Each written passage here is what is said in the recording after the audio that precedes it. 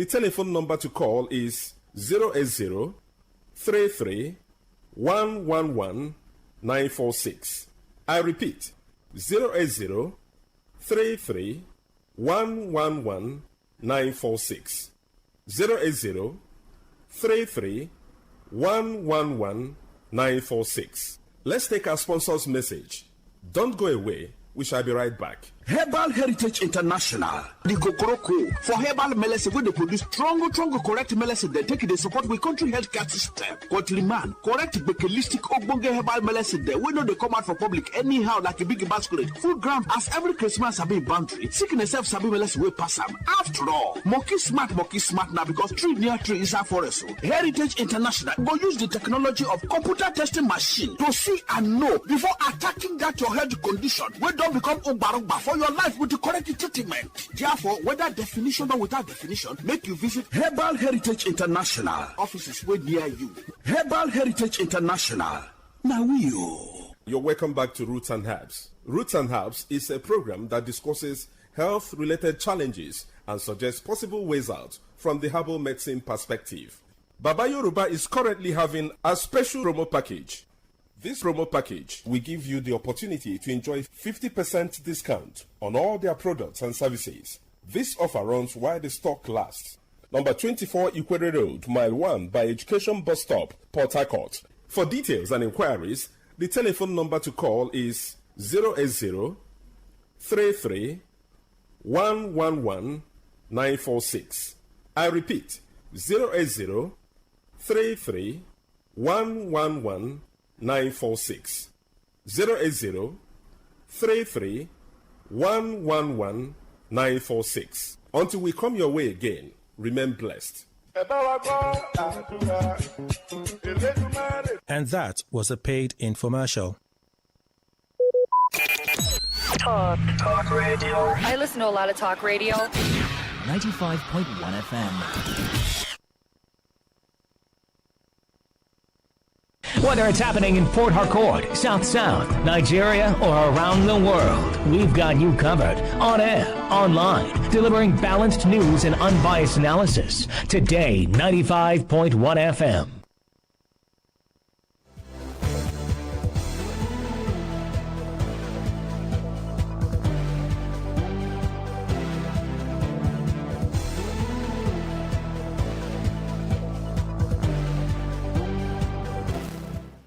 Good afternoon. Here's a business news update on Today 95.1 FM. I am Anastasia Benjamin.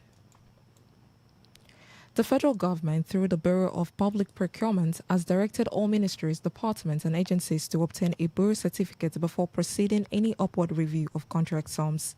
The directive forms part of a broader set of guidelines centraling the review of all contract variation and scope modification under the Bureau's authority. In a statement signed by the head of press and public relations, Zira Naga, the Bureau explained that the reform is intended to block major channels of cost inflation and corruption within Nigeria's public procurement system. The guideline, issued pursuant to Section 5A and O of the Public Procurement Act 2007, implements a Federal Executive Council approved by policy communicated by the Secretary to the Government of the Federation in December 2025. The statement was titled Contract Variation BPP Release Guidelines under the new framework, the earlier 2013 policy, which only required presidential approval for contract variations above 15% of the original contract value, or 1 billion naira, has now been replaced. Dangote Group has announced an increase in its investment commitment in Ethiopia to over $4 billion. According to the statement by the company president of Dangote Industry Limited, Aliko Dangote received a warm reception in Gode, Ethiopia, where he was hosted by the Prime Minister Abiy Ahmed. The expanded investment scopes includes a 110-kilometer pipeline, a 120-megawatt power plant, and a propylene packaging facility and a 2 million ton NPK blending plant. Both leaders also visited the site of the proposed fertilizers plant to assess the level of ongoing construction. Recall that Ethiopia signed a shareholders agreement with Dangote Group in August last year to establish a urea plant with an annual production capacity of 3 million metric tons. Prime Minister Abiy Ahmed described their project as a strategic investments aimed at boosting agriculture, strengthening food security, and reducing the country's dependence on imports. Nigeria's crude oil production climbed to 99.2% of its 2.5 million barrels per day quota approved by the Organization of Petroleum Exporting Countries OPEC in April 2026. Industry operators attributed the improvement to a sharp decline in pipeline vandalism and a strong collaboration with the host communities along major oil corridors, while the Trans-Niger pipeline recording zero infrastructure during the period under review. Figures released by the Nigeria Upstream Petroleum Regulatory Commission (NUPRC) showed that output rose by 7.58% in March, with peak production reaching 1.8 million barrels per day and a low of 1.46 million barrels daily. Meanwhile, the Nigerian National Petroleum Company Limited (NNPC) reported a profit after tax of about 276 million barrels for March, citing increased oil production and improved gas outputs. The development coincides with what Pipeline Infrastructure Nigeria Limited (PNIL) described as a period of sustained operational stability across the Trans-Niger pipeline and an Eastern Gas Network corridor. Speaking at the company's monthly shareholders meeting in Port Harcourt, attended by representatives from Imo, Abia, and River State, PINL General Manager for the Community and Stakeholders Relation, Akbos Meze, said the production gains reflected a positive impact on ongoing field operations. Ahead of the Monetary Policy Committee meeting scheduled for May 19th and 20th, 2026, the Central Bank of Nigeria says 63.3% of Nigerians are calling for a reduction in interest rates. This was contained in the bank's April 2026 Inflation Expectation Survey report released by the Statistic Department under the Economic Policy Directorate. According to the report, 26% of respondents preferred their interest rate remain unchanged, while 10.7% supported another rate hike. The apex banks noted that despite persistent inflationary pressures across the economy, most Nigerians still favor lower borrowing costs. The report indicated strong public engagement with CBN communication, a general perception of transparency, and growing expectation for a reduction in interest rates. The development comes as the Central Bank of Nigeria prepares to announce a fresh decision on the monetary policy rate amid concerns over inflation, rising energy costs, exchange rate, and pressure insecurity.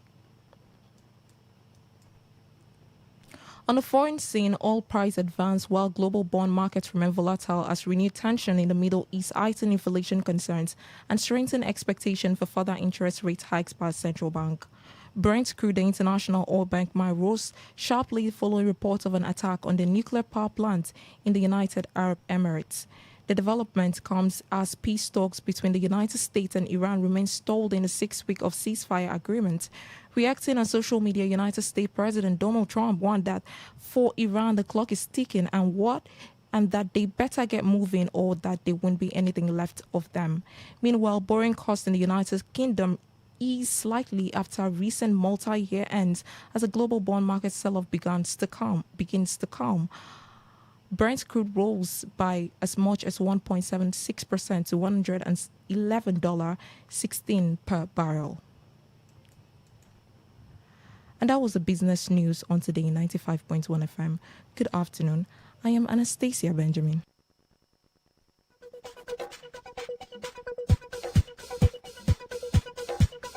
Today's news, today's entertainment, today's sports, today's issues. Today on Today 95.1 FM, Port Harcourt. Maybe home is somebody's smile when they look at you for the first time. Maybe home is being a home to something you love and adore with all your heart, and that is what life, friendship, and love are all about. Maybe home is listening to all of your favorite shows on Today 95.1 FM. We create memories. We inspire comfort.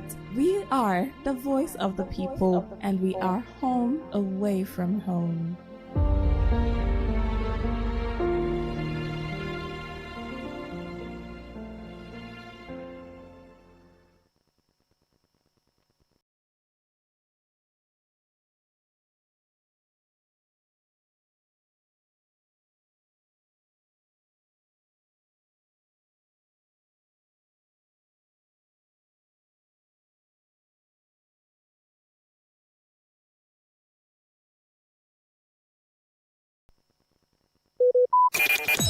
Talk radio. I listen to a lot of talk radio. 95.1 FM.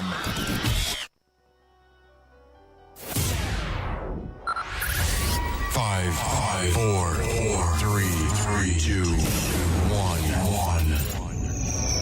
1. Let's take you into a realm, another dimension, a reality of higher intelligence, discovery, and quantum possibility.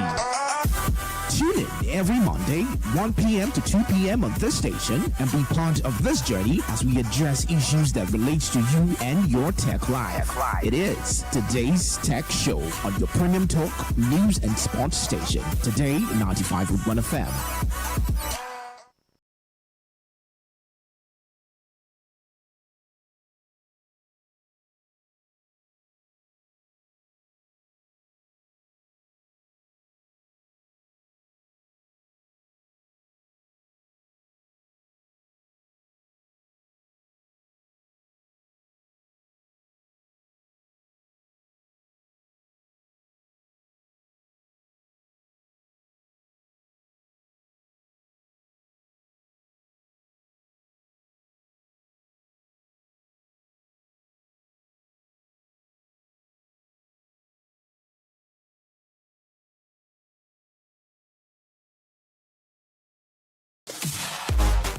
Thank you for staying with us on today's Tech Show, your premium dial, Today 95.1 FM with me, Paul Chimudu. Some people still claim that I'm the businessman. I don't know. On the show today, NCC reports steady improvement in telecom network. Nigeria's industrial sector sees growth in financial integration. Police restrict POS operations around police stations. Lagos State moves to establish a dedicated cybersecurity center. And on the Tech Talk segment today, we'll be discussing the future of money, digital currency, and the future of money in Nigeria. Just stay with us. After the break, I'll be giving you the tech trivia question for this week. 5,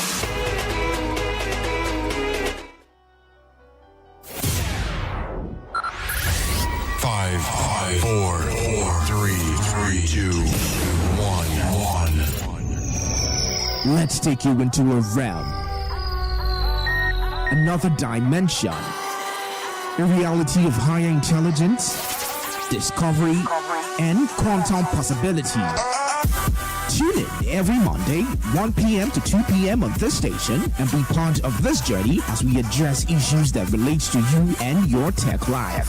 It is Today's Tech Show on your premium talk, news and sports station. Today, 95.1 FM.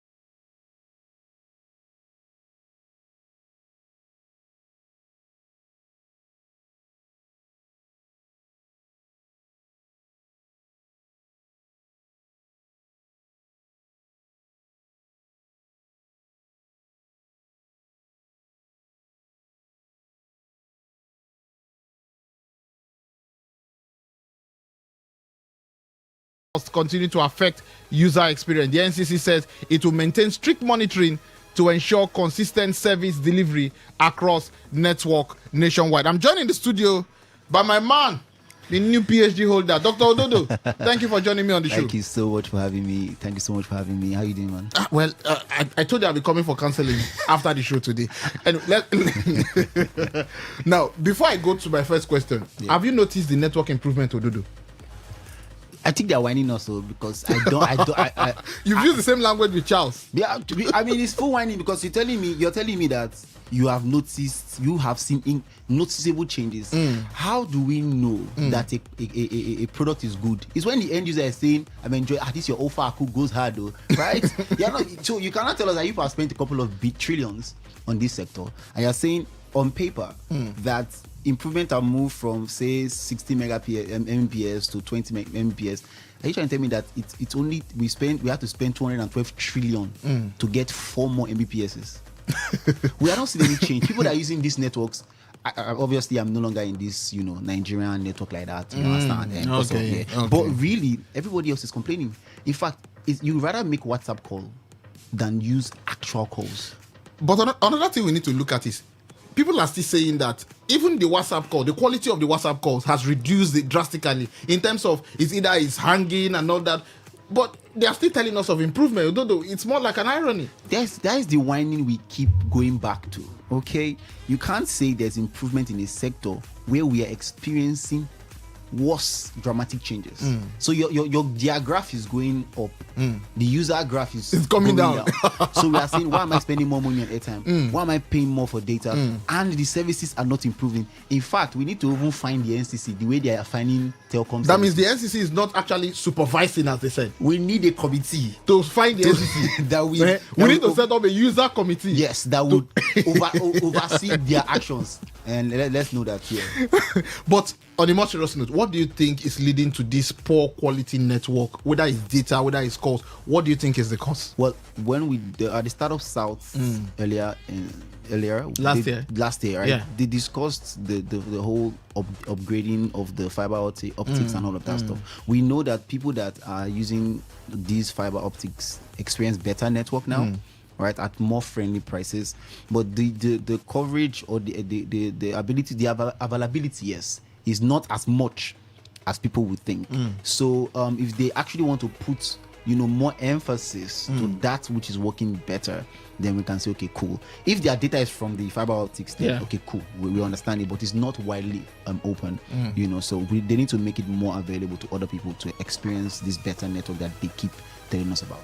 But last week I had a conversation with a stakeholder in the industry, and he was telling me about fiber cuts in so many areas in Nigeria now, ranging from whether it's construction or thieves, as we call them, going to cut fiber.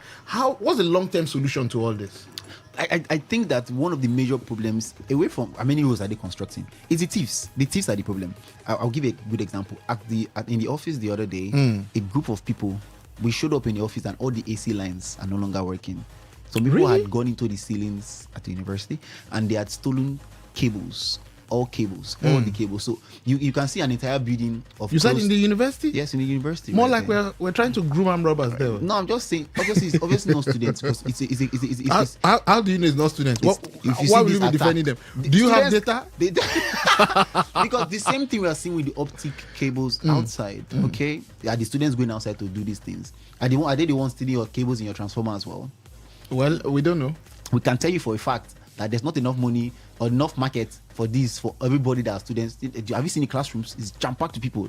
Trust me. It's the regular people that I cannot name because I don't have any data to support it. Yeah. But we have to find resources. We have to find methods to curb this vandalism because that's the major problem in this sector as we see it. Interesting. We move to the next story where we hear Nigeria is witnessing increased fintech integration around major industrial operations, particularly within the energy sector linked to the Dangote refinery. Digital financial platforms are now being used to streamline payments, logistics, and supply chain transactions. This development highlights a growing connection between heavy industry and financial technology, enabling more efficient and transparent business operations. Analysts say this could significantly improve real-time financial tracking and reduce manual bottlenecks in industrial payments. Ododo, how do you think fintechs are improving efficiency in large industrial operations? How do you think that's possible? I mean, we can see it's obvious. This is the one thing that we have data for. But we have data for we that. have data for Okay, this one. okay. In fact, as a matter of fact, you know, you will hail a ride before, and you will wait with your driver until he gets the alert. And our traditional bank takes a couple of business days. In fact, I have a friend right now that received a couple of payments, very small money, and 2 months later, the payments have still not been resolved. I remember I had a payment coming that routed through my sister that lives in Canada. Yeah. She sent it to my Nigerian bank. I promise you, 3 days later, I had to write to the bank. How far? What's going on? Whereas in the other fintech service that we have available, it's instant, literally instant alerts are dropping, transactions are moving swiftly, and it's like the greatest improvement. And Nigeria is at the top of this improvement for sure. You know, and we see it even in the way we invest. You know, am I supposed to call names of apps? We have a lot of apps that enable you from your house to. I mean, we cannot buy stocks and bonds, treasury bills from the app, anyways. But like, you see that buying on other stocks, whether it's Tesla, whether it's Apple, whether it's Nike or whatever, it's easy on your phone because of all of these new improvements in fintech. Interesting. Now, on my next story, we hear that the Inspector General of Police have ordered restrictions on point of sales operators around police stations across Nigeria. The decision is aimed at reducing fraudulent activities, impersonation risk, and security vulnerabilities in areas with high POS concentration. Although there are some police stations we hear that they have POS stand inside them. I heard about this last week. Someone was telling me authoritatively that they have that. The reason why even the POS people, because the IG is restricting the POS operators from, I think, 200 meters from the police station. Yes, but the irony is, what about the POS that is inside the police station? Because that's what someone was asking me after reading this story. So, Ododo, what do we do about this? Because will it solve the problem? Because I was asking last week, do you think taking away POS from around the police station will solve the problem? Because I just hinted you that we have the internal POS, and you never can tell if the officers have their own POS in their bags. But we know for a fact that officers have their own POS. I don't know. But I'm telling you for a fact, because again, I'm a young boy with this kind of hair and tattoos, right? And we've seen cases. There was one time where we got paid bonuses and will be required in the evening. We are going to chill, right? One of my colleagues got assaulted by the then SARS guys, right? You will not even believe that transactions were happening. Our full bonus money, my friend was more rich looking than I am. So at the time anyways, it was not, we did not go away from that Obi for the monies to drop. We did not go and look for ATM. Right, and I've also heard other people, because again, I'm not always out of my house. Yeah, right. These guys have these structures. Now, to answer the question of will this solve the problem, my good sir, it will not solve the problem. There are a lot of other things that we need to do to solve this problem of policing. In fact, one of the biggest thing we can do is body cam. Do you think police officers will agree to wear a body cam? It's not, or they won't turn it off? It's not a matter of them agreeing. Okay. It's a matter of the structure to first of all be provided for these guys. Okay. Don't you notice that people that have meta glasses now get harassed less? People that bring out their phones to stream live get harassed less. People that have dashboard cams have better stories to tell. We cannot be in a technological advanced age and say that Africa is the future, and we, the giants of Africa, are not even implementing basic things to safeguard the police's life or the lives of the citizens. Removing POS stands from that place will only make the POS, the charges more expensive, because it will be like illicit transaction now. Say, Alpha, give me this for this now, and no one trade go that side. Because we say bail is free. Is bail truly free? What are we talking? Ododo, you know what? When we say off the mic, that's exactly what I'm saying to you right now. But on a more serious note, how best or what risk do you think this poses for finance and security systems? Well, I personally do not even feel like POS transaction generally within the police sector is a thing. Away from the police stations, it's now a thing, because we see situations where people, kidnappers or whatever, are using POS to collect heavy funds. As a matter of fact, we haven't seen a new trend of people sending monies to stores as per, this thing is 500k. I send you 5 million by mistake. Please send me 4.5 million back. Those are fraudulent transactions. Yeah, but I think it also implicates the POS operator. The truth is this. Half the time, these people are not even aware of these things. Okay, you see POS guys in police cells because they are not even aware. These are new trends coming off. With new technology, people become very creative with how they use it in the opposite way.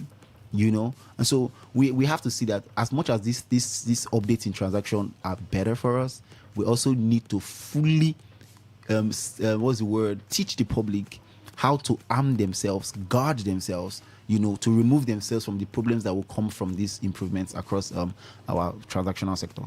Interesting. We move to the next story, which we hear that the Lagos State government has announced plans to establish a dedicated cybersecurity center aimed at strengthening digital safety and infrastructure resilience. The center will focus on threat detection, cybercrime prevention, and improving response to digital attacks. As Lagos continues to position itself as a leading tech hub in Africa, cybersecurity has become a top priority. Experts believe this initiative could also help develop local expertise in cyber defense and data protection. Ododo, is this a right step for Lagos? It is the only step for Lagos. It's the only step. Africa is literally the hub for technology. Lagos State is the forefront for the hub. Look at every single new app you see is shipping from Lagos, not from Kenya.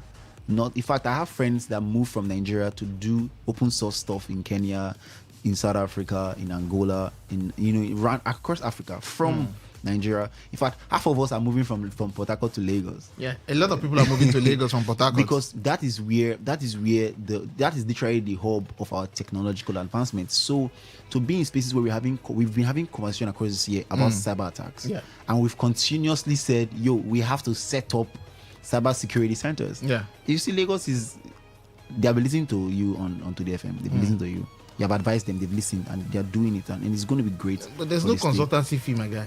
You discuss that out of the microphone. Well, but if they get to do this, do you think it creates any opportunity beyond security? Does it create any opportunity? I mean, it means that all the guys that have taken their life work to study cybersecurity, they will have great jobs. If we're going to do a cybersecurity center, we're not going to employ 10 people. We're not going to employ 1,000 people. A lot of people will be and this is not a thing that is going to be left for AI.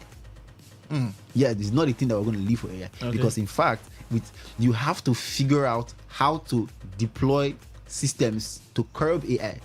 One of the biggest fraudulent transactions, I cannot call the number right now, was used by Claude. Really? Yeah. A couple of hundreds of millions was using Claude. So the guy prompted the AI to find leaks within the system, found the leaks within the system, and then triggered the prompt again to, my God. To see. But while we discuss this, there's nothing about River State or Port Harcourt when we talk about the tech space. We only see individual efforts, individual ability. There seems to be no policy and all that. Why do you think this is happening in River State? I think that it's not a full focus at this time for the government. I would say at this time, because we don't know what is in play. Right, a new line of elections are coming up, and new guys are coming up. We see a lot of new people that seem to be more technologically advanced. We see that in the last couple of years, they've been more social media forward, which means that there's an improvement from the previous ages. So I'm hoping that, okay, cool. Now that we are focused on social media, if new people come in, people that have the ability to have people that are within the tech space. My good friend Charles is one of those guys that is not coming out for election, but he's just one of those people that are in those rooms. That is, what do you think we can do? So I feel like we are getting there. Hopefully, we are getting there. There are a lot of things that are going to be shipping from River State in the coming years that would place us in this space, in the same space as Lagos. But we have to start. That's the thing. And the truth is, there are a lot of politics around, policies. Okay, and unless the private sector is empowered by themselves, because again, we can't say government should empower the private sector. The private sector will have to have moved to a certain space before government can shine a light. And that's why I keep saying, hopefully the next set of guys that are coming in will see what the guys that are still here, because a lot of guys are being shipped away from here. In fact, I always say, I don't even work for a Nigerian firm. I just live here, right? There are guys that are in Lagos are like, you should come to Lagos. Opportunities seem to be better, but I'm saying, hopefully with this new overturn, we most probably will have the likes of Startup South and all of those cool things happen more, and government can shine a light. Do you think the tech space in Port Harcourt have a problem of collaboration? Because there have been a lot of complaints I've heard from behind. I don't want to mention names, but do you think there's a collaboration problem, because everybody seems to be on an individual path or solo path? I'm not one to speak on this subject because I'm a very solo person. Okay. Because you're even one of the people. The reason why I say this is because a lot of people tend to, when I first moved here, a lot of people tend to like to take glory for other people's work. I'm obsessed with what I do. I don't really care for the accolades. But after a while, you realize that certain people are getting envelopes, because in Nigeria we use envelopes a lot. They are getting envelopes off your back. Oh, that's your idea. We were drinking somewhere. You said XYZ. Don't go there. So I will share my experience with you. So you see that. So I'd rather move XYZ, find like minds, right? And that's why I'm really close friends with Atat, incredible mind. I'm close friends with Banji, incredible mind. I'm close friends with a couple of guys, that are across different industries, right? Within our tech space, very tiny. It's not a community as such, but we see that, like I said, there's a future. There are young boys doing incredible things. I'm speaking at a conference very soon that's open end of the month. It's a young guy, from RSU doing that, digital thing. Yeah, it's a digital thing, free. I'm carrying 10 years of experience to come and discuss with people, and a couple of other guys within this space. So people are trying to come out. After the show, we'll get to talk about it. Cool. So those are things I'm talking about. Like, people are doing their best to get out, and hopefully when it's strong enough, a lot is riding on the next generation of leaders. A lot is riding on them. So they have invested in SA and PAs and all those things. Yeah, they should now invest in humans. Yes. My final question: LinkedIn is they are cutting down staff or so. Yeah, that's why tech companies cutting staff even when they make profit. I think the word is efficiency, and we cannot remove AI, right? Integrating AI into your system changes a lot of things. Do you know, if you use HeyGen, for example, right now, I can use HeyGen with my phone and just have this conversation with you. And the fact is, businesses are trying to be more effective, right? When Elon took over Twitter, what did he do? 80% of people went away. There's a company that serves Americans, but they're in River State, right? Port Harcourt. They just closed down in March. They just left only 20% of their company, right? There are a lot of systems that are coming in. Efficiency is more important than, so that's why everybody has to position themselves in places where, even if we are trying to fire people, my name will not be there, because I'm in front of this, or I'm one of the people that are making this company, more productive and more profitable. But businessmen don't really care. We started business for money, and if you can fire 2 other people, and save their money, save that. Doctor's already waiting. Just stay with us. Don't go nowhere.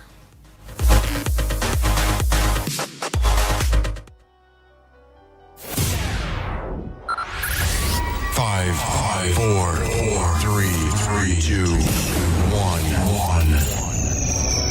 Let's take you into a realm, another dimension, a reality of higher intelligence, discovery, and quantum possibility. Tune in every Monday, 1 p.m. to 2 p.m. on this station, and be part of this journey as we address issues that relate to you and your tech life.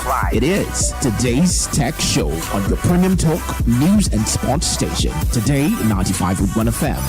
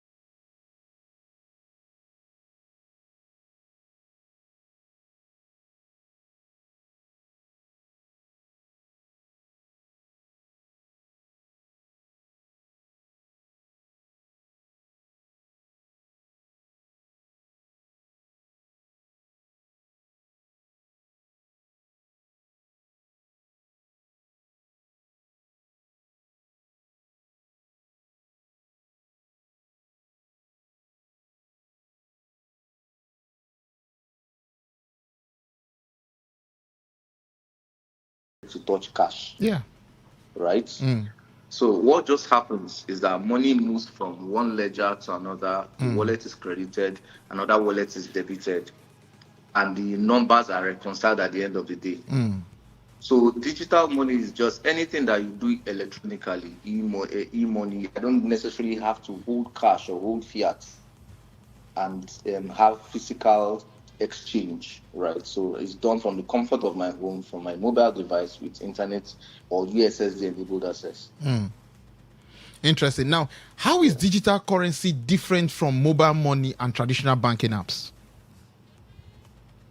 Okay, so basically, right, if you really want to dig it deep, like dig it deep down, now, when you have things like mobile money, you are basically using, I will just come from a technical perspective. Okay. At least you said this was a tech session, right? Yeah. So you now look at the infrastructure you're using to process these transactions, right? So if you're using rails like NIBS from the CBN, NIBS, NIBDS, yes, you are basically dealing with, it's still digital money in a sense of it because of the medium it passes through. But then NIBS is our traditional banking infrastructure, core infrastructure, right? So when you now say digital currency, I think we are tending towards the use of crypto, the blockchain.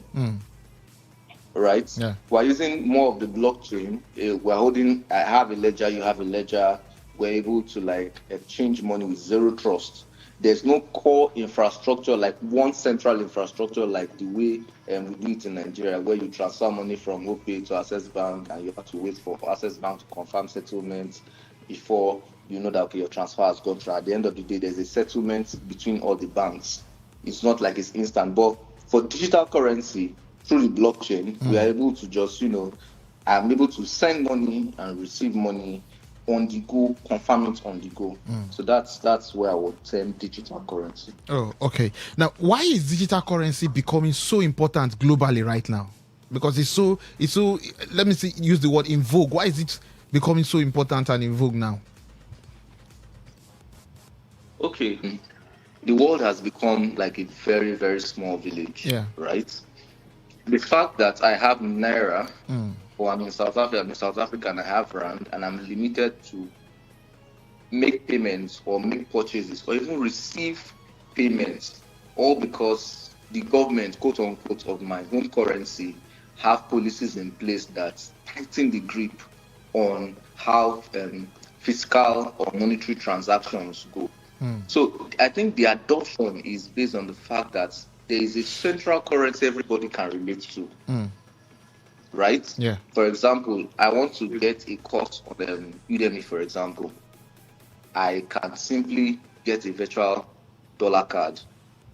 Right? Or I can even, I think most of these payment platforms are even enabling USDT now.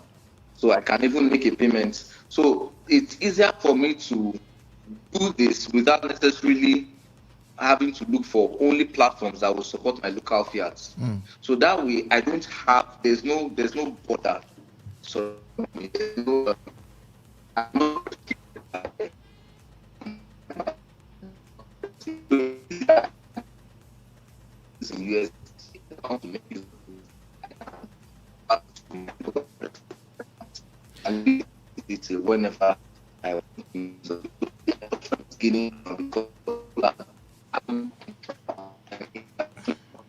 Can you hear me better, Daniel? Right. Can you hear me? Yeah, I can hear you. Yes, I can hear you now. The network fluctuated a bit. I just will appeal to you to please repeat that point you just made. Okay. So, like I said earlier, I said cross-border payments is a big deal. Right? Cross-border payments is a big deal. Okay. So, for you to get settled, for example, let me give you an example now. Okay. In Nigeria here, I want to send you money from OPay to Access, for example. You find out that if NIBS is down that day, you might not receive the money. That transaction is stalled. So imagine if there was like, of course there is none, but imagine if this was the system that the world was using, a traditional banking system. lots of transactions would have pended. In fact, the economy of the world would have come to a grinding halt at some point or the other. But you see, the idea of money living natively on the internet is just okay. So that in such a way, I can do transaction from Naira and change it to USDT. You make payments, we understand on the USDT layer. Right? I can decide to go straight to USDT. So there's no boundary, there are no borders to this thing. The fact that I have USDT is deducted from this point, is taken to this point, is settled with this person instantly. It doesn't slow down transactions. So why will I want to go through the hassle of send money to send Naira, send before this person gets it? And so it's just easy for the whole world to just be collapsed, digital economy rather, to just be collapsed into one currency, and everybody's able to relate on that level. Interesting. Now, Danny, how ready is Nigeria's financial system for a full monetary ecosystem? Although we are struggling to see you live on Facebook now, I think your video is somehow fluctuating, but my video is off. Yes, it is. Yes, it is. Now, how ready is Nigeria's financial system? Yes, it's back on now. How ready is Nigeria's financial system for a full digital money ecosystem?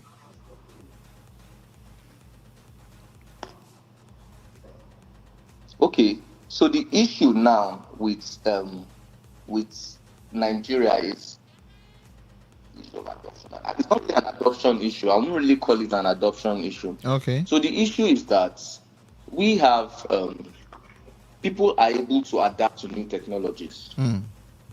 That's what gave birth to the rise of apps like money coins and OPay. See the fact that the way POS was adapted.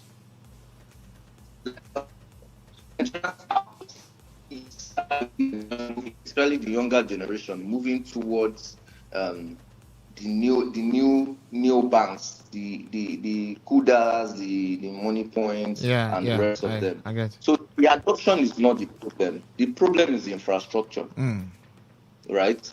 So imagine me now. I still have on it like the fact that I get to like send money and I don't receive value, or the person and the recipient doesn't receive value for that money immediately. It's a big issue. Network problems sometimes from the internet service providers. Yeah. You're unable to do USSD rather. You're not able to transfer money via the internet. NIPS is down. You hear this one, that one. So you notice that it's more of a problem of infrastructure than people's acceptance. We are not like, I wouldn't say we are conservative as a people the way it is in some parts of the Western world. But Nigerians are ready to adapt. But can you give us infrastructure to power this? So that's just what I would say. Okay, what role does blockchain play? That is blockchain technology. What role does it play in this transformation? Can you hear me? Yes, I can, but I can't see you. Now, I said, what role does blockchain technology play in this transformation? Okay, so for me, blockchain helps to bridge that gap of trust. Okay. Can you hear me? Yes, I can. Yes, I can. So blockchain gets to bridge that gap of trust. Let me give you an example now. If you want to perform a transaction on the blockchain level, we hold different ledgers, right? So it's like a trusted escrow system whereby I send money. Yeah. You can confirm the receipt of that money. You understand? Through several methods of confirmation, right? So that way, is not limited by one single source of truth. And in that single source of truth, in this case, in Nigeria's case, it needs the interbank transfer system. In that single source of truth cannot confirm the fact that I have sent that to you. I have sent it, you did not receive it, but you can't confirm, you can't get a single source of truth because you can't just believe on the fact that I said I sent the money and you say I sent it. But with blockchain, you're able to see this transaction left this wallet and it's moved out, right? It entered this place. You're able to say he entered from here to here. Unlike when we just sit in the dark and we're waiting for next immediate assessment. Sorry, I'm using access a lot. But our bank is down. We can't confirm that you received this transaction, and everything is in limbo. So I think this is one of the reasons why blockchain, let's say, easily adopted, or it has a major role to play in this technology transformation. Okay. Now, why do you think young Nigerians are... Yes, I can hear you. Why do you think young Nigerians are adopting cryptocurrency so much these days? Why do you think it's happening? Okay, so basically, young Nigerians are... You can also help so that your video will return. Your video is off again. Okay, yes, it's back. Sorry, no, go ahead. I wasn't seeing you before, but I can see you now. Okay. All right. So Nigerians are Nigerians are adopting because, take for example, I want to pick up a course online. You hardly see websites that would charge me in Naira, right? Every Nigerian youth is doing something online or the other. You hardly see international websites or international e-commerce platforms charging Naira. So it's easier to just get I think the easiest one is to either get crypto or get USDT or get a dollar card and make payment. It's always easier to do that. Like international, for example, Fiverr and Upwork and the rest of it. In Naira.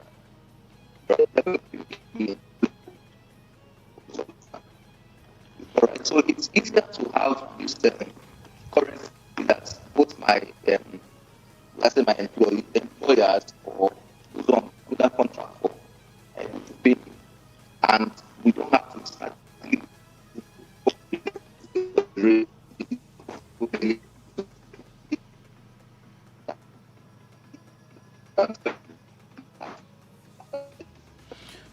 Network issues are really troubling us today on this conversation, Daniel. I just hope you can still hear us. We have been having serious network issues. We hardly heard the last sentences you made there, so I don't know if you can hear us better now.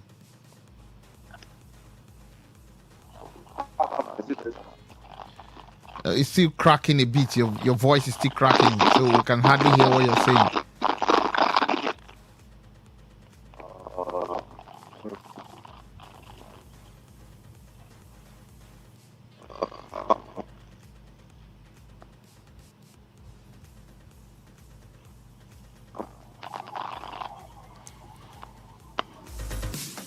Hello? Yeah, I can hear you now. I can hear you loud and clear. Just I can't see you. I can hear you, but I can't see you. Oh, the network is... Yeah. I'm experiencing it. Really, I had that conversation with my former guest. Let's stabilize a bit. Okay. Oh. I had the conversation with my previous guest, so for example, I'm not surprised. Yeah. Okay, so for example, let me go back to what I was saying. I'm just trying to switch. No problem. Just go ahead. Go ahead. Network provider. Yeah, we can hear you clearly. Okay. All right. So basically, the truth about the whole thing is that USDT is like there's this trust that comes with the fact that your employers can give you can give a quote for a particular project. Let's say I quote for a project $1,500. Yes. And over time, that $1,500 remains $1,500. If I were to give that quote for a project, let's say I did a project and I quoted maybe 2 million naira, for example. Yeah. The naira can fluctuate, right? It can go up, it can go down, it can just, it's very volatile, right? So at the end of the day, you might find out that 2 million naira I quoted for the job might not even be enough to carry out that job. Okay. This I'm speaking from a personal experience. Okay. So most of the times, most Nigerian freelancers will give you quoting. And aside from the fact that it's just easy for whoever owns the project or the project owner to pay you in USD or USDT, right? The failure of the traditional banking system is so much so that people prefer to save in USD because of that stability. You go for a course, you want to buy a course online, maybe that cost today it was 35,000 naira. Because of the volatility of the naira, next month it's 37,000 naira or 40,000. Look at even when we want to buy a vehicle online. Yeah. That same $2,000 it was this month, next month it's still $2,000, but in naira it's about maybe it has increased in its price. So the USDT gives a stable sense of trust, right? Yeah. For both the buyers, both sellers, both those who want to buy something online and both those who want to receive payments online. So it's easy, and wherever your traditional banking system fails, I mean, USD is always online. USD is always online. Interesting. Sorry. Interesting. If you're listening to us, it's still today's section, Today 95.1 FM, and I'm discussing with Daniel Odiachi. So, Daniel, because of time, do you think digital currency can improve financial inclusion in rural areas? Yes. Digital currency can improve financial inclusion in rural areas. Could you help us a bit so that we can see you, Daniel? Because this point is very important to those who are watching us on social media. Okay. Let me switch. My camera is actually on, but let me switch it off and switch it on again. Okay. Let me switch it off and switch it on. All right. Yeah. How about now? Yeah, we can see you now. So the question I asked is, can digital currency improve financial inclusion in rural areas? Yes, it can. Yes, it can a whole lot. The only thing, like I said, is that we need to design rails for this implementation. Okay. Now, in rural areas, what they really need, they don't have access to the internet, right? There are little or no cell towers, or it's sparsely distributed in these areas. So what can work? We have systems that make use of USSD rather, right? Yeah. So if I can have a proper and more user-friendly experience using a USSD, I mean, why not? If you tell me that, okay, I can make transactions, I can do transactions in crypto or even in USDT with just using my USD, right? It would actually help to forestall the whole issue of data and access to the internet, right? Yeah. Not everybody will own a smartphone. Not everybody in rural areas will own a smartphone. So if we can narrow down the experience to ensure that the same way we have to log into an application is the same endpoints they consume. What we call it in tech, it's the same endpoints, it's the same the same routes, it's the same infrastructure, but now not needing an application, a mobile app. So once I'm able to engage with my ISP via USSD, I give a command to, okay, these are my login details, these are what I need. Send so and so amount of money from this person to this person. And once it goes through, please give me a status of that transaction. I think Opay is doing something like that now. For a transaction, you can put in I think you can actually check if the transaction is successful or still pending via USSD. I think I saw the feature some time ago. So we must not all go down the app and internet route. We are still a long way to go, but with what we have now, let's improve on the existing rails of using USSD for financial inclusion in rural areas. Interesting. Because of time, in 60 seconds, what impact do you think digital currency will have on traditional banks? A whole lot. So I think what is actually in vogue now is that traditional banks are trying to switch into rails that can enable cross-border payments. We have the PAP system that is currently being fired up from the Central Bank of Ghana and is gaining adoption in other banks. Now, the core PAPS model is still bordered around digital currency with some one or two specs of traditional banking infrastructure there. So right now, you notice that traditional banks are trying to switch. They are trying to switch. If you don't switch at this point, you get left behind. I mean, somebody comes into the money point comes into the economic sector, into the banking sector, and disrupts it entirely. Flutterwave comes in, disrupts it entirely. You get so if there are things that these people are doing, these companies are doing, that traditional banks, and they are adopting it actually. So by the time you find out that if you don't move with the trend, you get left behind. That is just what is happening around traditional banks now. And like I always say, change is inevitable. The fact that we're doing something so well 10 and 5 years back doesn't mean that it is what will take us to where we are going 5 years from now. So if your system doesn't adapt to what is solving the needs or improving the user of experience of transferring money from one wallet to another, you'll get left behind. Interesting. Now, what skills should young Nigerians learn to benefit from this space? 60 seconds, please, because of time. Well,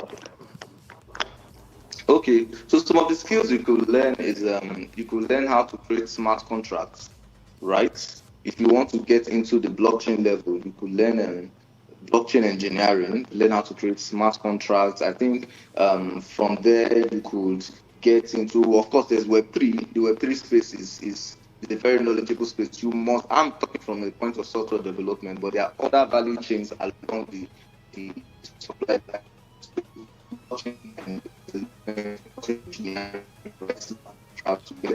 Engineering, you could get into even marketing. There are roles well suited for these things in marketing. I think there are a lot of DeFi conferences here and there. I attend a few of them if I can, right? So when you mix within this, and the good thing about this industry, new roles are popping out every day.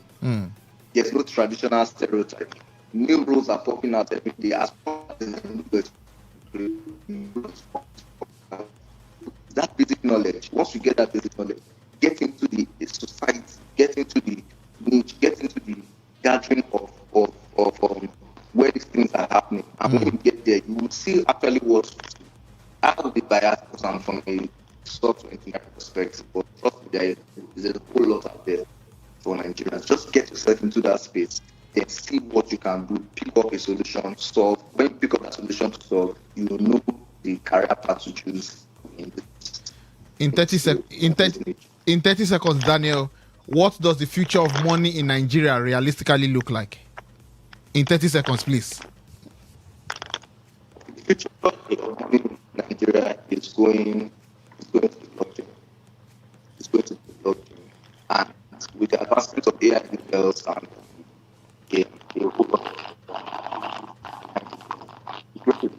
very, very soon, Naira just be something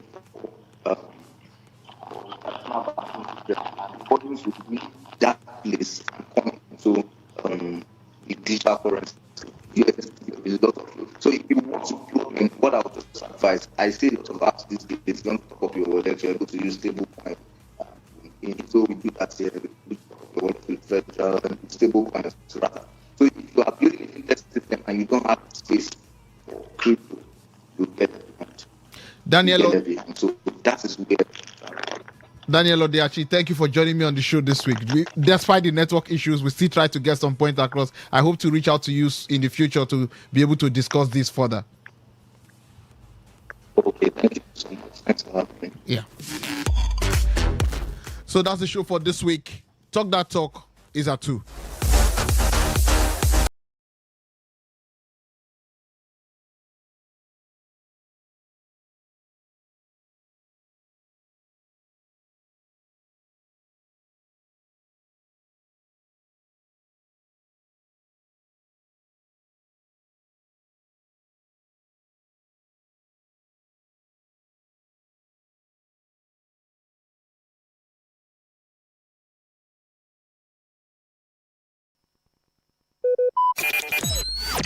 Talk radio. I listen to a lot of talk radio. 95.1 FM. Whether it's happening in Port Harcourt, South Sound, Nigeria, or around the world, we've got you covered on air, online, delivering balanced news and unbiased analysis. Today, 95.1 FM.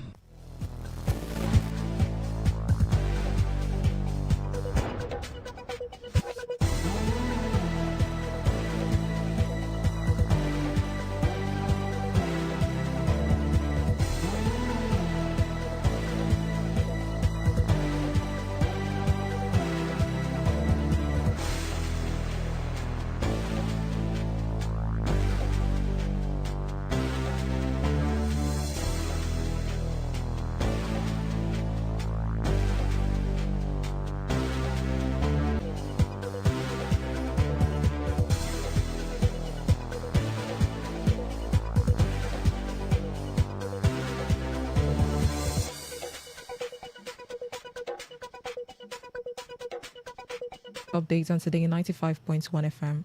I am Anastasia Benjamin. The Securities and Exchange Commission (SEC) has warned Nigerians against invest Ponzi scheme. In a public notice, the capital market regulator said several online platforms promising guaranteed or unrealistic returns are neither registered nor authorized to operate within Nigeria's capital market. According to the commission, the schemes are being heavily advertised on other online channels. The SEC said that many of the operators provide unauthorized investment services to unsuspecting members of the public, exposing investors to significant financial risk. The Commission warned Nigerians to treat promises as such platforms stands the risk of losing their funds to fraudulent operators. Suspected political talks allegedly linked to the disqualified aspirant of the House of Representatives ticket to the All Progressive Congress (APC) in Ondo State allegedly stormed the party secretariat in Akure yesterday evening, disrupting the coalition and announcement of results from the party's primary election held on Saturday. Security operatives deployed to the venue reportedly evacuated members of the 7-man National Assembly Primary Election Committee led by Oboroma. The party executive electoral officials, delegates and supporters were also said to have fled the premises through the back door as tension heightened.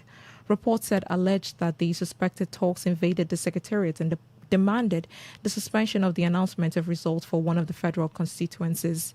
While the APC leadership in the state is yet to officially comment on the incident, the election committee chairman reportedly released the final results in the early hours of today. Meanwhile, the Nigeria Democratic Congress (ADC) has announced the closure of the sale and collection of expression of interest and nomination while extending the deadline for the aspirants seeking tickets for other elective positions. In a statement issued in Abuja and signed by the party's National Secretary, Kenna Kwezu, the party said the new deadline for the collection of expression of interest form for State of House of Assembly, House of Representatives, Senate and governorship aspirants has been shifted from 6 p.m. on Sunday, May 17, 2026 to 12 midnight on Sunday, May 26, 2026. The party explained that the screening of the aspirants who have completed their forms will run from Tuesday, May 19 to Tuesday, May 26, 2026, while the collection and return of nomination forms for cleared aspirants will take place between May 20th and May 26, 2026. It warned that no further extension will be granted and urged party compliance with their timetable. On the foreign scene, Amnesty International says recorded execution worldwide rose to the highest level since 1981, with at least 2,707 people put to death in 2025, driven largely by a dramatic surge in Iran. According to the rights group, Iran alone accounted for 2,159 executions, more than double its 2024 figure, marking the country's highest recorded execution toll in over 4 decades. Amnesty said the spike followed intensified political repression after the June 2025 conflict with Israel, with authorities increasingly using the death penalty against protesters, dissidents, and members of the banned group. The report also highlighted rising execution figures across several other countries, including Saudi Arabia, and at least 356 executions in 2025, surpassing its previous record, while Kuwait's execution nearly tripled from 6 to 17. Amnesty said the growing use of capital punishment reflected a broader crackdown by governments seeking to tighten control, restrict civic freedom, and silence dissidents. And that was the news update on Today 95.1 FM. Good afternoon. I am Anastasia Benjamin.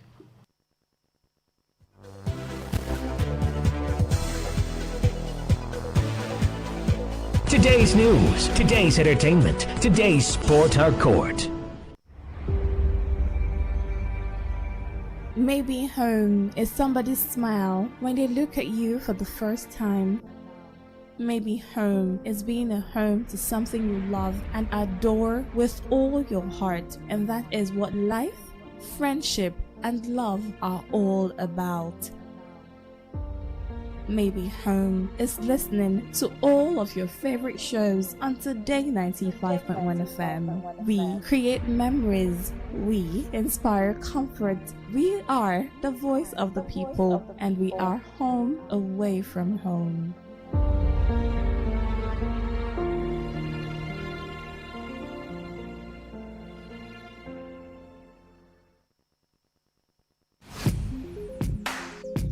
Looking to grow your business? Ready to elevate your brand and reach the right audience? This is your moment to take your brand to the next level with Today 95.1 FM. Your trusted voice, reaching thousands of listeners every single day. From startups to established brands, we create powerful advertising solutions that boost your visibility and drive real growth. Our affordable advertising packages are designed to give your business maximum visibility and real results. Don't just advertise where people are listening. Call us today on 0818-389-2850 or visit our station to book your slot now at Today FM Drive off East West Road, Obiapo. Today FM 95.1. Your voice, your market, your success.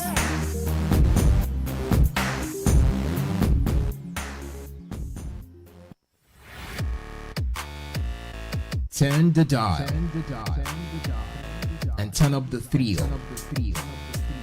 We are not in the same league. We are rewriting the rules. Here on Today 95.1 FM.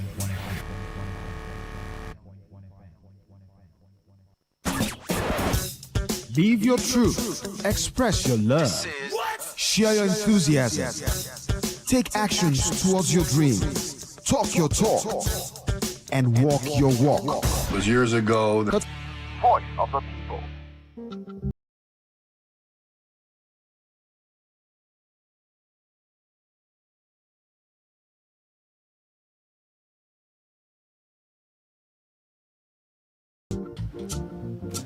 All right. Good afternoon, amazing people of Port Harcourt, Rivers State, Nigeria, of course, the world.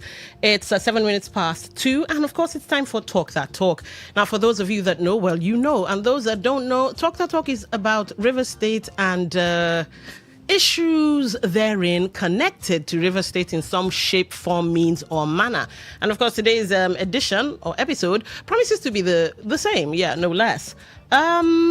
All right, so I had a plan. You guys already know there's a method to my madness and all of that, blah, blah, blah, that I say. I had a plan. But unfortunately, things have, gone topsy-turvy, and that's because of the uncertainty of life. Now, I wanted to lay a foundation and then bring in Dr. Anthony Egobweze, who is just hold on, because I want to introduce him properly. He is a senior... Hold on. Let's find that really quickly. Like I said, everything just turned on its head. All right. So he is, where is that thing? The network has decided to be funny. All right. So Dr. Anthony Egobweze, PhD, of course, is an associate professor of politics and governance. Topic is being discussed at the moment. Or in that moment, rather. Now, today, I want us to discuss intra-party, because since I had that intra-party activity, intra-party affair, the thing kind of stuck in my throat. Now, I have my thoughts, but because Dr. Anthony is pressed for time, he has so graciously promised, agreed to give us 20 minutes of his time. So after Dr. Anthony gets done, I will then come up with my thoughts, and then you as well come up and give your own thoughts, your perspectives, and all of that. So let's bring on Dr. Anthony and get the show on the road, as they say. Good afternoon, Dr. Anthony. Can you hear us? Good afternoon. How are you? I'm fine. Thank you so much for giving us a moment of your time. I just came out from a meeting, and which I'm supposed to back up. Well, I have to take All right. I won't take too much of your time, maybe 10, 15 minutes, and let's see how much we can cover. So, yes, as I said, we had from, I think, last week, the appeal screening committee for the River State Assembly primaries and all of that. We had them use the particular phrase intra-party affair. And I guess that's because people were like, okay, you brought out a list before, you seem to carry people along, and we don't know how that list got leaked before, but all of a sudden now the aspirants are receiving text messages and this, that, and the other. Hence, of course, that expression, intra-party affair. And then I started wondering, okay, intra-party affair, And yet, we are the voters. We on the outside being told, oh, this is an exclusive thing. It's a club thing. It's an association thing, and you're not part of it. We give the elections an air of legitimacy or structure. So how is it that we are not carried along? Now, can it be argued that intra-party affair is some kind of legal and political armor to be used when convenient?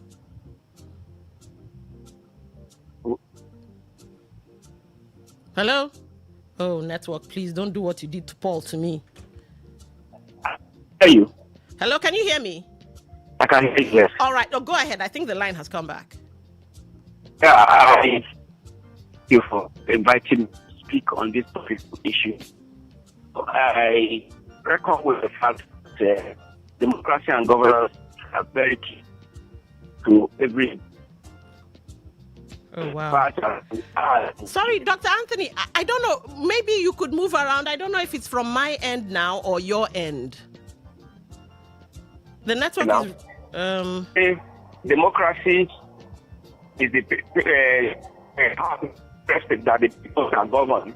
That the government is premised on the people, dedicated to the people, and for the functionality of the people. Okay. So now everything about democracy is about the people. Okay. We talk about the people. The people are the citizens that are of eligible age to vote and be voted for. That is what democracy advocates.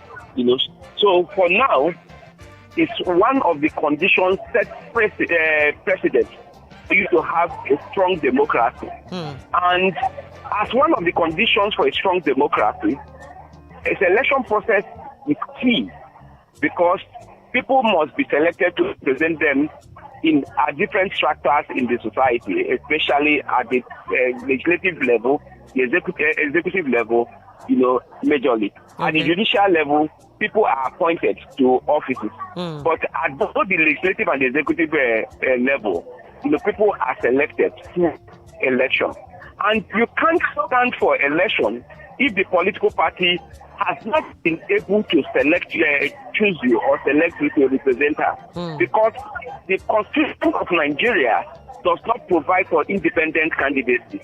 What the Constitution provides for is for candidates to be selected by the political parties. And candidates selected by the political parties through what we know as primary, party primaries. Yeah. And that is why it has become an issue in several forums. Now, how did party primaries originate? Party primaries originated in the late 18th century and early 19th century, and it started as a movement in the United States of America. And how did they achieve that? They achieved that through the Congress. So in the Congress, they conducted elections by election to select candidates. And that was how the party primary started. From there, it evolved to what it is currently now. So for Nigeria, party primaries became very prominent in the Fourth Republic, especially from 1999. That was when party primaries became very, very prominent in Nigeria. And right from then till now, party primaries have become a centrifugal force that have kept the political process alive. Now, you cannot talk of democracy without representation. Representation is a cardinal function of democracy, and that representation is anchored on parties providing and presenting candidates for election. In the case of what we see now, each party has the power to select the candidates that should stand in for them to represent them in electioneering processes at the legislature, at the executive angles of the polity. Now, for you to be elected by the party, you have to collect nomination form, and the party has to set up screening committee to screen you, and the party has to come up with formulas on how you qualify to become a candidate. If you look at section 82 of the Electoral Act, it provides clearly for two forms of election. This current Electoral Act 2026, it provides for two processes through which party primaries that be conducted. The first process that has been provided by the Electoral Act is through direct election. Direct election into various offices. So the second one is through consensus. So it is the party that will determine who the process through which the Electoral Act 2022 we used to have indirect election also inserted. So they had 3 modes, of election, either direct, indirect, and consensus. But now, because of the challenges that are associated with election at the party level, reducing it to direct election and consensus. So where you start with consensus and consensus fails, then you go for direct election. And direct election within the political party for that purpose of that election. Now let us take it this way. If you want to run for House of Assembly, for instance, and you are contesting for Obiakpo constituency 1, so all the persons that are registered in Obiakpo constituency 1 in the political party and are card-carrying members, and they are also eligible voters because they have to be eligible when they have paid their party dues. They qualify to vote in that election. And that was what we saw in the House of Reps election that took place over the weekend. And that is what we should see in the Senate election by primaries that would have taken place today, or that should have taken place today. So that is the process, that we see in the politics. Now the question is, does the political party or do the political parties have the right to conduct this election? The answer is yes. Now, Supreme Court of Nigeria has held that party activities are the internal affairs of the party, and the parties should determine what the modus operandi for them to organize and arrange their system. That is what the Supreme Court said. And with that landmark judgment, if you watch the last matter that happened within the PDP, they have to say, go back. That what has taken place or what has happened is internal affairs of the political party. So the Supreme Court, said they should go back to the High Court to start the matter of the ADC afresh. And so these are the issues. So once you see this happen in the politics, what will you do? So it is the sole responsibility of the political party to determine the modus operandi of how they will run the system. And the modus operandi is as enshrined in the party constitution, because every political party has a constitution, which is submitted to INEC. And that INEC must is the arbiter that guides the processes that take place in the political party. But here's the thing, Dr. Ego Beze, yes, I understand the need for intra-party to protect the let's say, integrity of the political parties.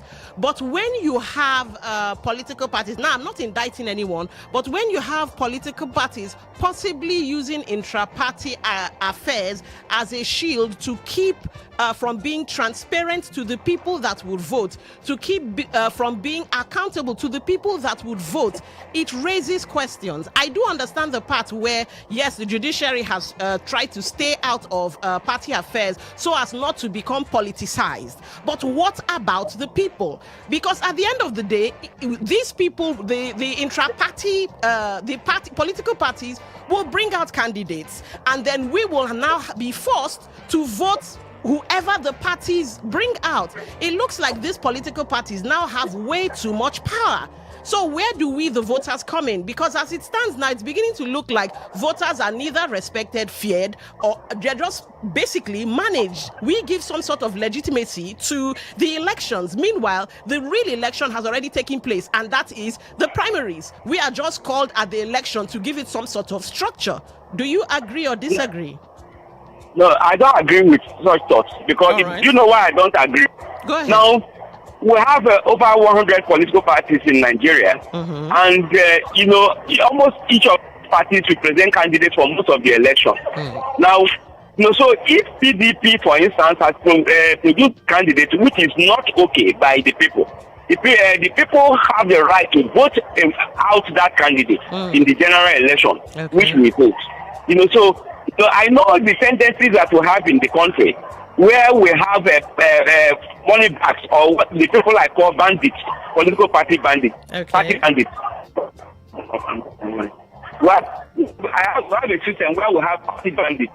So these political party bandits, they are there to steal as much as they can, and with the resources they have in the state, they control the policy. They can buy off everybody, and nothing will happen. So as they buy off everybody, they now introduce a candidate of their choice who will become their protege. So this protege, who is their godson, is whom they wish to represent them, the party in the election. And we saw that severally happen in this current Fourth Republic. We have seen that severally happen. So I don't want to start mentioning names. All right. I don't want to start mentioning names. Yeah, no problem. Yes, but as it were, you see that most of the people that these guys have raised do not have the direct mandate of party men. And because they don't have the direct mandate of party men, so many party men will complain, they will grumble, but nothing will happen. And these candidates are presented to us as the electorate to choose. So when they present such candidates for you to choose, you can take a protest vote. Through protest vote, they can vote out that candidate. What do you mean what do you mean by protest votes exactly? Let's see if the voters actually have that power. Yes, they have that power. Now, they've seen that this man has been in the political circle for a very long time, and they've seen that the person that has brought that man to power is a political buccaneer or a bandit of power. Now, they've seen that person that was brought by a godfather. The other persons that are contesting that same with that person, the whole electorate can gang up and vote that candidate into power. And said no to the person that has been brought by that godfather or whoever that has brought the person into as a candidate for that election. That is protest vote. So everybody in APC, if APC has presented a candidate who has been consistently presented, and we see that all the other parties know that candidate of APC may defeat. So the best thing they can do is all the elections that is now, this APC candidate is not good enough for us because he has not provided us with adequate representation. So we can't vote him in. So they'll go to ADC likely, take the candidate of ADC and vote the ADC candidate into office. That is it. All right. But don't you think, would it be a bad idea, seeing as it looks like too much power has been given now to the political parties? Can you hear me? Is it time for your meeting? No. Is that what? Okay. Too much power. Seeing as it would seem that too much power has been given to political parties, and I'm talking from as you said, I think the Fourth Republic down, too much power has been given to them, or they have found a way to manipulate the system, seeing as there isn't a transparency and accountability. Don't you think we should come up with a more Nigerian way of running our political parties? For example, Namibia is doing their own, not politically anyway, but in laws that affect them. Namibia is doing their own. Zimbabwe is doing their own. Rwanda, in nuclear power, is doing their own. So can we not have a Nigerian thing, moving away from whatever intra-party affairs used to mean legally? Oh, change that. Hello, Dr. Anthony. Yes, that we may have. Oh, you might have to move around. Oh, wow, the network. Oh, no. Change. Can you hear me? All right, I think I can hear you now. Yes. Every change that we have must pass through the political process. Okay. The political process in this case has to do with laws being made and laws being implemented. And part of the processes for us to have that change is through the National Assembly. Because a bill to be presented to the National Assembly, and this bill presented to the National Assembly must be passed by the National Assembly and must be assented to by the President of the Federal Republic of Nigeria. All right. In the circumstance, as it were, you cannot change a law by yourself. The citizens cannot change a law by themselves. The citizens will change a law through their representatives, who are the members of the National Assembly of Nigeria. Okay. You know, so, and that was why we saw the contestation over the 2026 Electoral Act. You know, if you look at the cries, the hues and cries that followed that this Electoral Act, you saw that there was a lot of turmoil. Civil society organizations had to move to National Assembly in their drums to make sure that they protested against what they called, what they saw as an anathema to the National Assembly's Act, especially with respect to the IREF, the direct transmission of results to the IREF, which they said that there will be no network and all those things. You know, so that is what will happen. It is the sole right and responsibility of National Assembly to do that, as it were now. That is where we are. So any citizen that is not satisfied with the political system, as it were, you have to go through the National Assembly. First, the Electoral Act has to be challenged in courts, you know, as it were. Okay. If you challenge it, yes, if the citizens have the right to challenge the Electoral Act in court, and the judiciary has the power to vacate whatever section or and they see that are inimical to the policy, they have the right to vacate it, and that is where we are. You know, so if you are trying to say you have to create our indigenous system, the indigenous system must be processed through the political process, or through a political process. And in this circumstance, the political process is through what we call a presentation of bills to the National Assembly, or an amendment of a bill, or a repeal of the existing bill, and the enactment of a new bill. And all these things will take a whole lot of time.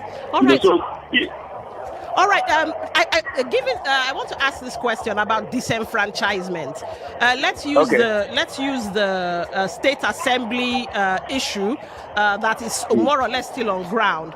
The newspapers, mainstream medias were saying Wike loyalists or Wike-backed aspirants were the ones cleared, and the ones loyal to the governor were not cleared. Now, of course, intra-party activity, which kind of creates a kind of exclusionary clause, if you ask me. What if a majority of the people, this is a what if now, hypothetical question, what if a majority of the people wanted to back someone in the 65 that were disqualified? Have the people then not been disenfranchised? No, that question now is we have other political parties. APC is not the only political party we produce candidates for election. Understandable. And yes, Ego Boys, as I am now, cannot be the only candidate that will wish to run an election.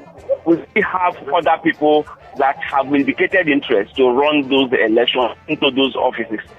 Of course, that which has been concluded is the House of Reps. Now, ADC will conduct their primaries. PDP will conduct their primaries. Several other parties will conduct their primaries. As they conduct their primaries, when the candidates from these parties emerge, they can now choose the candidate that they wish to vote. It may not be the person that was in the other political party. I was going to ask you that. Yes, I was going to say that. Has been taken away through, because he's not a loyalist of the parentheses Wike, as you have mentioned. Okay. You know. So we still have other people that are good as candidates in the other parties that we have in Nigeria. So from there, the candidates have a whole spectrum to navigate upon. You know, and they can navigate from that perspective. I don't believe on the fact that if it is not APC, it is not any other party. APC must not win the election. Okay. Understand it? Yes, I understand. APC must not win the election. Best candidate, for instance. Okay. So if the best candidate is in APP, that candidate in APP should be given the opportunity to represent the constituency in that federal constituency, in the House of Reps. Okay. All right. So my final question to you: given that Rivers State has now become the issues in Rivers State have now thrown up all these questions and all these issues and all these had I knowns. do you think it would be very easy for the voters or the larger society to go to their representatives and say, look, we need this intra-party thing diluted or reformed? It doesn't need to be scrapped entirely, but it has to be reformed in such a way that we, the people, are carried along. You're transparent to us and you're accountable. Do you see it working? No, I don't see it working because you are not a card-carrying member of a political party. Are you serious? So it has to be Yes. only card-carrying members of Yes, a political party? only card-carrying members of the political parties will attend the party congress. And it is in the party congresses that they will vote at such decisions to be held. So what it means now is you have to join the political party movement. So that brings me to then we are kind of like the cause of our own problems, because we have voter apathy, we have we don't particularly act or participate in politics until it's an election year. We have poverty making us take bribes and all of that. So we are more or less stuck because we have by action and inaction allowed this to thrive. No, can I shock you? All right. And that's it. Now, even the card-carrying members of political parties do not pay their party dues. Okay. And if you don't pay party dues, you're not a member of the party because you can't vote, as it were. And you can't dictate and you can't decide. You can't decide. The dictatorship of the people will be held when they are card-carrying members and when they are members. Okay. So when you leave a Wike or any other person to bankroll the party, so the people will have the tendencies to impose a candidate, which we are seeing as it were now. So we are all supposed to be politically active. That's what you mean? Yes. We have to be politically active. We have to be politically, we don't have to be political neophytes. We have to be politically active. Because they are activism as it were, or activeness in the party movement. It's a decidora to the sustainability of the democracy that we are talking of. Democracy will consolidate properly if we have a strong political party with people at the apex of decision making. Why will I say people at the apex of decision making? Now, only Wike, for instance, cannot take decision about PDP.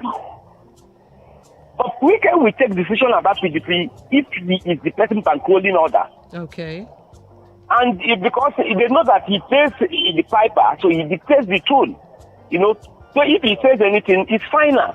All right. So he has become what I call a hegemonic autocrat, or he will become what I call a hegemonic autocrat, and that is where we see the system because the institution has not been watered very well. Okay. The institution has to be watered to be tight.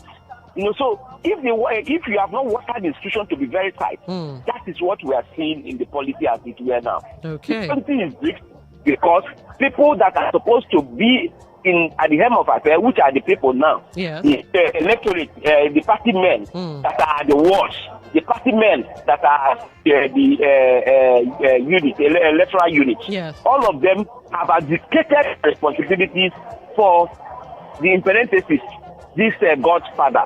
So when you abdicate, if I am a party man and I pay my dues and go to the welfare of the party, if somebody comes and decide that he wants to take decision alone, I'll say no.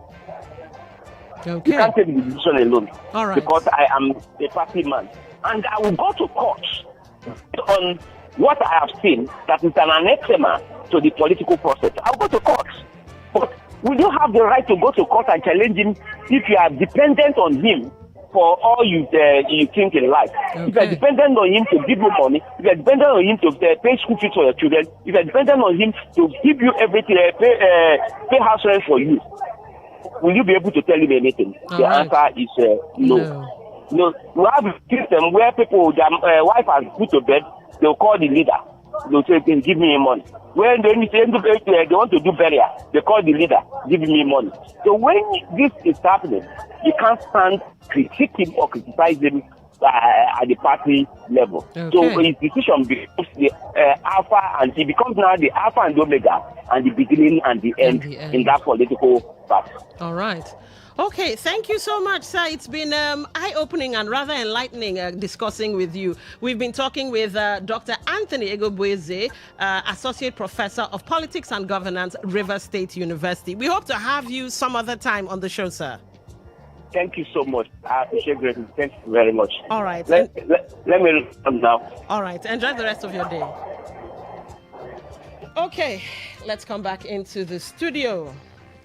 All right, ladies and gentlemen, like I said, it was about the, what they call that thing now, the intra-party affairs, because I kept wondering, why the secrecy? Why are you people allowed to just do whatever you want? Well, seemingly whatever you want, and just call it intra-party. Why are you people not explaining to the people that are the voters? Because at the end of the day, whatever happens, it's we the people in Nigeria that will either suffer it or enjoy it. I came across a post recently where somebody said that each Nigerian owes about 671,000 naira, external debt anyway, 671,000 naira or 617,000 naira. Now, I haven't verified that, but imagine that each and every one of us is owing over 600,000 naira at the moment because of boro and this and that. And probably, I'm not blaming this administration, it's probably because of the kind of leaders we allowed rule us through time. Because you see, this intra-party thing, it's not today it started. From the research I did, I found that many times political parties use it as a shield, use it as an armor. So I then began to wonder, if you're using it as a shield or as an armor or as a means of conveniently avoiding transparency, accountability and all that to the Nigerian people, and make no mistake, or dare I say the Rivers people, make no mistake, I've said it before, I'll say it again. You see, Rivers State and politics, wow, you guys are some of the most politically savvy people I have had the pleasure of discussing with. So many of us will come up as Rivers people and say, why not they do like this? Why not they do like that? And then the answer is intra-party affair. Intra-party affair. Now, again, I understand that the judiciary didn't want to become politicized. So, according to my research, it said it came from the British. They are the ones we copied the whole thing from. So it came from the British, and we learned that. But given that this intra-party affair, intra-party matter, is now being skewered, is beginning to look like it's being used to tilt the board in one's favor, maybe it should be reformed. Maybe it should be changed in such a way that it still remains, but there is some form of transparency for larger society, the voting public, to see that, okay, yes, they dotted their I's and they crossed their T's. Nothing is shrouded in secrecy. Because we are the people that gave elections legitimacy. Without us, they would not have the numbers. Whether it is 2-0 or 3-0, they still need the voters. I do understand needing delegates to go there and represent you and all of that, but you must be accountable to me that sent you. We are the taxpayers. These people getting into office is our money. It's on our backs that they are enjoying. Therefore, we should have some say in whatever they're doing. Now, let's flip the script a bit. Why are you not in a political party? Because that's the only way you can keep them on their toes, or you can keep them honest. If every Nigerian decides, oh, I like this political party, unfortunately, most of them don't have ideology, but I like this political party, or I like that political party, let us enter. And anytime they want to do something at ward level, you are there. You know the names of your representatives. You know how to reach out to them. You know how to consistently come together and organize. You know, go abroad. You have volunteers, young people, some 14, 15, 16, 17, different ages. They'll be knocking on doors. Have you heard of this person? Oh, look at the person's flyer. One thing, do 2 things and 3 things and 4 things. How many of us are doing that here? So that's why I'm calling for a reformation of this intra-party thing, so that it's more transparent for us. That way we see everything and not wait for the media to say things like, oh, Wike-backed loyalist, Wike's Rainbow Coalition, 65 loyalists loyal to the governor and this and that. No, you in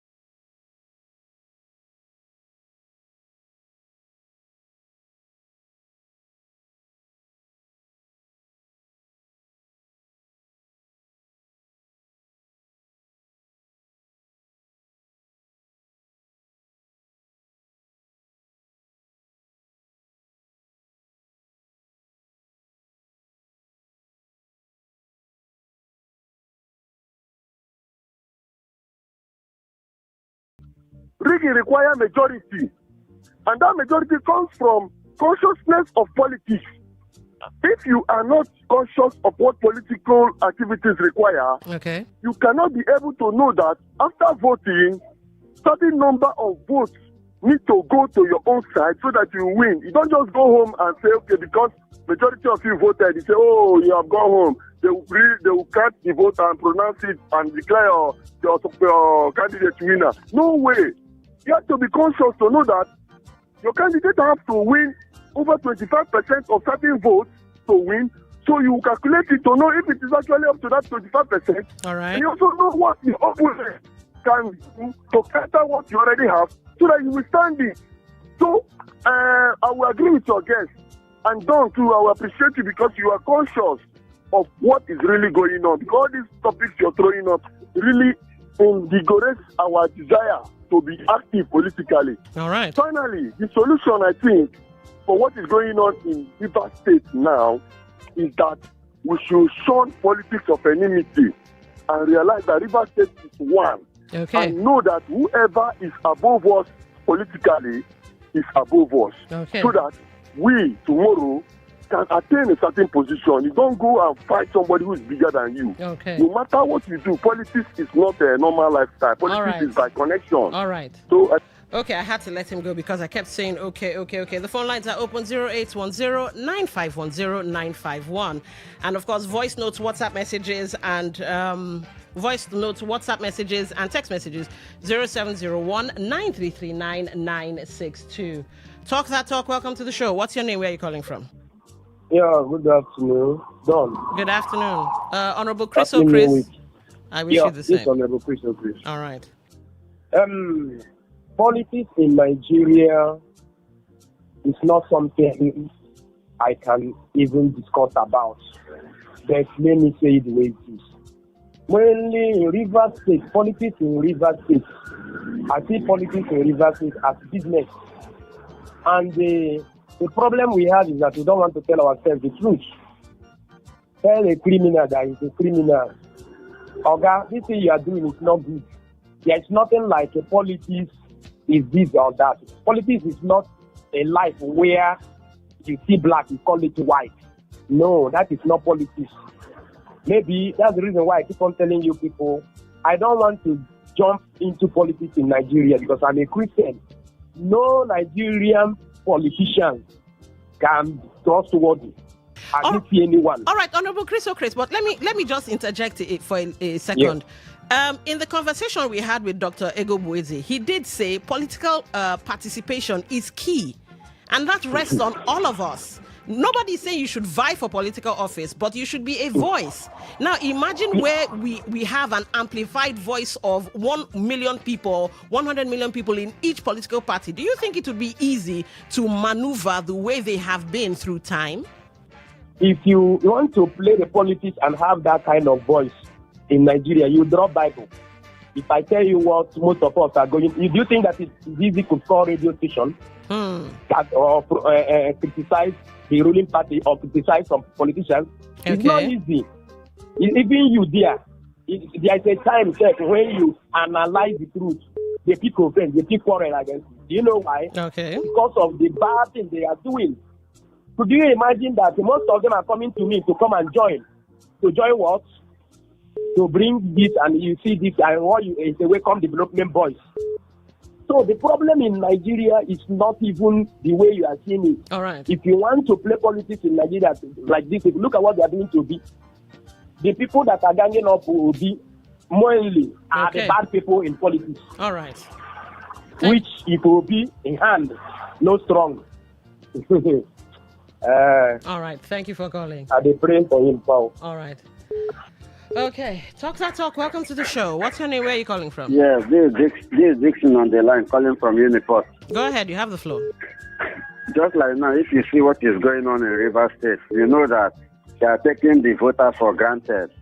Because to them, we are nothing.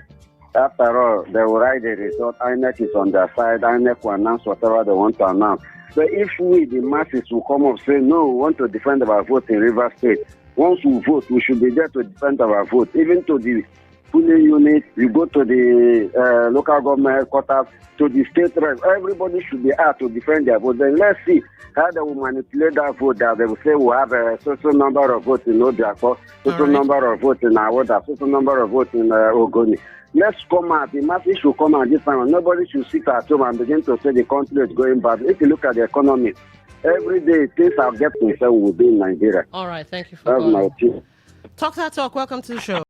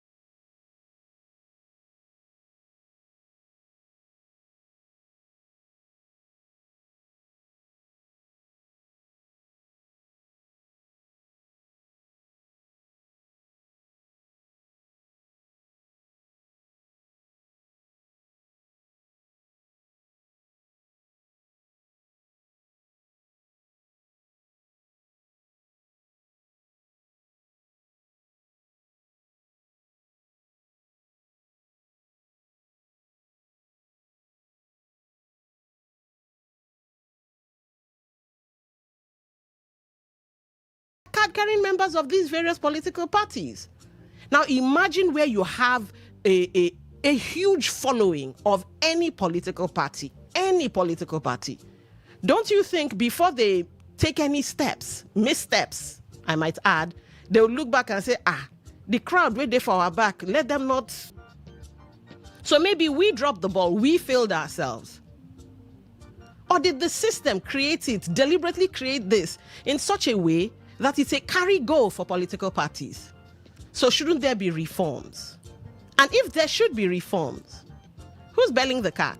If not you and I. All right, let's take this. This is Friday Udom. They are not only feared, but unreasonably subservient. All right. Ronald Onosa says the Rivers voter is totally ignored while political matters are left in the hands of some of the most violent people. Wherever votes can be brazenly stolen without consequences, the electorate becomes an unused kitchen utensil. All right, we get that. But can it not change? Can we not change it? All right, let's take this call. Talk that talk. Welcome to the show. What's your name? Where are you calling from? Yeah, good afternoon. I'm calling from Port Harcourt. All right. My name is Salaway. All right, go ahead. You have the floor. You see, what your guest was talking about is just the people in the political party, not the crowd outside the political party. Because I tell you something, every politician wants to get the ticket, whether he will lose or he said, let me get the ticket first. Then when we get to the pool, you see what happens. That's why I see everybody struggling to get the ticket. Even in so-called smaller parties, everybody struggling. Let me just grab the ticket. If I grab the ticket, the tendency of winning is there. Because election in Nigeria is not free and fair.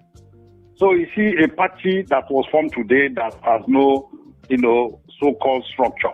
They will tell you they win election.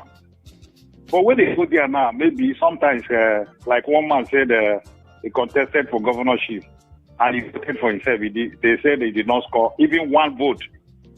He said he voted at least they forget that one vote when he vote. So what I would advise people to do in coming election, let us not look at the political parties. When they finish all their primaries, now we don't see person where they go for this, person where they go for that to represent us. They will choose credible person.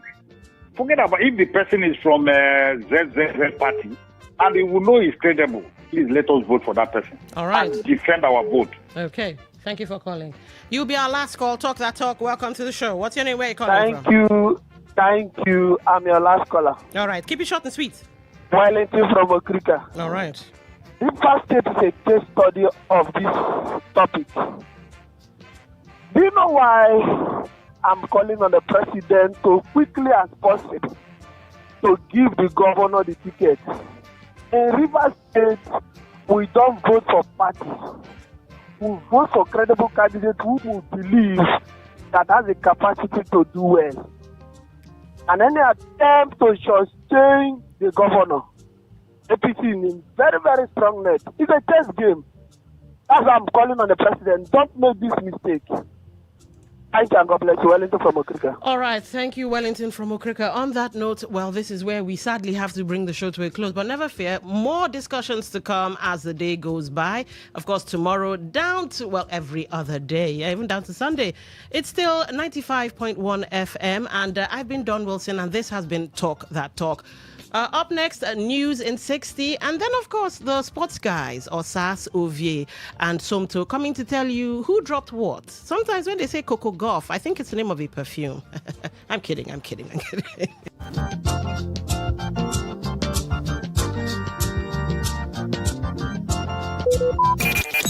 Talk radio. I listen to a lot of talk radio. 95.1 FM. Today's news in 60. The federal government, through the Bureau of Public Procurement (BPP), has directed all ministries, departments, and agencies to obtain a bureau certification before processing any upward review of contract sums. Nigeria's crude oil production rose to 99.2% of its 1.5 million barrels per day quota approved by OPEC in April 2026. The National Pension Commission, PENCOM, has unveiled plans to introduce proposals aimed at improving retirement benefits for Nigerian police officers. Under the Contributory Pension Scheme. First Bank of Nigeria Limited, in partnership with global payments company Visa, has launched the Visa Signature Card and the Naira Visa Debit Card, a dual product initiative designed to strengthen Nigeria's digital payments ecosystem and serve a wider range of customers. On the global market scene, stocks declined as the ongoing deadlock between the United States and Iran continued to push oil prices higher, while bond markets showed signs of stability following last week's global sell-off. Today's news in 60. In 60. Talk radio. I listen to a lot of talk radio. 95.1 FM.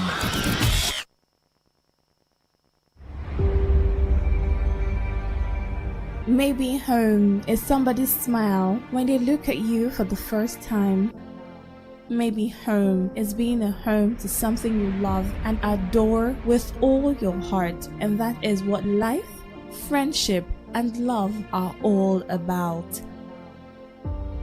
Maybe home is listening to all of your favorite shows on Today 95.1 FM. We create memories. We inspire comfort.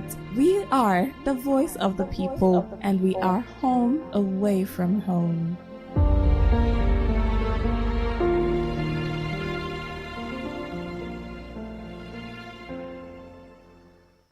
All right, all you need to know about this one is that 95.1 FM? Such a unique style.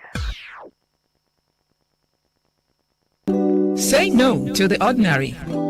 Embrace the extraordinary, because we are the voice of the people. Voice of the people. Today, 95.1 FM. Today, 95.1 FM. 95.1 FM, voice of the people. And we're back.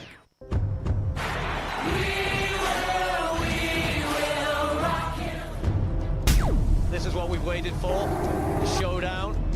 The fastest men in the world. Hearts racing. One light, two lights. They're backing off and backing. Pulse rising. Who will come out on top? Who'll take 3 lights, 4 lights. He's ready to be the star. The anticipation. Powerful, strong. There's Beckham. Time, Tyson get right. Rolled all the way. The heart stops.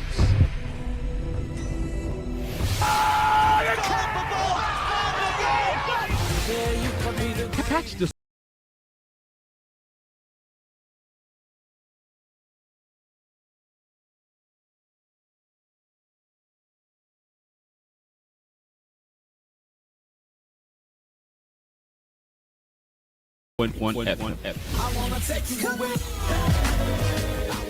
My name is Gianni Infantino, FIFA president. For the best of sports, always listen to Today Sports Live on Today 95.1 FM, Port Harcourt. Hello, my name is Kanu Wanko, aka Papilo.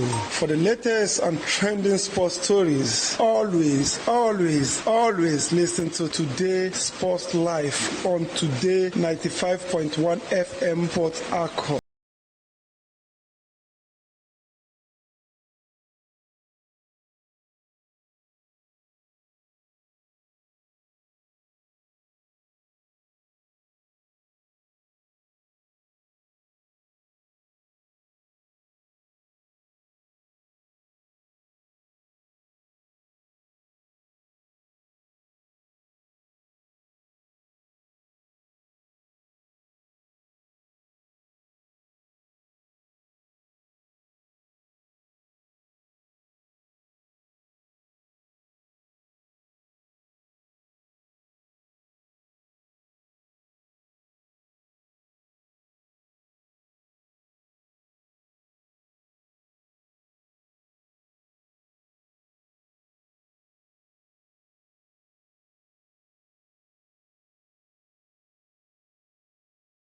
Afternoon to you and welcome to another exciting edition of Today Sports Live right here on your premium news talk and sports radio station, Today 95.1 FM. As well said, we are the voice of the people and it's a brand new week in the world of sports, and I'm excited to bring to you all the happenings through the weekend, as well as what we will be expecting in the new week in the world of sports.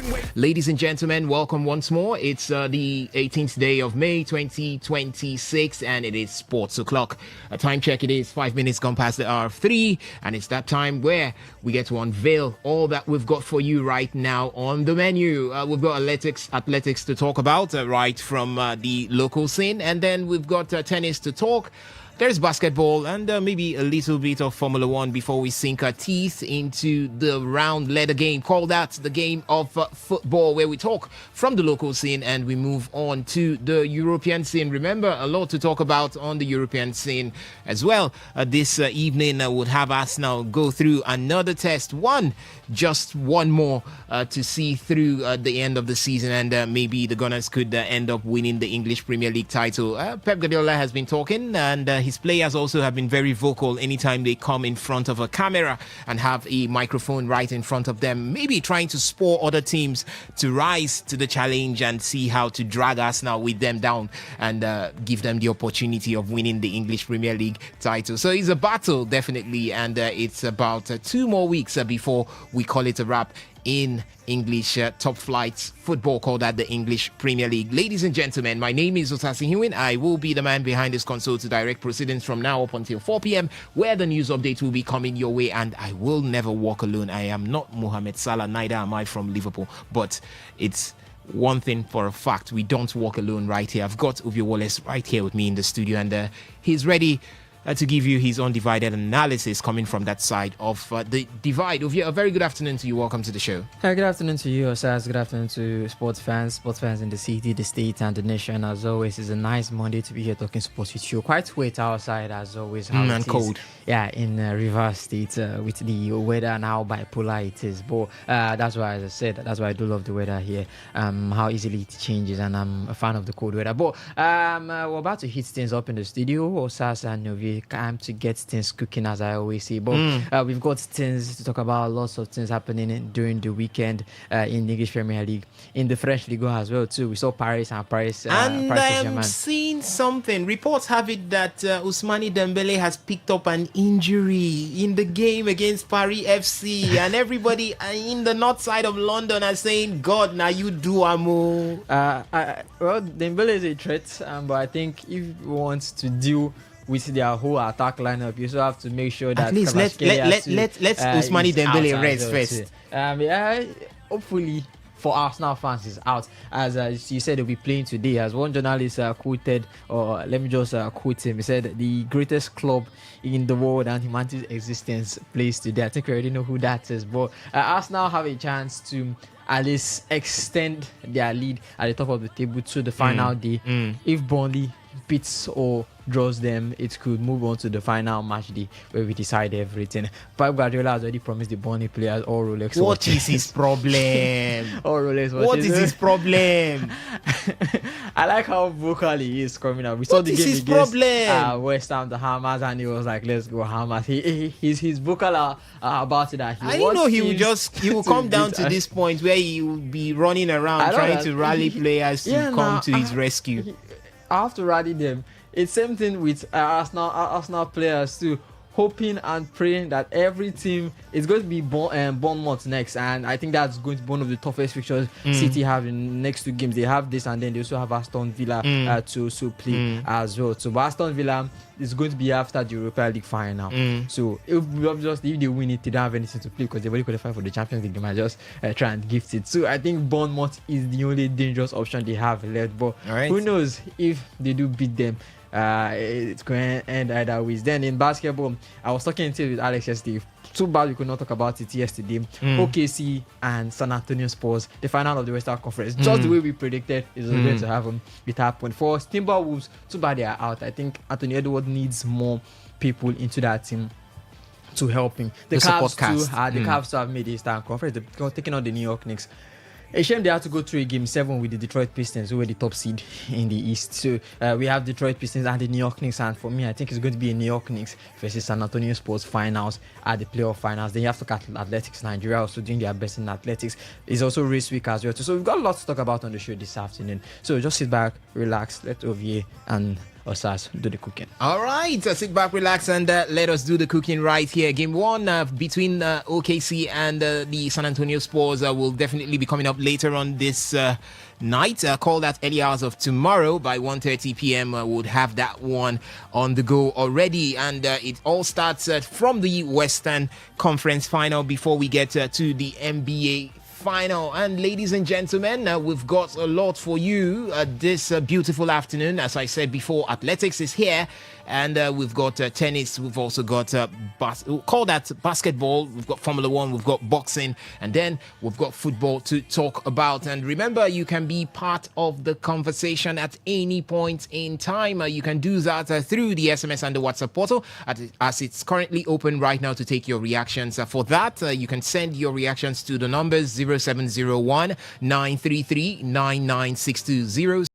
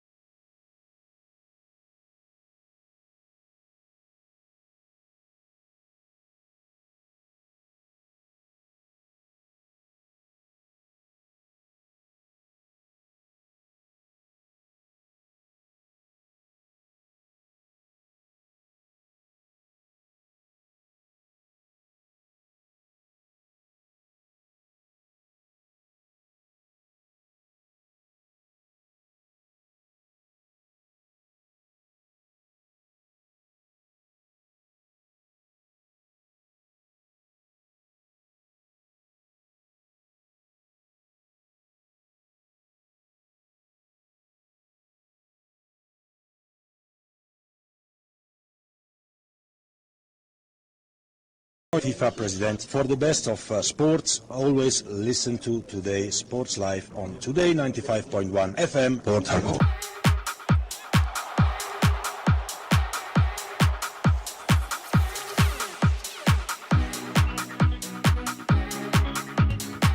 All right, so let's start off from athletics, where Nigeria concluded the 24th African Athletics Championship with 12 medals after the women's 4x400 meters relay team delivered a commanding gold medal performance on the final day of the competition. The quartet of Esther Okon, Tohibat Jimo, Jacinta Lawrence, and Patience Okon George successfully defended Nigeria's title in the event, clocking a time of 3 minutes 29.25 seconds to finish comfortably ahead of Ethiopia and Kenya on Sunday. Nigeria's team dominated the race from start to finish and crossed the line nearly 30 meters ahead of their closest challengers to secure the country's 4th gold medal of the competition. The victory ensured Team Nigeria ended the competition with 4 gold, 5 silver, and 3 bronze medals, placing 4th overall behind Kenya, South Africa, and Ethiopia in the final standing. Okay, well, it's a good way to end, but 4th at the end of the entire tournament. Do you think that's really good? Yeah, I listened to one of the stakeholders in athletics, and she said that the reason is probably because A-list athletes did not attend that particular competition, the likes of Ogazi, yes, and he wasn't there. Kanyisola wasn't there also due to some visa challenges and all of that. Enekwechi took part, came in pretty late at the end of it all, but you could see that even without call them grade A athletes, grade B athletes went there and also did the country proud. How do you assess this? How do you grade them going forward? Do you think that it was a good showing by Team Nigeria? Or do you think that finishing 4th in Africa is a stage where we're supposed to dominate and finish at the top of it all? There's a stage we're meant to dominate and, as you say, finish at top of the table. You have to look at the last 2 editions. We finished 3rd both behind South Africa and at Kenya. So now that we are finishing 4th, I think it's a step down if you want to see. All right. 4 gold, 5 silver, 3 bronze, 12 medals in general. You have to look at the standout performance. Rosemary Chukwuma, 3 medals across the whole competition as well. Tobi Amuson as well, 2 defending our championship, 3 consecutive African 100-meter hurdles titles. Patience Okon, Georgia as well too. So it's been fantastic. So it's been fantastic individually for this artists, especially some of them that this is their breakout, this is their debut. We are seeing some of them for the first time. So I think it's a good showing for them. But for Nigeria in general, I think we need to fix all these visa issues and the rest. If it comes to our athletes, if we know we want to be the best, yes, you might want to see, due to all these challenges, we couldn't finish higher than 4th. Maybe we could have taken 4th or 2nd, or 2nd in the standings. But I think this is where Nigeria, the AFN, and the rest need to work on these visa issues for the athletes, because it's just Ghana. We are going to. What if it's not a more international competition? What if it's we are going to Europe? We are going to Asia and the rest. So we won't have our athletes participate, or maybe even the A-list and the B-list great athletes won't even be able to attend. So I think it's something that we need to work on. But a good showing for them. Not satisfied that we finished 4th, especially if you want to look at previous performances. But it's something that we can work on going forward. All right. Do you feel satisfied with the finishing of Team Nigeria at the just concluded African Senior Athletics Championship right there in Ghana, finishing 4th on the total medals table, or the final standing, behind the likes of Kenya, South Africa, and Ethiopia? What can you say about that? Do you think that it's okay? After all, we didn't go there with our A-list athletes at the end of the competition. You can share your thoughts with us on that particular one via the SMS and the WhatsApp portal, as it's currently open right now, 0701 933 9962. That's the number to drop your reactions to right there. Let's move ahead and talk tennis right now. So the weekend was capped by a young, fearless, historic Yannick Sinner. The Italian lifted his 29th trophy, 6 Masters title in a row, the only man in the history books to have done that, and he's only 24 years of age at this point. He's also the youngest man in the history of the game to win all 9 Masters. The only man in history to have done that, or the only man in history to have done that, is Novak Djokovic, and he did it at the age of 31. But for Yannick Sinner, he did it at the age of 24. What a way to keep setting or raising the standards here. Talking about the Italian, or world number 1, Yannick Sinner. He becomes that first Italian man in 50 years to win the Italian Open, and only the second man ever to complete the set of all 9 ATP Masters 1000 titles. What I mean is, he has won in Canada, he won the Canadian Open, he has won the Cincinnati Open, he has won the Indian Wells, he has won the Madrid Miami Open also, he has won the Monte Carlo Masters, he has won the Paris Open, he has won Shanghai, and finally he has capped it all up with winning the Rome, or call that Italian Open. Obviously, Yannick Sinner is now the master of the masters at this point. Ovie wants to talk, but before you talk, let me just bring to everyone listening what Yannick Sinner had to say at the end of defeating Casper Ruud in the final of the Italian Open. That was yesterday, 6-4, 6-4. Yes, he did defeat Casper Ruud to win that particular one. And you know Yannick Sinner, a very, very modest human being. After breaking all of these, the best he can say is to give credit to his opponent. And both players actually gave credit to themselves. It was like, I'm talking good of you, you're also talking good of me. But these are the reactions coming from both Yannick Sinner and Casper Ruud on today's Sports Live. Casper, first of all, congrats to you and of course your whole team. It's great to see you back playing the highest level of our sport. Now, of course, the most important tournament for you personally is coming up, so I wish you only the best, and I'm very happy for you. Also, things going very well off the court for you and fiance, and wish you only the best for your future.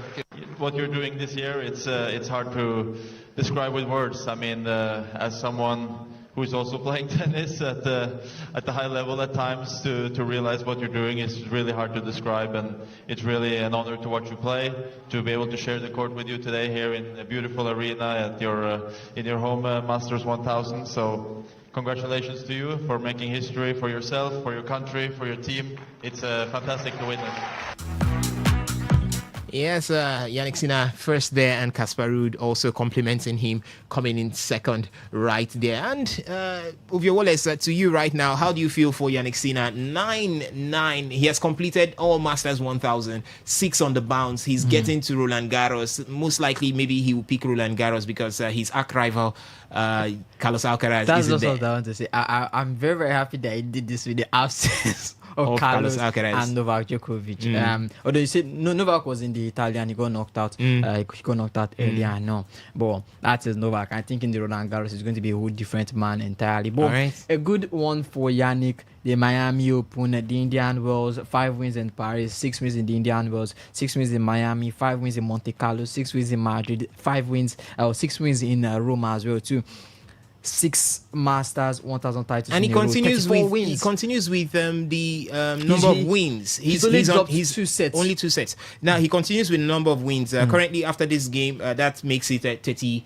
That should be 33. Yes, after that, he broke it in the quarters against Alexis. It's 34 wins now. 34 wins he has got now. So now he now. continues, and let's see how far he can extend it. The second place is 31, being Novak Djokovic, and now he's on 34, 3 ahead. It's not easy for many people to say they surpassed Novak on a record table, or Novak being probably, if not the greatest male tennis player that we have now. It's not easy for many people to say they've beaten Novak on the records table. He's matched him in the Golden Masters. You see, Novak is the only person to win it twice, but I think Yannick feels like he could do the same, if not even achieve more when it comes to this Golden Masters. Once again, this is what you see. The Golden Masters is very, very hard to win, and I think even possibly the Golden Slam.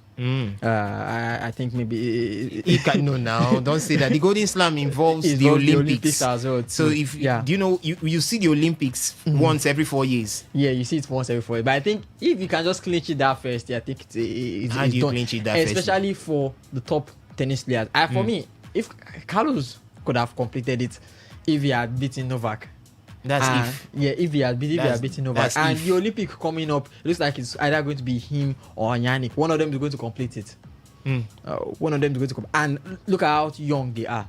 They've still got 2 or 3 more Olympics in front of them. So I believe they can achieve it. But but the current Golden Slam, the Golden Masters is quite different because you're going back-to-back events, and you can see Novak is taking a rest. Many athletes or tennis players have already pulled out due to injuries. I know, but this man is still strong and still going. Maybe they might have to call him back for a test and see what he's actually taking. But a good one for the man, and it also puts these Zverev and the rest that like talking too much put them to rest. Yeah, the critics are already speaking as after that victory, some persons have said that it's due to the fact that all the courts have been brought together, no much of difference within the courts. That's the reason why he can just blow from the hard court into the clay court and continue to dominate. But I'm asking a question. He no stop anybody from dominating. You can also come and do the same, but you're not doing it, he's doing it, and you're placing fingers. Some are still saying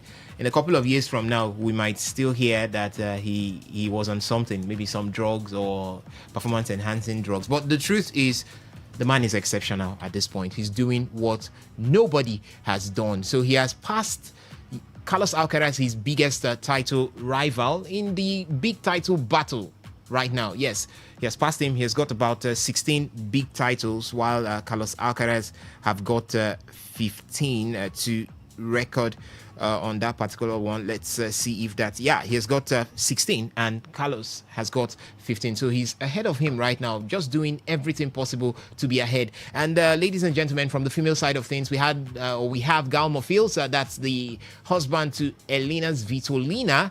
He has shared a heartwarming tribute to his wife, Elena Svitolina, following her success at the Italian Open. 8 years after winning her second title in Rome, Svitolina completed her hat-trick at the Foro Italico as she defeated 3 top 5 players en route to winning the trophy. She is the 7th seed and the former world number 3. She also went there as she beat Elena Rybakina in 3 sets in the quarterfinal, and then also went on to beat Iga Swiatek in the semi-final to reach the final, where she now defeated Coco Gauff, America's Coco Gauff, to win that one. She defeated Gauff 6-4, 6-7, 6-2 to win her 5th WTA 1000 title. And her husband, Gal Monfils, took to Instagram to salute his wife, as he did write, and I quote, 8 years to climb back to the top of a Masters 1000. What a season, what a week, what a player, but above all, what a woman, an incredible mom to Sky, an exceptional athlete, a soul like no other. The words of Gal Monfils there as he celebrates his wife, Elena Svitolina. We are joined in the studio by Benjamin Mina right now. And Benjamin, I don't know, the inspiration behind Elena Svitolina, I said it before, maybe it's the Ukrainian-Russian war ongoing, because ever since that war started, it looks like Elena Svitolina just decided to pick some boost tablets or capsules from there, and she has been doing great things. Are we going to be expecting her to pull the shots in Roland Garros in a couple of weeks from now? Well, first off, congratulations to Elena Svitolina, the wife of Gal Monfils, the French international, right? If I'm not mistaken. Yeah. So I feel that we are not going to see her replicate same form in Roland Garros. Yeah. She, whether I like it or not, winning the Rome Masters makes her one of the favorites, going to Roland Garros. But I feel that it's a one-off thing, because you look at it, it was 8 years before, You're saying one-off. She finished as runners-up to Jessica Pegula at the Dubai Tennis Championship in February. I'm not talking about the runners-up. I'm talking about winning the tournament. All right. It took her 8 years after she won the first one. Yeah, you never can tell. Maybe this can propel her to the heights that she wants to be.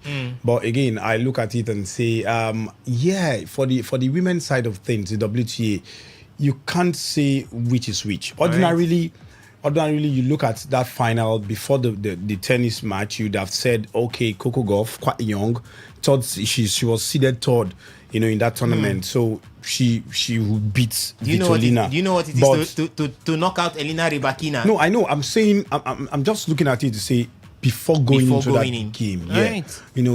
Coco Gauff was a favorite, right? But you look at it, it's the WTA. It's not like the ATP where you look at it and say, Yannick is going to win this, Alcaraz is going to win this. And you are sure that it's going to happen. You are 90% sure that it's going to happen. But this is WTA. You never know what to expect. And it's still telling the story. For Coco Gauff, I feel that she's been inconsistent, and I don't know where this inconsistency is coming from, but she needs to pick herself up going into Roland Garros, because you can't be one of the brightest young tennis players and you keep losing games like this. For Elina Svitolina, look at the way she went to the finals. The road to the final was very awesome. She took off Rabakina, she took off lots of the big girls, and here she is. So congratulations to her, but I feel that going into Roland Garros, I feel that she would not be winning that, but she can give a good account of herself, knowing that she's been in the business for a very long time. She knows how to get to it, but 8 years is not as long. It's not very long for you to wait to smile again. All right. Okay. Yeah, that's the much we can take talking tennis right now. So all eyes will be in what happens at the French Open, because it's the clay season, and that will be the apex of the clay season activities right there. And definitely on Today Sports Live, we'll always report to you everything happening from the world of tennis. In basketball, ladies and gentlemen, as I told you earlier on, it's getting to the business side of things, as it's now the conference finals. For the Eastern Conference, we've got the New York Knicks up against the Cleveland Cavaliers. They will start off on Wednesday night, or call that Tuesday, breaking into Wednesday, early hours of Wednesday. And for today, call that tomorrow, early hours of tomorrow, we're going to have from the West, we'll have OKC. The Oklahoma City Thunder has been one of the teams tipped to win this season's NBA championship. I saw something about SGA, that's Shai Gilgeous-Alexander, as he won the MVP for the regular season, and players were talking about him, and it looks like this guy, the hype is becoming like what we used to see back then for Michael Jordan. But I don't know if I should put him in that same bracket at this point, but it's happening right there at the NBA. The same way it will be happening in boxing, as Alexander Usyk has arrived in Egypt. Yes, he's anticipated heavyweight bout against Rico Verhoeven at the Pyramids of Giza. It's on Saturday, the 23rd of May. So the glory in Giza, we're going to see it maybe from Nigeria. We'll see when the sparks will go into the sky. So it's going to be Alexander Usyk up against Rico Verhoeven. We'll talk about that one even before that particular day, but it's definitely going to be happening right here in Africa, as we see the man who has beaten all and hasn't gotten anybody beat him come up against Rico Verhoeven in that particular one. So ladies and gentlemen, boys and girls, it's time for us to switch our attentions right now to talk football. And where do we start from? The Nigerian Premier Football League. The emperor, the conqueror, the champion, the lion is here.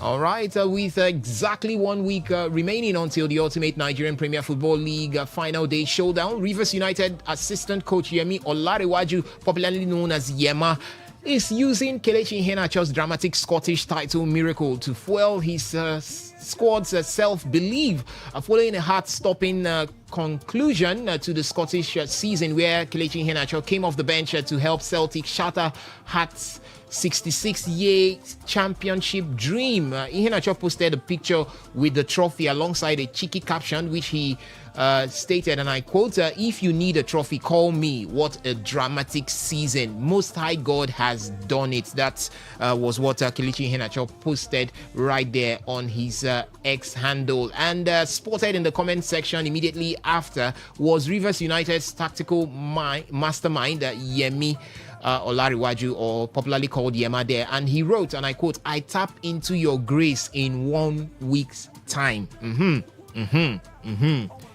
What a way. It's going to be, how similar would these things be, Benjamin?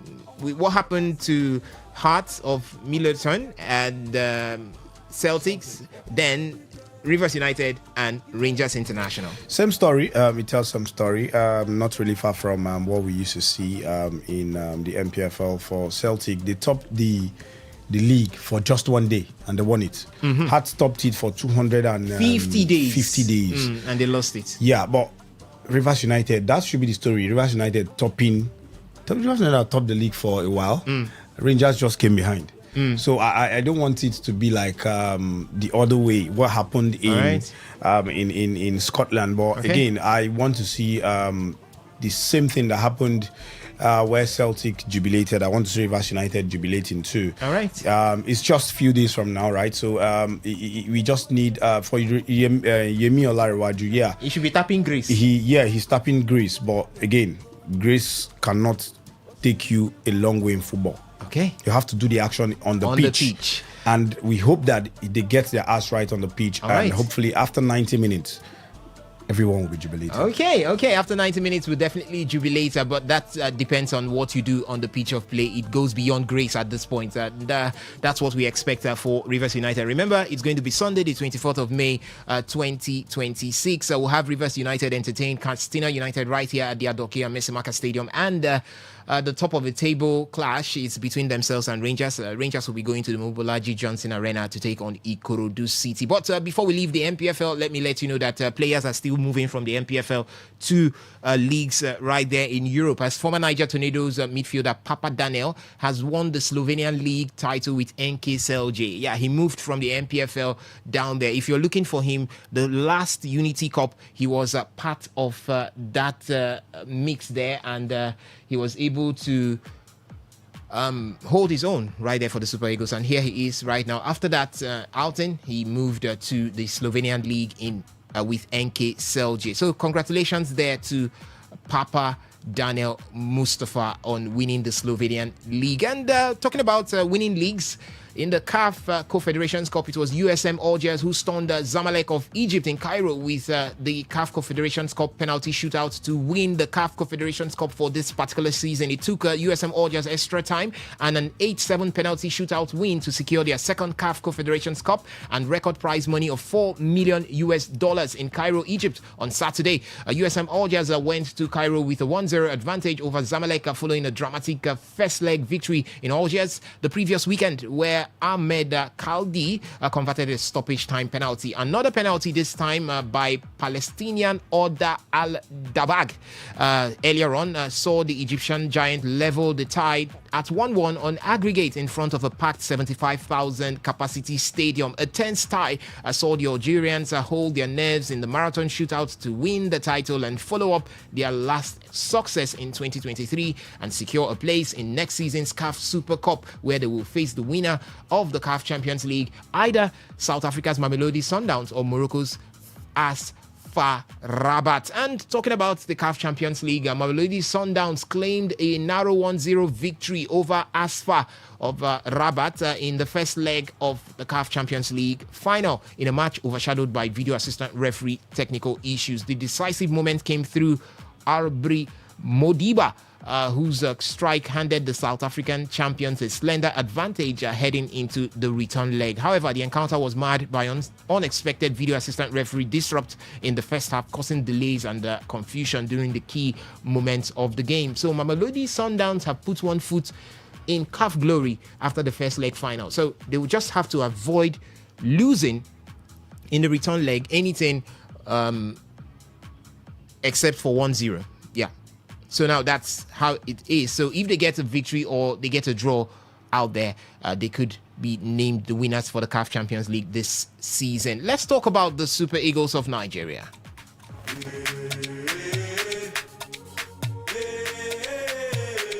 All right, Nigeria's ex-international Paul Okoku has made a fresh case for inclusion of home-based players in the Super Eagles main squad and added that such invitees should be used in matches and not just training materials.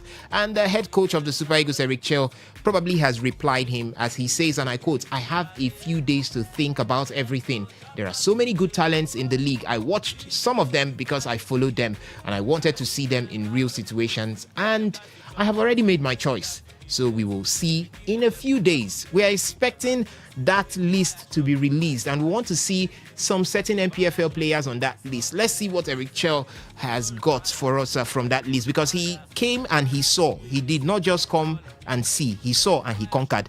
Yes, that's what he did in the Nigerian Premier Football League. We saw him at one point at in the Remo Stars, Shooting Stars, Rangers. He went to Rangers also. Yes. I think and he was also Ikorodu City. Yeah. So he has ample knowledge of these guys. We want to see what will come up on that list. So we just keep waiting to see what happens. But on the exciting note also for the Super Eagles of Nigeria. Maduka Okoye has been named the most valuable player at Udinese Calcio following his impressive campaign for the Italian club in the Serie A. We just cannot celebrate this more because at this point we want to see all our goalkeepers firing on all cylinders. And leaving the Super Eagles, let's talk about the Super Falcons. As Nigeria's senior women's national team, the Super Falcons will now face Senegal in a double-header international friendly on June the 5th and June the 8th. Both legs or both games will be played in Ikene. This is a Super Falcons that, in quotes, a lot of teams have been rejecting to play. What has given Senegal the effrontery to face Nigeria's Super Falcons at this point, Ovie? I think it's just preparations, and both teams want to find a way to just prepare for the next tournament ahead. So, if you're not play, if I can't find opponents to play, I might as well to play you. But it's good for Nigeria and Senegal as well to preparations for the next tournaments ahead in Africa. So, I would just say it's good development for Nigeria. Also, have to also look at Nigeria not being able to secure more international friendlies that these girls will actually need in preparations. But what can you say? The many teams have already got opponents booked, so they are just trying to just see how they can not cause lots of injuries as well before the next tournament as well. So we'll see how the Falcons take on the Senegalese, and hopefully it just turns out well. All right, hopefully it turns out well. And what is about to turn out right now is our attention to the English Premier League. And Burmo, is this his moment? He thought that was a record equalled. Cunha coming forward. It beats everybody except for Burmo. The record equalling assist. Little step over, taken on by Dallo, off the post. Old Trafford, please show your appreciation to our incredible captain, Bruno Fernandes.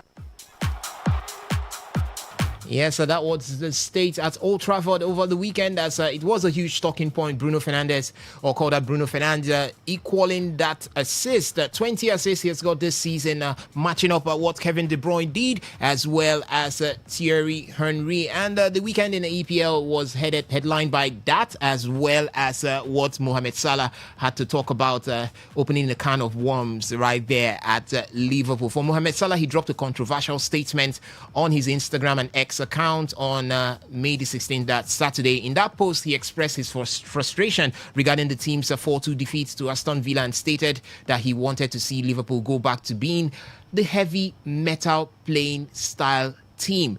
Quoting him, he says, "I have witnessed this club go from doubters to believers and from believers to champions. It took hard work and I always did everything I could to help the club get there. Nothing makes me prouder than that."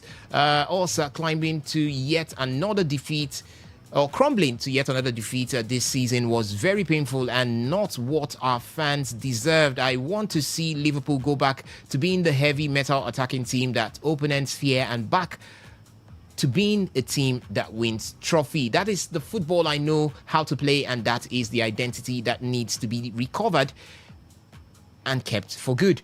It cannot be negotiable, and everyone that joins this club should adapt to it. Winning some games here and there is not what Liverpool should be about, and that is not what Liverpool should be about. All teams win games. Liverpool would always be a club that means a great deal to me and to my family. I want to see it succeed for long after I have moved on, and I've always said qualifying for next season's Champions League is the bare minimum, and I also do everything I can to make that happen.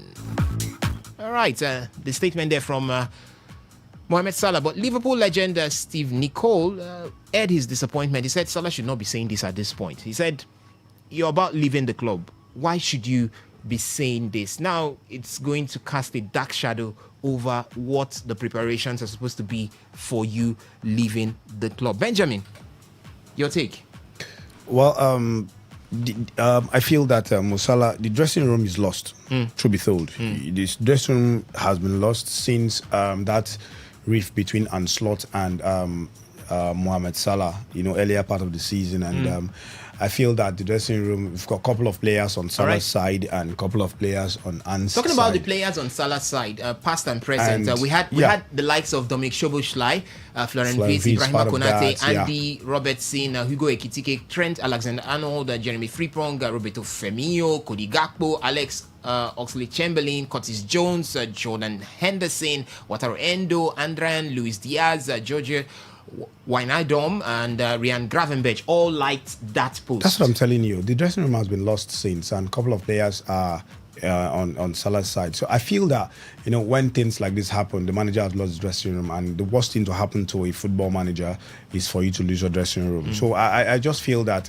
for Mo Salah, I feel that the man is trying to come out and be, he wants to be that spokesman, because somebody needs to say something. And knowing that if Salah has got 2 or 3 years to stay in Liverpool and he says this, it's going to be more problem for himself. But knowing that he has few days, I wouldn't say months, few days to leave the club as a free agent, he has to say it, and that's why the man is coming out to say it. So you think it's okay? He's going to speak out on behalf of the players. You think knowing and then telling the management, is giving the management signal that, hey, we need to take this club back to where we are coming from. All right. So but for Salah, I feel that for sportsmanship, it's not right. For a professional footballer that's still playing for that club, it's not right. But at the end of the day, someone needs to be the scapegoat. Someone needs to speak on behalf of the players. And that's what Mohamed Salah have done. Okay, and for Bruno Fernandes, Alan Shearer has slammed Bruno Fernandes matching the Premier League assist record. Quoting him, he says the intensity of the league is weaker now than it was in the Thierry Henry and Kevin De Bruyne era.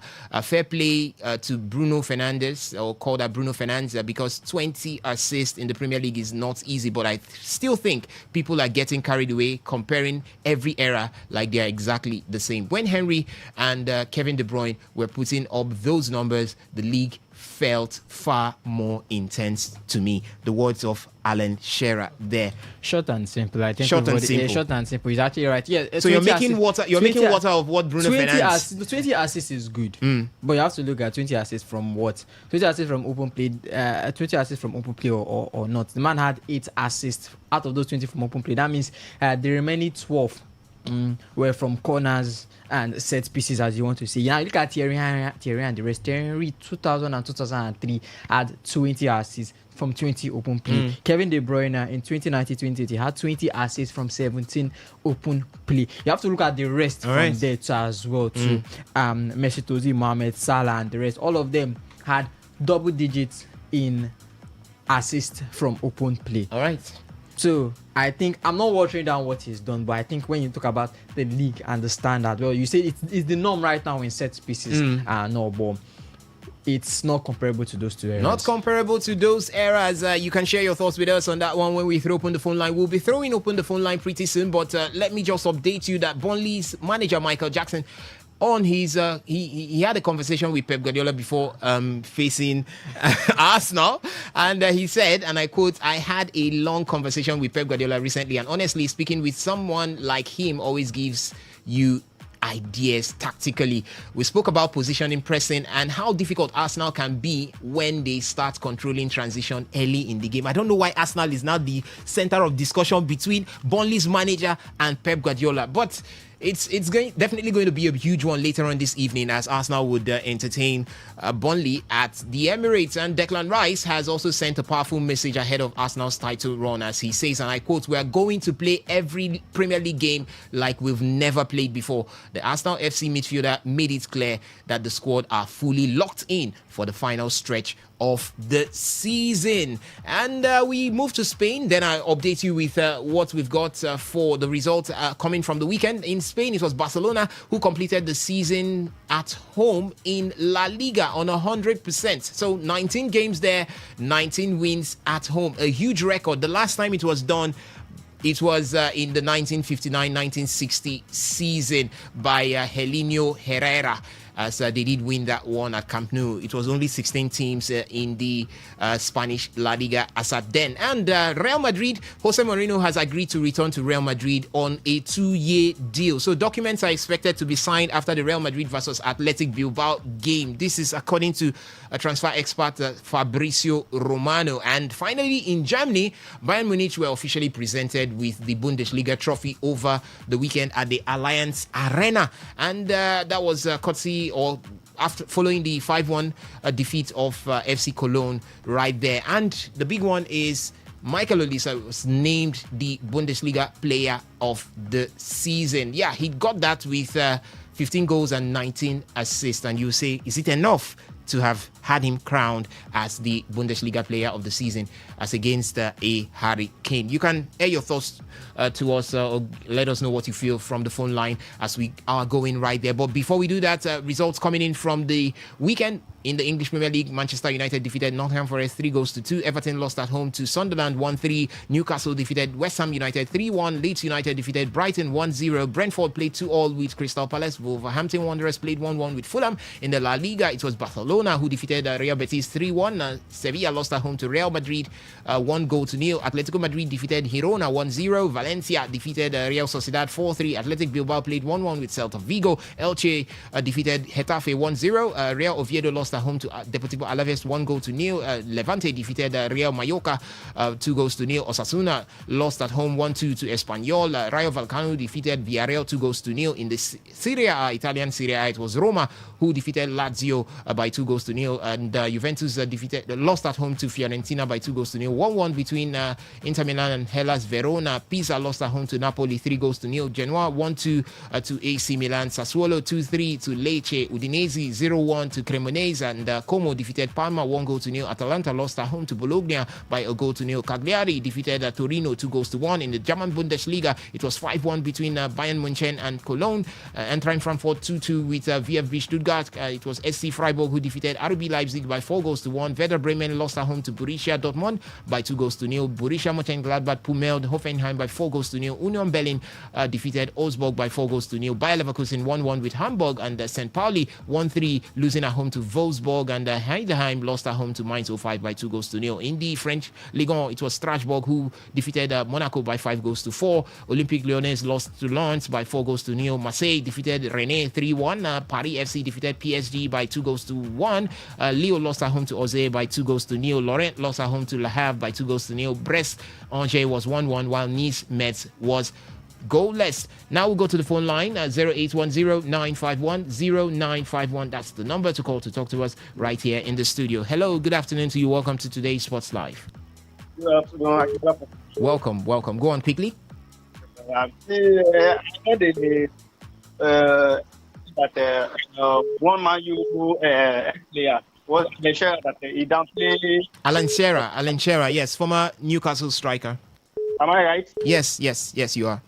Well, I think some of these players sometimes I don't know, maybe out of I don't know.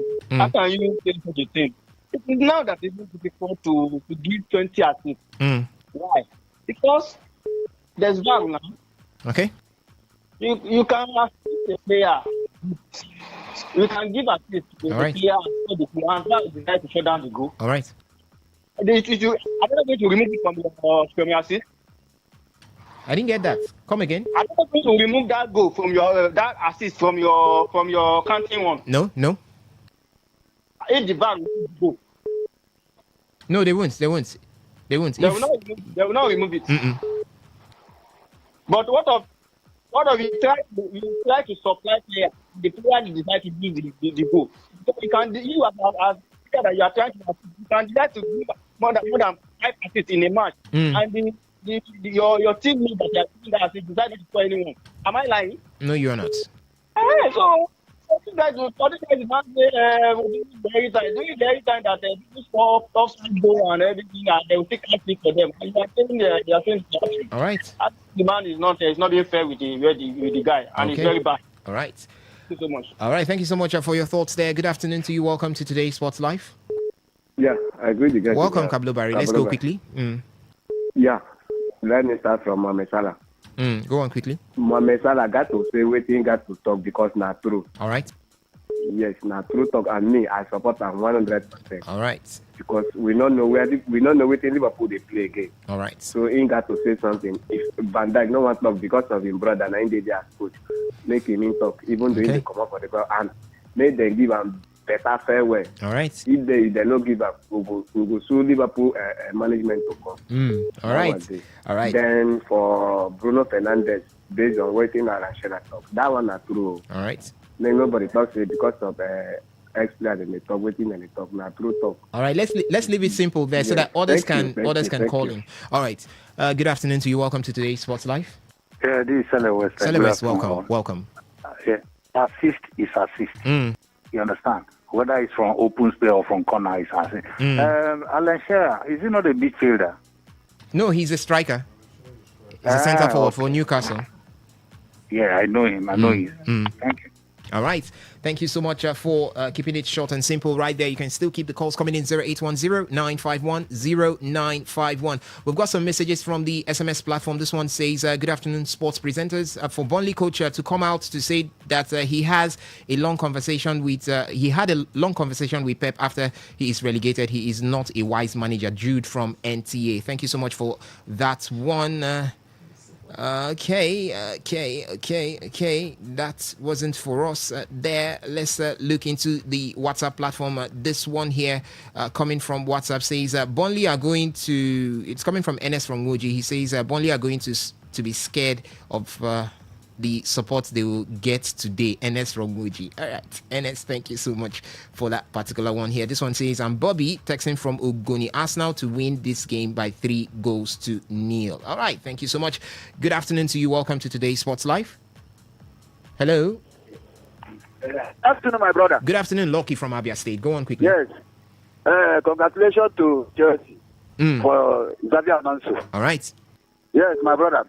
Arsenal cannot win the league. Okay. Even the Champions League. Make I live and there. Thank you, my brother. All right, thank you so much for your thoughts right there. Good afternoon to you. Welcome to the show. Good afternoon, guys. Welcome, Simon. If Guardiola let him call the whole coach in the Premiership. All right. Arsenal winning Premiership today. After today, when they play tomorrow, Arsenal will win Premiership. Sunday match will be just formality. That's what I have to say. All right. Thank you. Thank you so much for keeping it simple there. Good afternoon to you. Welcome to the show. Good afternoon, everyone. Welcome, Daniel from Uniport. Thank you. Congratulations to Olise. All right. Yeah, because he deserves it. All right. And work for it. All right. Then for Arsenal match today, I think that ball 2-2. I thought that ball end.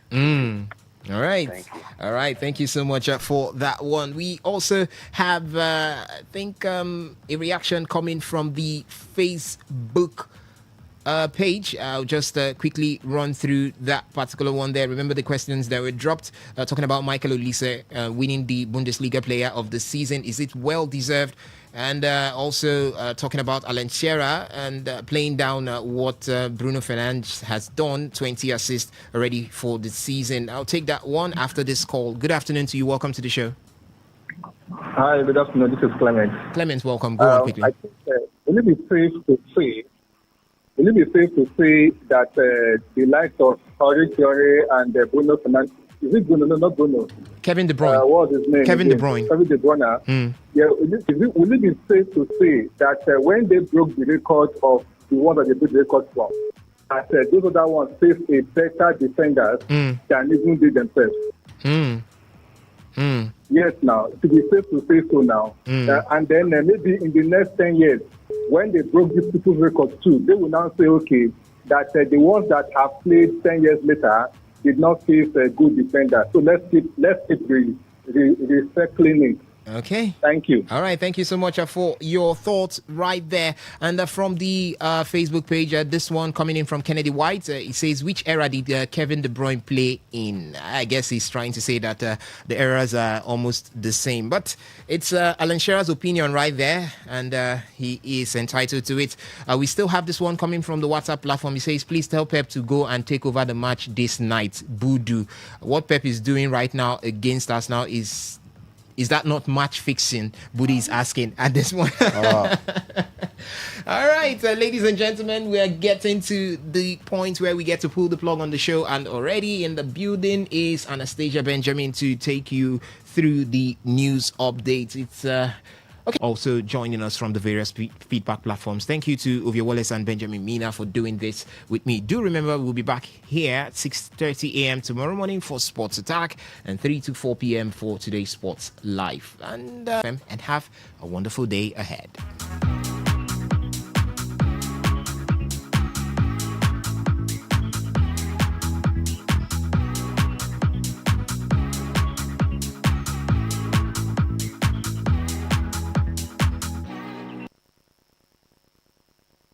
Whether it's happening in Port Harcourt, South, Nigeria, or around the world, we've got you covered. On air, online, delivering balanced news and unbiased analysis. Today, 95.1 FM.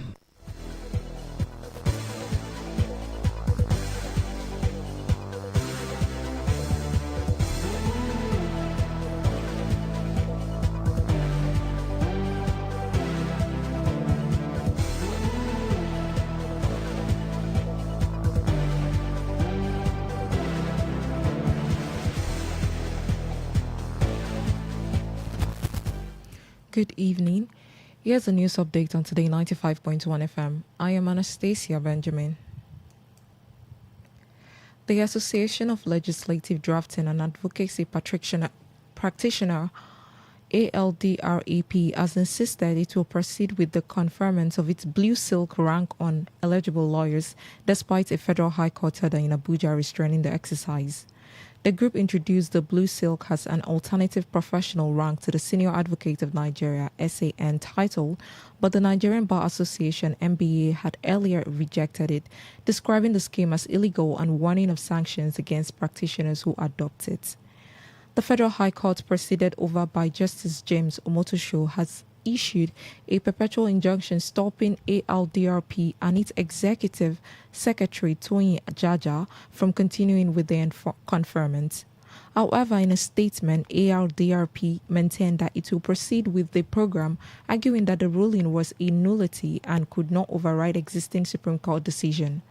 The group also claimed that the court lacked jurisdictions in the matter, insisting it will continue with Blue Seal conferment pending a Supreme Court reversal, while describing its position as consistent with constitutional provision and prior judicial interpretation on jurisdictions. The United States Africa Command, AFRICOM, in coordination with the Nigerian government, has carried out additional kinetic airstrikes against suspected Islamic State position in northeastern Nigeria. In a statement, AFRICOM said no personnel from either the United States or Nigerian forces were armed during the operations, adding that the intelligence confirmed by the target were ISIS militants. The command stated that the post-strike assessments were ongoing, but stressed that the operation had reduced the group's capacity to plan attacks against the United States and its partners. AFRICOM reiterated its commitment to supporting counter-terrorism efforts through specialized capabilities in collaborations with partner forces. The development comes after the U.S. President Donald Trump announced that a separate joint operation led to the killing of a senior ISIS figure identified as Abdul Bilal al-Minuki. The Federal High Court in Abuja has granted bail to former Kaduna State Governor Nasir El-Rufai, stating the sum of 100 million naira with a surety in like amount. Delivering the ruling, Justice Joyce Abdul Malik ordered that the surety must reside in either Maitama or Asokoro, district of Abuja, and provide the original certificate of occupancy, CFO, for a landed property to be deposited at the account registry. The court ordered directive from the surety must be a legal civil servant not below grade level 17 and submit evidence of salary payments for at least 3 months verified by the bank's manager later within the court's jurisdiction. As part of the bail condition, the court directed that El-Rufai deposit all valid international passports with its registry and comply with further documentation requirements, including a verification letter from the surety's immediate department and a tax clearance certificate covering the last 6 months. Justice Joyce Abdul Malik also ordered El Rufai to report monthly to the headquarters of the Department of State Services (DSS) on the last Friday of every month by 10 a.m. to sign an attendance register warning that failure to comply with it would result in automatic revocation of bail. The court further required a letter of attestation from the chairman of Kaduna Traditional Council and directed an accelerated hearing of the charges brought against him by the federal government. On a foreign scene, Pink Dot Hong Kong, one of Hong Kong's largest LGBTQ celebration, has been cancelled for the second consecutive year after organizers said the venue withdrew at the final stage of preparation. The annual event, which began in 2014 and typically features music performance, art installation and workshop promoting diversity and LGBTQ rights, had previously attracted nearly 7,000 participants at its peak.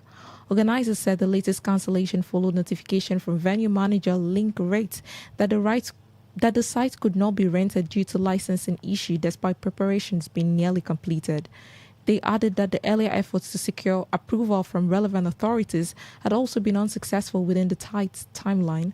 The setback comes amid broader challenges for Hong Kong's LGBTQ community following the legislative rejection of a bill in September that sought to grant limited rights to same-sex couples. Pink Dot organizers said they were forced to cancel the June event due to uncertainty and lack of official approval, marking another disruption after last year's cancellation when the West Nolan Cultural District reportedly cancelled to provide a venue without explanation. And that was the news update on Today 95.1 FM. Good evening. I am Anastasia Benjamin. Today's news, today's entertainment, today's sports, today's issues. Today on Today 95.1 FM. Maybe home is somebody's smile when they look at you for the first time. Maybe home is being a home to something you love and adore with all your heart. And that is what life, friendship, and love are all about. Maybe home is listening to all of your favorite shows on Today 95.1 FM. We create memories. We inspire comfort. We are the voice of the people, and we are home away from home.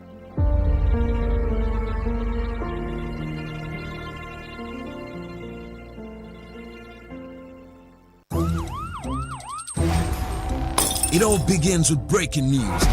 Now make no mistake, this is a difficult mission, and it will remain difficult for some time. Then it keeps trending. Events, issues, personalities, all struggling to gain attention.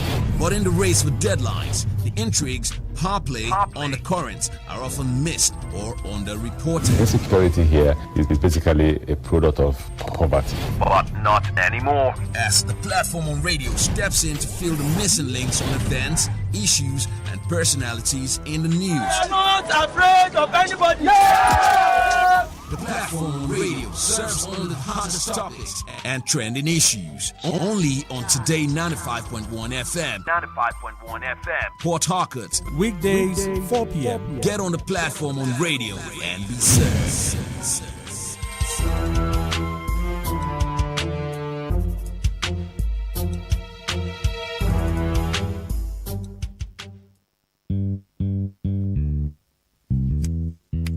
All stands, greet. Good morning, sir. Good morning. You're welcome to Jagbajantis High School. My name is Sound Sultan, your new mathematics teacher. By the way, do you understand Pidgin English? Yes, sir. Okay, now what we go use henceforth? Okay, carry your pen. Carry your paper. Hey, them for my class. People of this world, them plenty. Hey. Sins of this people, many. So many. Many times plenty, multiplier. Many times plenty, multiplier. Multiply. The answer you get now waiting, they make come and they cry. The answer you get now waiting, they make rich man they mess and leaders they lie. The answer you get now waiting, they make young boys and girls join party. As how you get now waiting, they make innocent man rot inside the jail. Get it.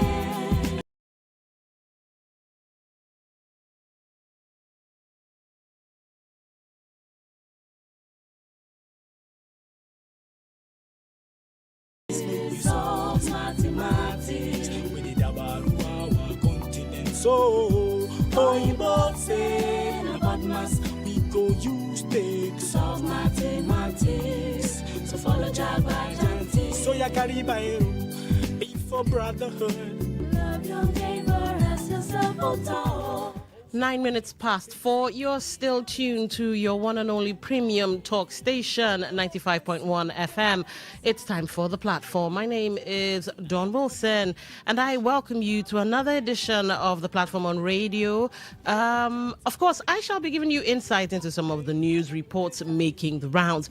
Now, don't forget, The Platform on radio is a program where we come to dissect trending issues with correspondent reports. Our correspondents, all of them, are out there sourcing reports from the field. And on this program, we take all their reports and have them give us more detail. Perhaps you get to hear what's not entirely in the news. Now, what's on the menu today? We have EFCC operatives arrest 2 students in Obiakpo local government area over suspected fraudulent activities. Akpo Youth Assembly seeks peaceful coexistence amid security concerns in communities. And finally, Old Rap defies court order, insists on blue silk's conferment. All right. So a little ground rule before we get into the conversations. You can call on each issue for discourse. Yes, you can call. Then when we get to the third one, after there have been enough reactions and all of that, then it becomes open for all, a free-for-all. You can then react to whichever story that's on your mind. So here are the numbers for your perspectives, thoughts, reactions, and responses. 0810-9510-951. 0810-9510-951. For text messages, WhatsApp messages, and voice notes, 0701-9339-962. 0701-9339-962. All right, thank you. We see your calls, but the show hasn't yet started. It's still building momentum, so give it a minute, okay? All right, so on YouTube, you can join the show visually, auditorily, and of course, fingerly. By writing down the comments.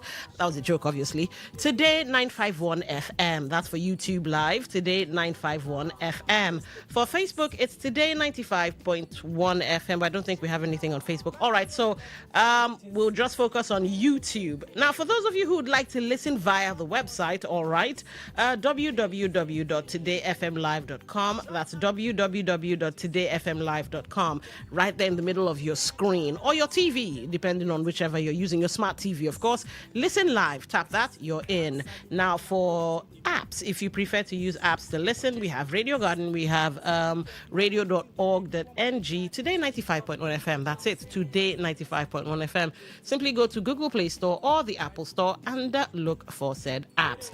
All right, let's get the show started. 2 students of Rumelumeni Community Secondary School in Obiakpo local government area of Rivers State have reportedly been arrested by operatives of the Economic and Financial Crimes Commission, EFCC, over alleged involvement in internet fraud, popularly known as Yahoo Yahoo. Today, FM correspondent reports that operatives of the Anti-Graft Agency in Port Harcourt, acting on a tip-off and intelligence gathering, stormed the residence of the suspects at Mpo village, where they reportedly jumped over the fence to gain access to the compound. An eyewitness disclosed that the EFCC operatives forced their way into the apartment and arrested the suspects alongside several electronic gadgets allegedly linked to fraudulent activities.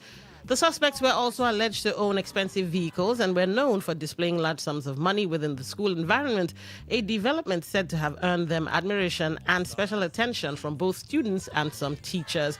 When contacted, the head of media and publicity of the EFCC, Dele Oyewale, said he would verify details surrounding the arrest and provide further information to newsmen. Okay. Talking points. Do you blame the society, parents, or peer pressure for the rise in youth involvement in cybercrime? Are law enforcement agencies doing enough to tackle internet fraud among young people? And finally, do you think social media lives they were flashing cash in school and earned the admiration of students and some teachers?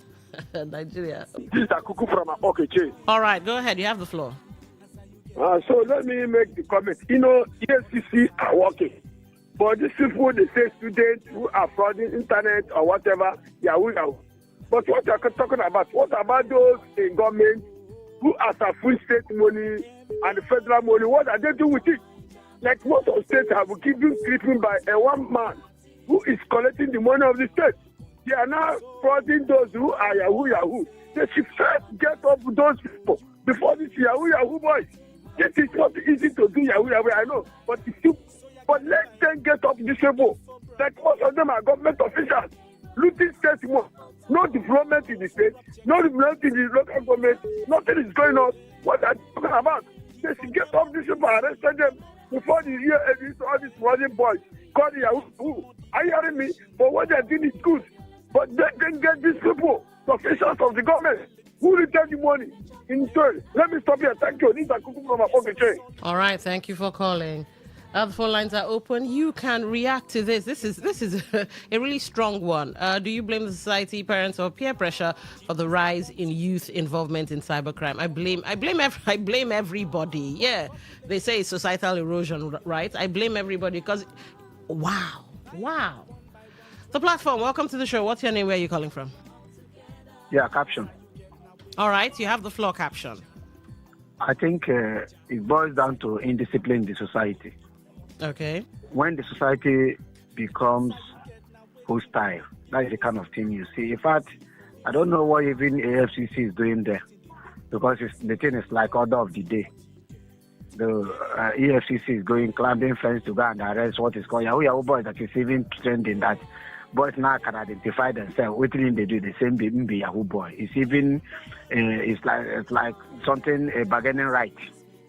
Like you can identify yourself now as a Yahoo boy. In fact, among the youth now, if you are not a Yahoo boy, you never start. So when a IGR of a state is not accountable to anybody, people steal money it's just a free to steal money in government. Everywhere is parastatals, everywhere steal money in Maxwell, build houses anywhere, do anything they like. No question. EFCC even selecting those they want to arrest. And the court is selecting those they want to prosecute. What do you expect in society? All so right. the level of indiscipline in the society is what is causing it. Let them get their case, please. Thank you. All right, thank you for calling. 0810-9510951 and 0701-9339-962. Are law enforcement agencies doing enough to tackle internet fraud among young people? If they were doing enough, I know that some of the criminals might fall through the cracks, but if they were doing enough, there would be this palpable fear in the air. Too many young people would not go into it for fear of getting caught. But what do we see? Is it a once thing? Am I wrong? What do you guys think? The platform, welcome to the show. What's your name? Where are you calling from? Thank you. This is Mr. Zion. Welcome to the show. Are they doing enough? This one, we are doing enough. It's a political statement. They are not doing anything. The people that are going after these boys, they bring your returns. So what's in the world now? And around Colonna, we are our own. That is what you just saw. What happened there? Besides, who told them these boys are doing Yahoo business? Most of these things we accuse these young boys of, these are guys who are mining bots. Day and night, they are mining. All right, you said they are mining bots. Yes. Is that like a cryptocurrency jargon? See, when I say these guys are not doing it, they are not doing anything. I know what I'm saying. They mine cryptos. That is what we call them bots. Day and night. And most of these bots, they pay $5, $10. Before you know, these guys within a week. And when they manage to flash this thing, you go and accuse them. I want to ask all these boys they claim they have arrested.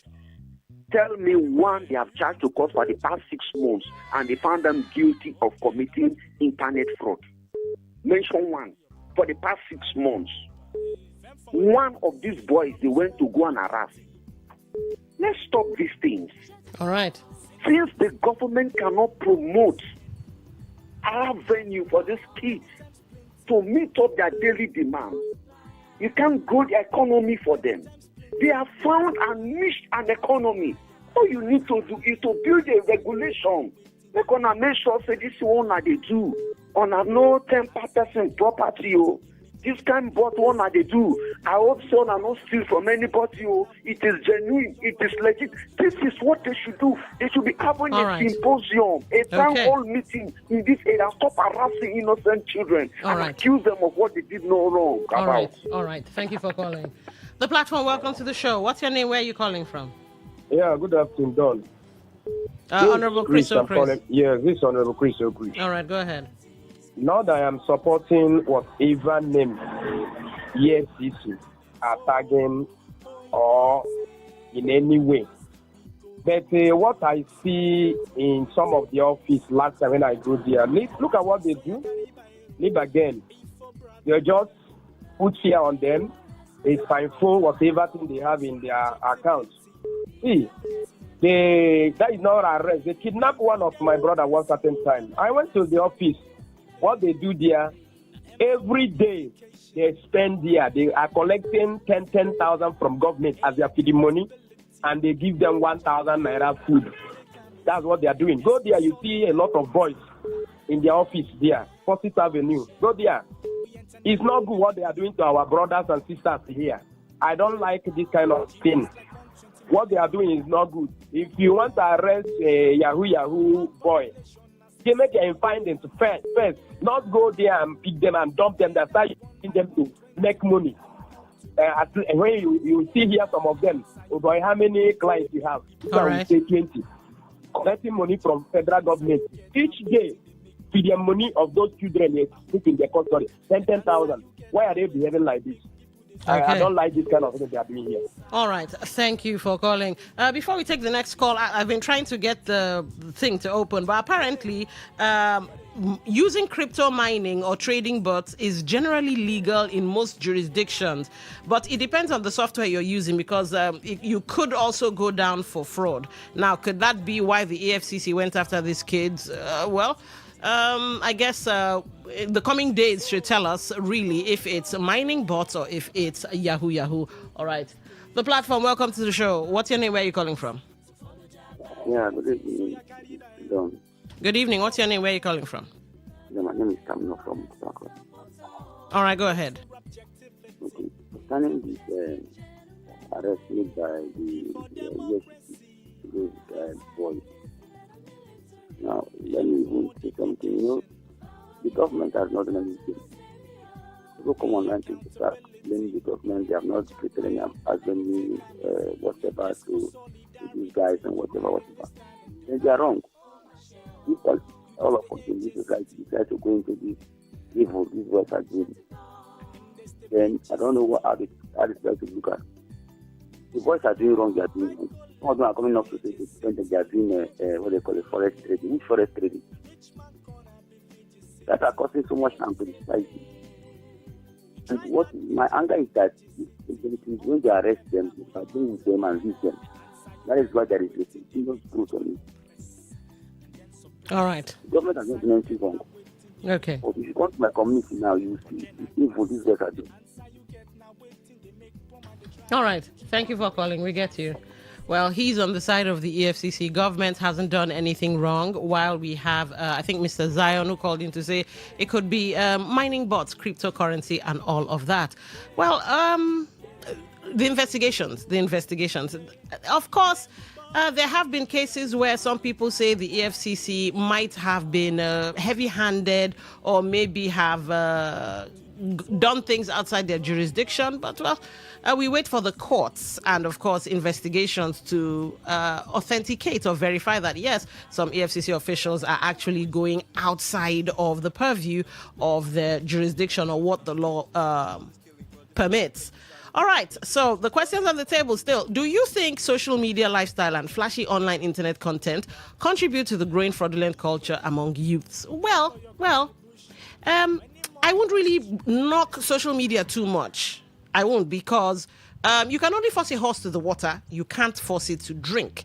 So while we might be bombarded with soft life, baby girl life, and small girl, big God, and all those things that they say, it's down to you, the individual, to decide whether you want to join the bandwagon or, walk the straight and narrow. But I could be wrong.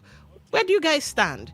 Do you think social media lifestyles and flashy online internet content contribute to the growing fraudulent culture among youths? Or could it just be poverty? Could it be poverty, hunger, causing them to, go into such practices? Do you blame the society, parents, or peer pressure for the rise in youth involvement in cybercrime? Well, I blame society for allowing one or two things. Parents maybe for not training their kids. Peer pressure, I don't know about peer pressure. Like I said, horse to water, force it to drink, another story. The platform, welcome to the show. What's your name? Where are you calling from? Hello, good evening to the FM. Good evening.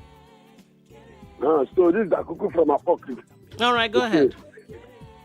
So my brother, the internet, this social media and whatever, now open eyes of some certain things in Nigeria.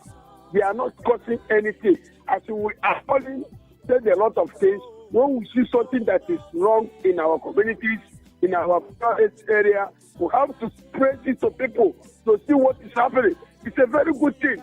They should not be tackling all those social media and all the rest of it, because everywhere have been.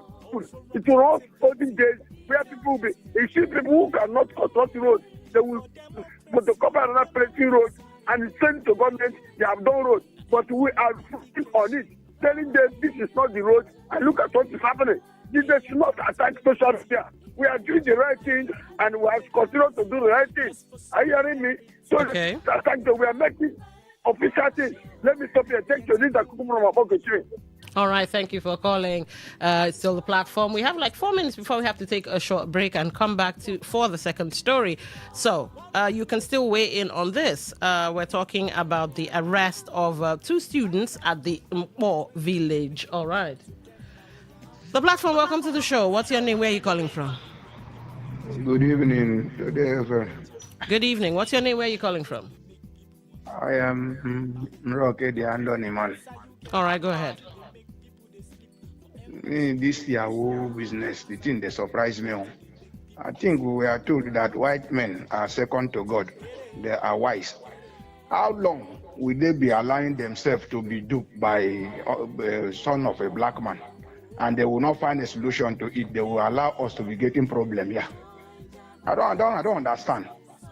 So if they think they are wise, they bring internet, they bring everything. Let them bring the one that will stop these boys not to go into their account and to do anything now.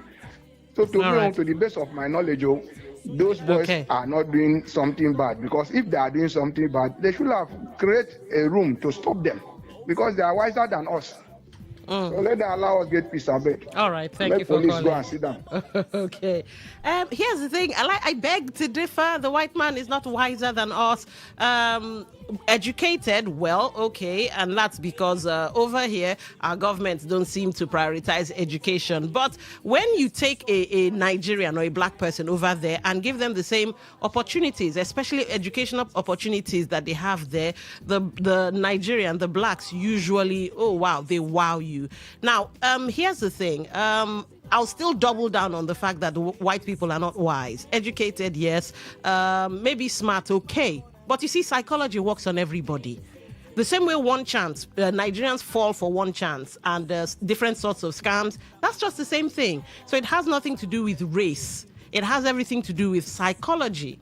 Now, for those of you who might have listened to, I think the platform or some other show, maybe Talk That Talk, I did tell you about a show called Hustle, and they had several rules. Now, one of the rules was you can't cheat an honest man, or you can't con an honest man. It can't happen, because the honest man is content. And there were several other rules. like giving you something for nothing. They feed into your greed. Whatever emotion is pushing you, greed, loneliness, fear, embarrassment, whatever, they use that, they key into that, and then they get you. But saying that the white man is wiser, no. All right. The platform, welcome to the show. What's your name? Where are you calling from? Good evening. Good evening. What's your name? Where are you calling from? Yadi Adil calling from Aba in Aba. All right, go ahead. I know somebody that was in Cote d'Ivoire. Where he was, near that place, there were Nigerian boys that were doing Yahoo. Now, what do? When the business person, as per se, refuses to pay money, they will use one of their own people in that business, one of the boys there, they will use that person to do sacrifice. Some call it ritual. They will kill the person and use the person's blood for sacrifice. And immediately they will pay millions of dollars. So, you can't be a successful Yahoo person or a dubious person without being diabolic.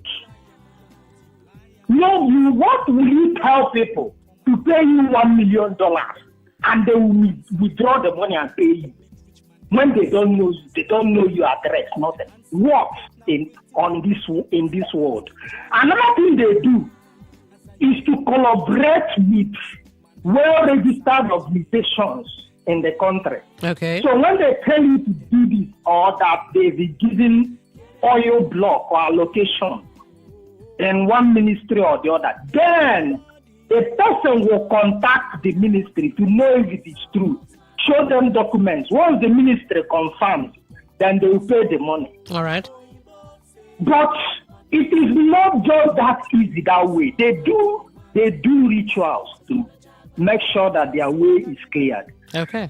And another thing is this. If the government was fighting corruption very well, and there are jobs, let me tell you, it will be easy to be doing those things. Even the people they recruit will be revealing their actions. Okay. And they will not be lasting long and making so much money they are making. Mm-hmm.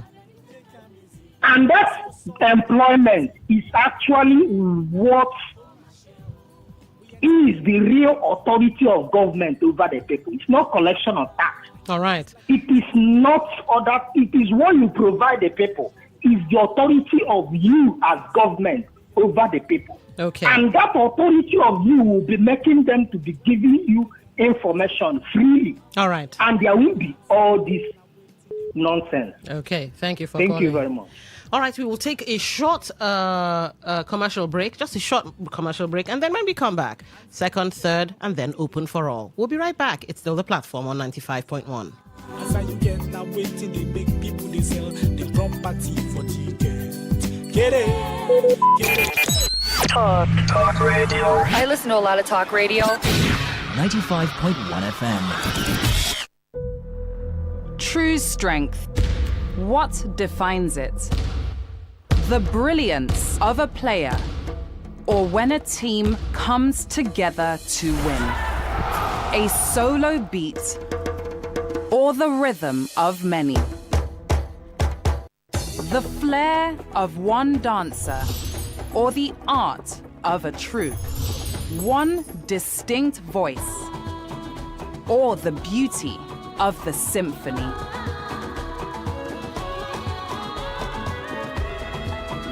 At FCMB Group, we build ecosystems, empower communities, and create the future. Because we believe it's not just one, but the power of the group that delivers the future we all desire. FCMB, the power of the group. All stands, greet. Good morning, sir. Good morning. You're welcome to Jagbajantis High School. My name is Sound Sultan, your new mathematics teacher. By the way, do you understand Pidgin English? Yes, sir. Okay, now what we go use henceforth? Okay, carry your pen. Carry your paper. Hey, them for my class. People of this world, them plenty. Sins of this people, many. So many. Many times plenty, multiplier. Many times plenty, multiplier. Multiplier. The answer you get now waiting, they make come and they cry. The answer you get now waiting, they make rich man, they mess and leaders, they lie. The answer you get now waiting, they make young boys and girls join party. All right, welcome back. Let's hit the second story and see what we see. A high-level security meeting involving the Akpo Youth Assembly, leaders of the Hausa and Fulani communities, and the Niger Police has been held in Akpo Kingdom, Obi-Akpo local government area of Rivers State, following concerns over alleged disobedience to constituted authorities, as well as recurring clashes between some residents and indigents of the kingdom. Community leaders said the meeting was convened to strengthen peace and improve cooperation among all groups living in the area. Speaking to Today FM, President General of the Akpo Youth Assembly, Wali Azubike, said the gathering was aimed at addressing rising violence and criminal activities while also promoting understanding between residents and members of the Hausa Fulani community. Let's listen in to that piece. We're here to see how we can tie the knot so that those activities that has to do with killing, stealing, maiming will be stopped. So we are so happy and super elated that the persons involved lend their voice on how to mitigate and cushion this effect. It is what doing, they say security is every person's business. But for we at all levels, and we'll do everything humanly possible and ensuring that there's a lasting peace in our domain.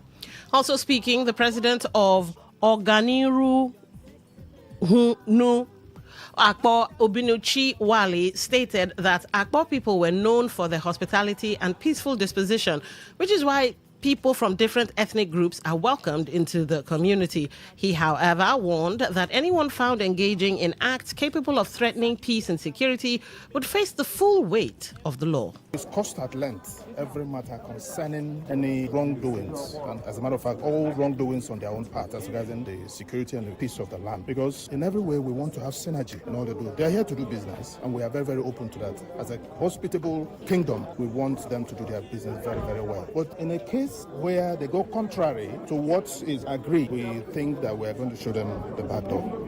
So, but from all that we have done here, there's a serious and a good agreement, and we have resolved to work together and to continue with this spirit.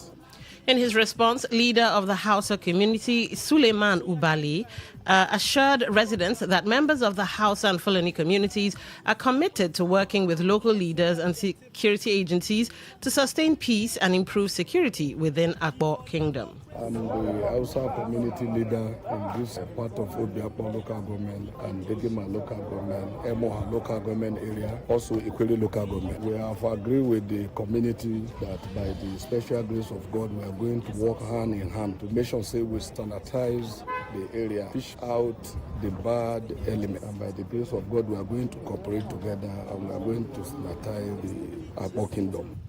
So, what do you think is the provocation for such clashes?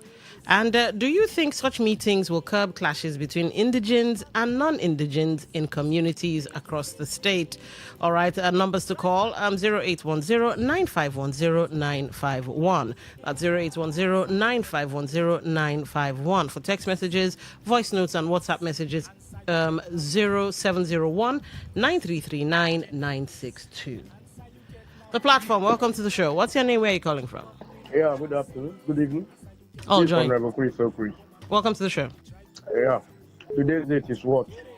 Either 18th or? Yes, 18th. And you just like deaf dog. You don't talk to deaf dog before. You don't have fixed meeting with the people that don't understand come or go. How? But with Honorable Chris, it's very possible. It's very possible in the meeting they had translators, so they probably had people speaking the local languages. I have stayed with these people before. I have done business with them before. Ordinary come, it's a threat. It's ordinary go, they cost me. What are you doing there? He declares. And what you they find from my backyard? I go dagger you. Is it the kind of people you want to have meeting with? Meeting to do what tonight? How now? Tell me how you want to have the meeting with them. Tell them not to do what?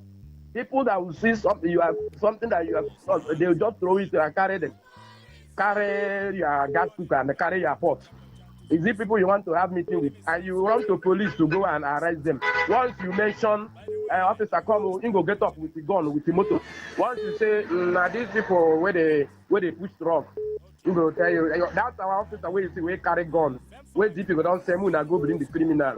We na go see say okay. We no get fuel again. All right. Now the people where you want make meeting with, you want come with. All right. All right. Thank you for calling. All right, the platform. Welcome to the show. What's your name? Where are you calling from? Yeah, this is Mr. Zion. Welcome back. The meeting that was held, who are the parties in this meeting, if I may ask? Well, I did say the police on one hand, also the Akbar Youth Assembly, and then leaders of the Hausa Fulani communities. So it was a tripartite, I think that's what they call it, meeting. You see this meeting, forget it. Forget it. The police cannot do their job. The community is afraid. That is why they went to plead with these people. To also collect money from their hands so that they can continue with their business. They went to settle money. Give us our own share, take your own share, and continue your business. You are only meeting with who for what and what cause? The people you went to held meeting with, are they the one causing the insecurity and the problem in the environment? Are they the people? All right. See, you see these our people from this part. You see this we from South. Fear also. We can easily betray even our wives. Okay. Betray our uncle for peanuts. Whenever this money is coming from the other side, they see that money to be very sweet. And they love it more than their own brothers and sisters. Okay. That meeting the West holder is dead on arrival. It has no implication, no security implication, no economical implication. They just there give us the money. Police are just doing their go and check there and go and ask from the people, the common people, the rate of atrocity being committed who have been arrested there. Okay, we get you. Thank you for calling. In this region. The platform. Welcome to the show. What's your name? Where are you calling from? Good evening. Good evening. What's your name? Where are you calling from? I'm calling you from Abuja to Ibuweleme. All right, go ahead. This Hausa Fulani guy is having meeting with those people there. It's just for formality. Because the Hausa Fulani came to Abuja too last 2 weeks, even a pastor. It trends on social media everywhere. Shot 5 persons dead. But these people who had meeting with these people today come on air and deny that there was nothing like that. That element people with them are in harmony, that there is no problem. They continue to deny whatever thing the Fulani herdsmen has been doing. All right. The Fulani herdsmen has been elemental to rising some community within that Oyibo boundary. Those people in that community now has run scatter from that community. Okay. The Fulani herdsmen are there with their gun, with their nama every day, but their organ is denied. So they don't always cover them. They don't always allow them to say, na them do this. So that meeting they were having is just for formality. Okay. They will not here because those people in the farm. All right. We get you. The platform. Welcome to the show. What's your name? Where are you calling from? Hello? The platform, welcome to the show. What's your name? Where are you calling from? Hello? All right. What's your name? Where are you calling from? Comrade Kabari. I'm calling from the local Ghana. All right, go ahead. Don't wish it. Let me start from where Bro Zion stopped. I am one man that has always advocated that Niger Delta is a problem. Even Nigeria. If you need people that are double standard people that can trace their wife for forage, come down to Niger Delta. And that is why we are unable to, decipher between, I've always said it, politics and leadership. Are you with me? Sure. If we can tell we were to be alive today and at Dakatoro, these people here have killed them easily. You can see that what is coming, what is already here, is what the Igbos, the people will say that these people here do not know what they are pursuing, that these people here are people that are causing problems. What the Igbos have always sounded, of which me too, see, all right, is what has been finally instituted. Okay. Are you with me? So what has been instituted? We are using them here. They are attacking in Namdekanu. All right. They have a problem here. They Okay. have a problem. Okay. Their problem is similar with that. All right, I had to let you go because 1 minute 30, and I kept saying, all right. Now, it must be said, especially with such a touchy subject as this, that the opinions and the responses of the callers remain the opinions and responses of the callers.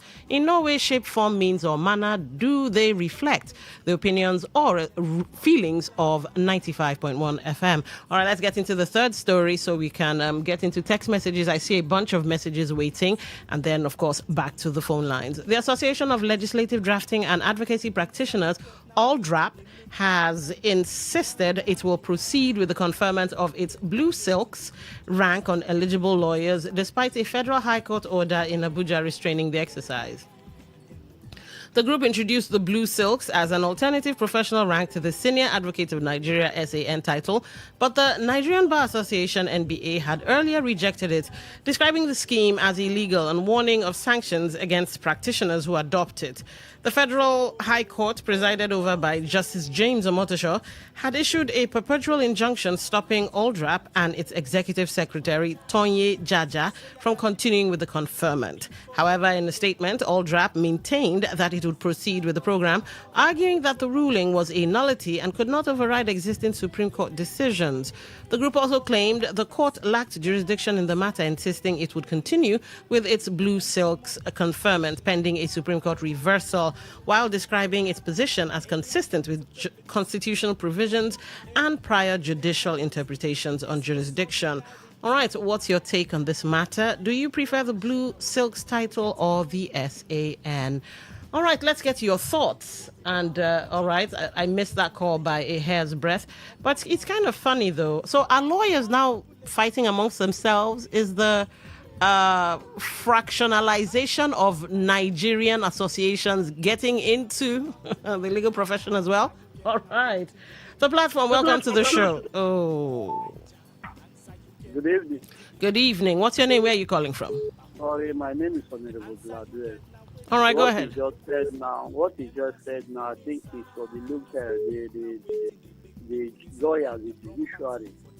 That is great. I'm not one of them. Should I concentrate on the first one you just said about the Fulani essence and the community?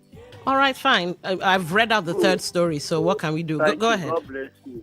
I'm surprised that some persons are accusing the Niger Delta. In my community, Calabari, where I is, the three Calabari local government, the Fulani, the ethnic, they don't have any right. We control them till today.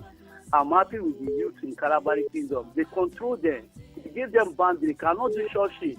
But I'm surprised that other river states people are giving them advantage. They are doing all sorts of things. It can't happen in any of the Calabari area. They don't do anything there. We control them. In fact, they don't even discount. They just control them. They cannot. So let every youth take it. They let them in charge. You know, still we are everything on radio security. We are security on ourselves, so they cannot do short shit.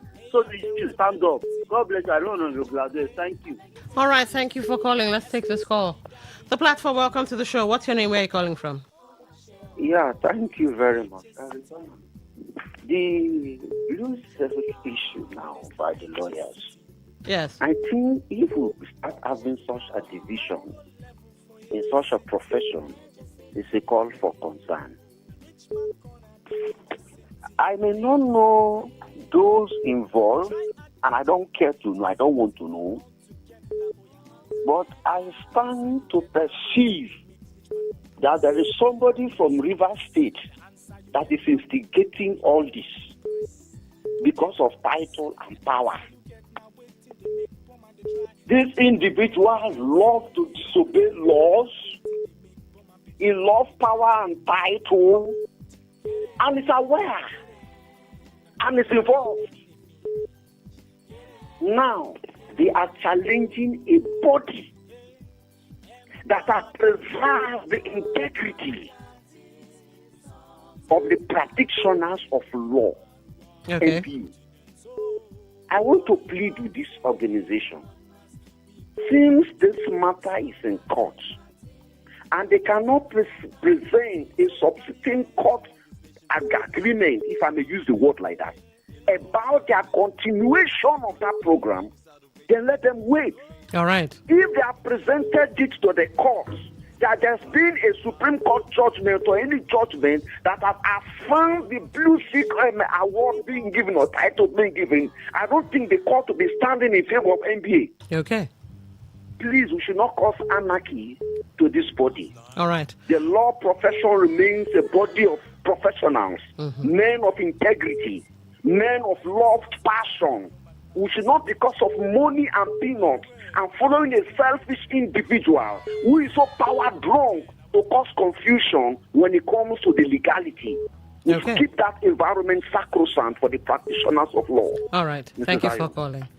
All right, so a quick research, because all I know are the silks. I have never heard of blue silks, but here we go. The blue silks rank is an unrecognized title introduced by the Association of Legislative Drafting and Advocacy Practitioners, ALDRAP, for non-litigation lawyers. Both the Nigerian Bar Association and Legal Practitioners Privileges Committee, LPPC, whose sole authority to confer the SAN rank was recently affirmed by an Abuja Federal High Court, have explicitly rejected it. So I don't know what's going on, but well, all right, let's get to the text message.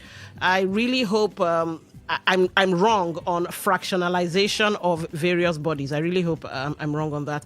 Lady Wilson, did I hear you read that the boys are of secondary school level? Yes. At that low level of education, they should have parents or guardians or elderly persons responsible for their education. For them to perform such feats, they must be super breadwinners of their respective homes. The development of society began from the nuclear family, according to the Greek philosopher Aristotle. In other words, whatever the larger society turns to be begins with the family, the man, the wife, and their offsprings. If parenting fails at this nuclear stage, the product is what you just read. Friday Olu Uniport. Well, yeah. It looks like societal values, as they say, have been eroded. All right, let's take this one.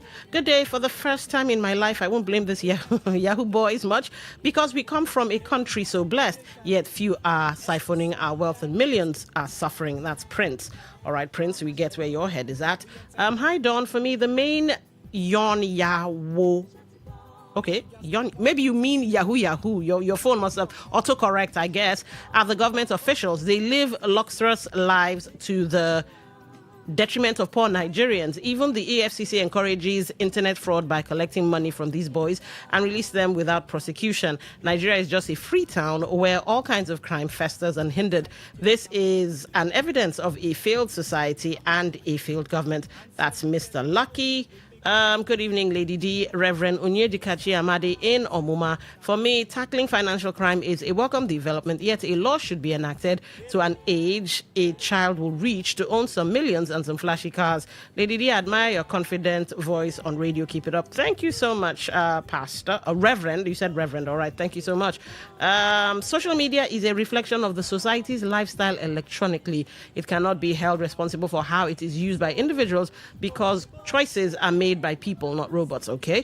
The government should take a deliberate step to set age limits as other countries do to its use. Chimene or Haka.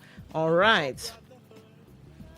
I'm Harold from Port Harcourt. That meeting with the Fulani headsmen is dead on arrival. They will get no positive results. Okay. And the last text message before we check what's on WhatsApp. The issue of insecurity in our dear country should be at front burner on every serious government. The Akbar incident should be taken seriously so that what is happening in the northern region of the country should be seen in the south. State police should be the ultimate solution. All right, that's from Chijoke. Let's get into WhatsApp, where we have no takers there. Then we go back to the phone lines. I think we have 2 here. All right. Good afternoon, beautiful presenter. I sincerely commend EFCC River State Command for arresting some criminals called Yahoo Boys. I advise them to do more in getting those criminals because internet fraudsters are increasing across River State. They are a big threat to our society, and that's from Dr. Prince Nelson. All right, let us see. Okay, this is not for this show. All right, let's go back to the phone lines. The platform, welcome to the show. What's your name? Where are you calling from? Yeah, Don, good afternoon. Good evening. All join. Welcome to the show. Yeah. Let me say this. And the people in River State should borrow a leaf. In my own community, they tried did such. My village is just a landlock. If you enter there, you may not see road to come back. Ngwa, you see Alangwa. All right. So, if you are going there to do business, go and do business. If you are going there to cause trouble or to flog or to rape our mothers, you and your cow and this thing, I don't think that government will not even have police station. Talk less of to hand you over to police station. We not get government there. So the community in River State should stand up. If not, they will be negotiating bride price of their children. You never know you not there. They allow Fulani herdsmen. They do meeting with them.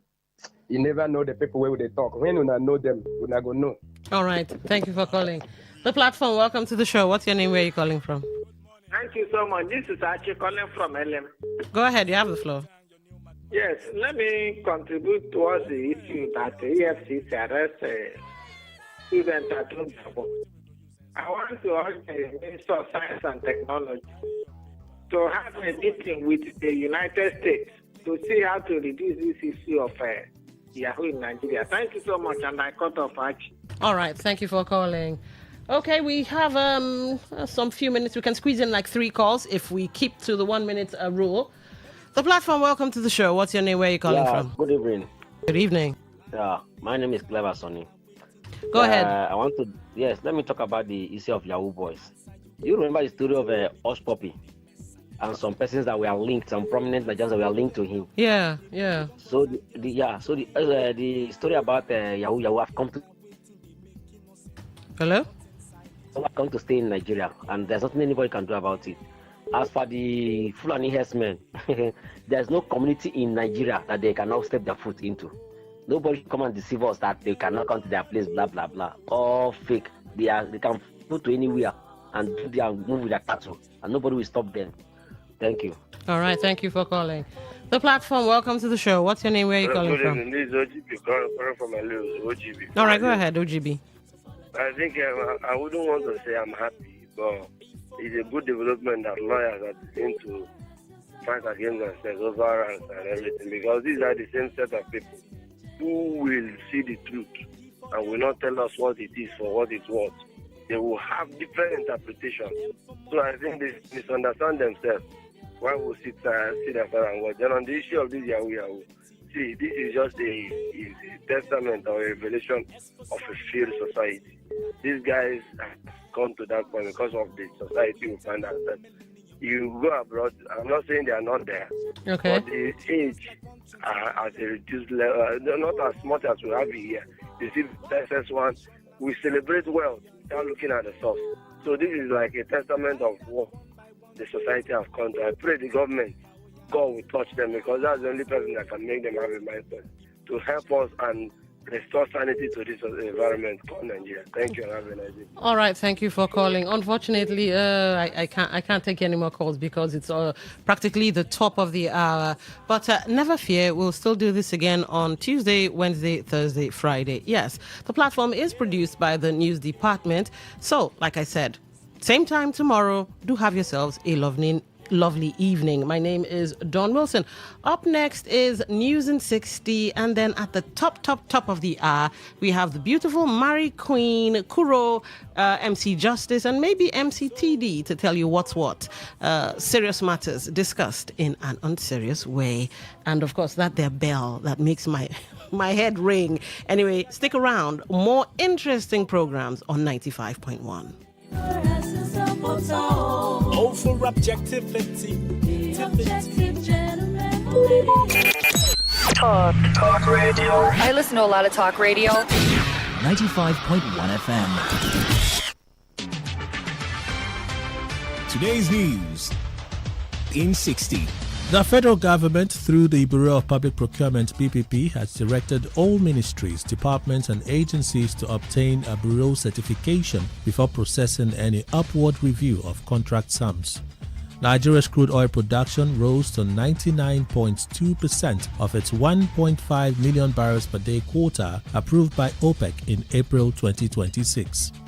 The National Pension Commission (PENCOM) has unveiled plans to introduce proposals aimed at improving retirement benefits for Nigerian police officers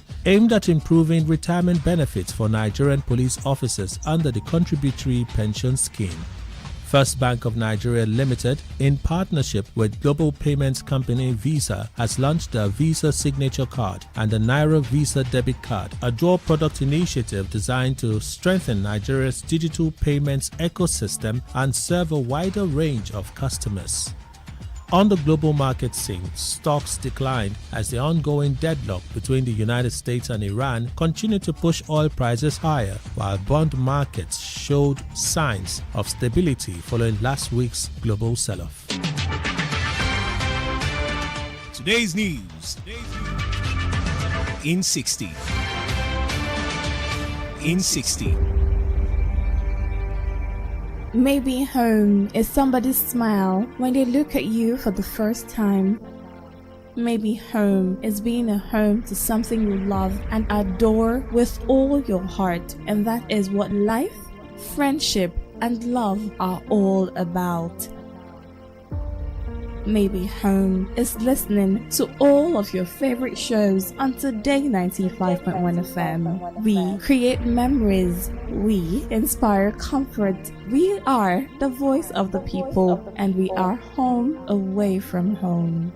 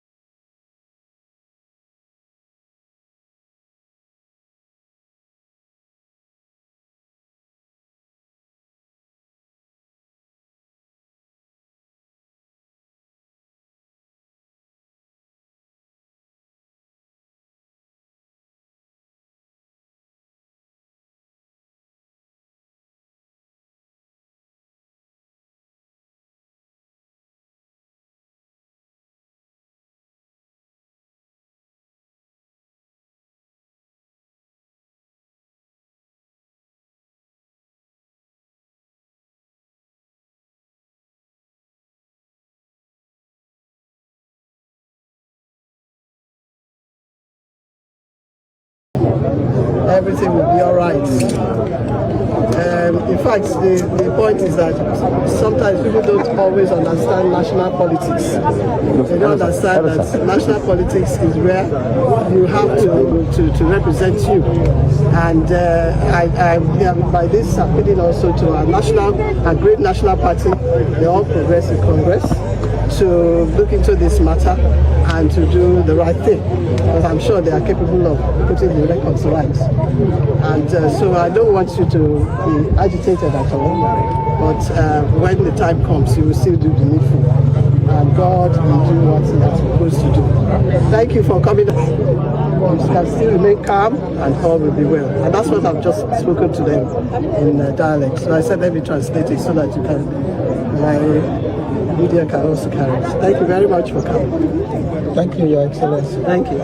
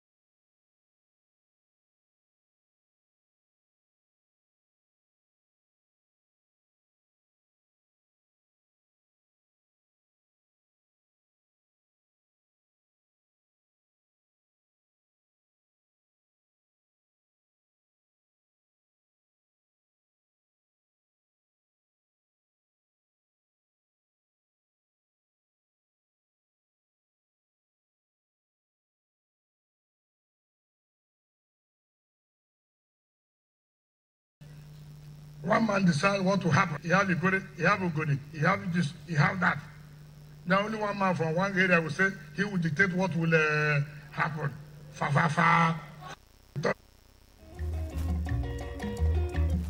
Turn here to be like Lagos. One man decides what will happen. So that's the same thing that will happen here. Rivers and Lagos, are they the same? No. Are they the same? No.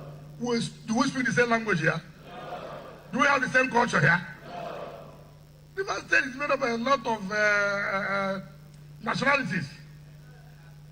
Unlike Lagos, unlike other states, where one man. But here, you have a Che, you have a Gode, you have a Godi, you have this, you have that. Now only one man from one area will say he will dictate what will happen.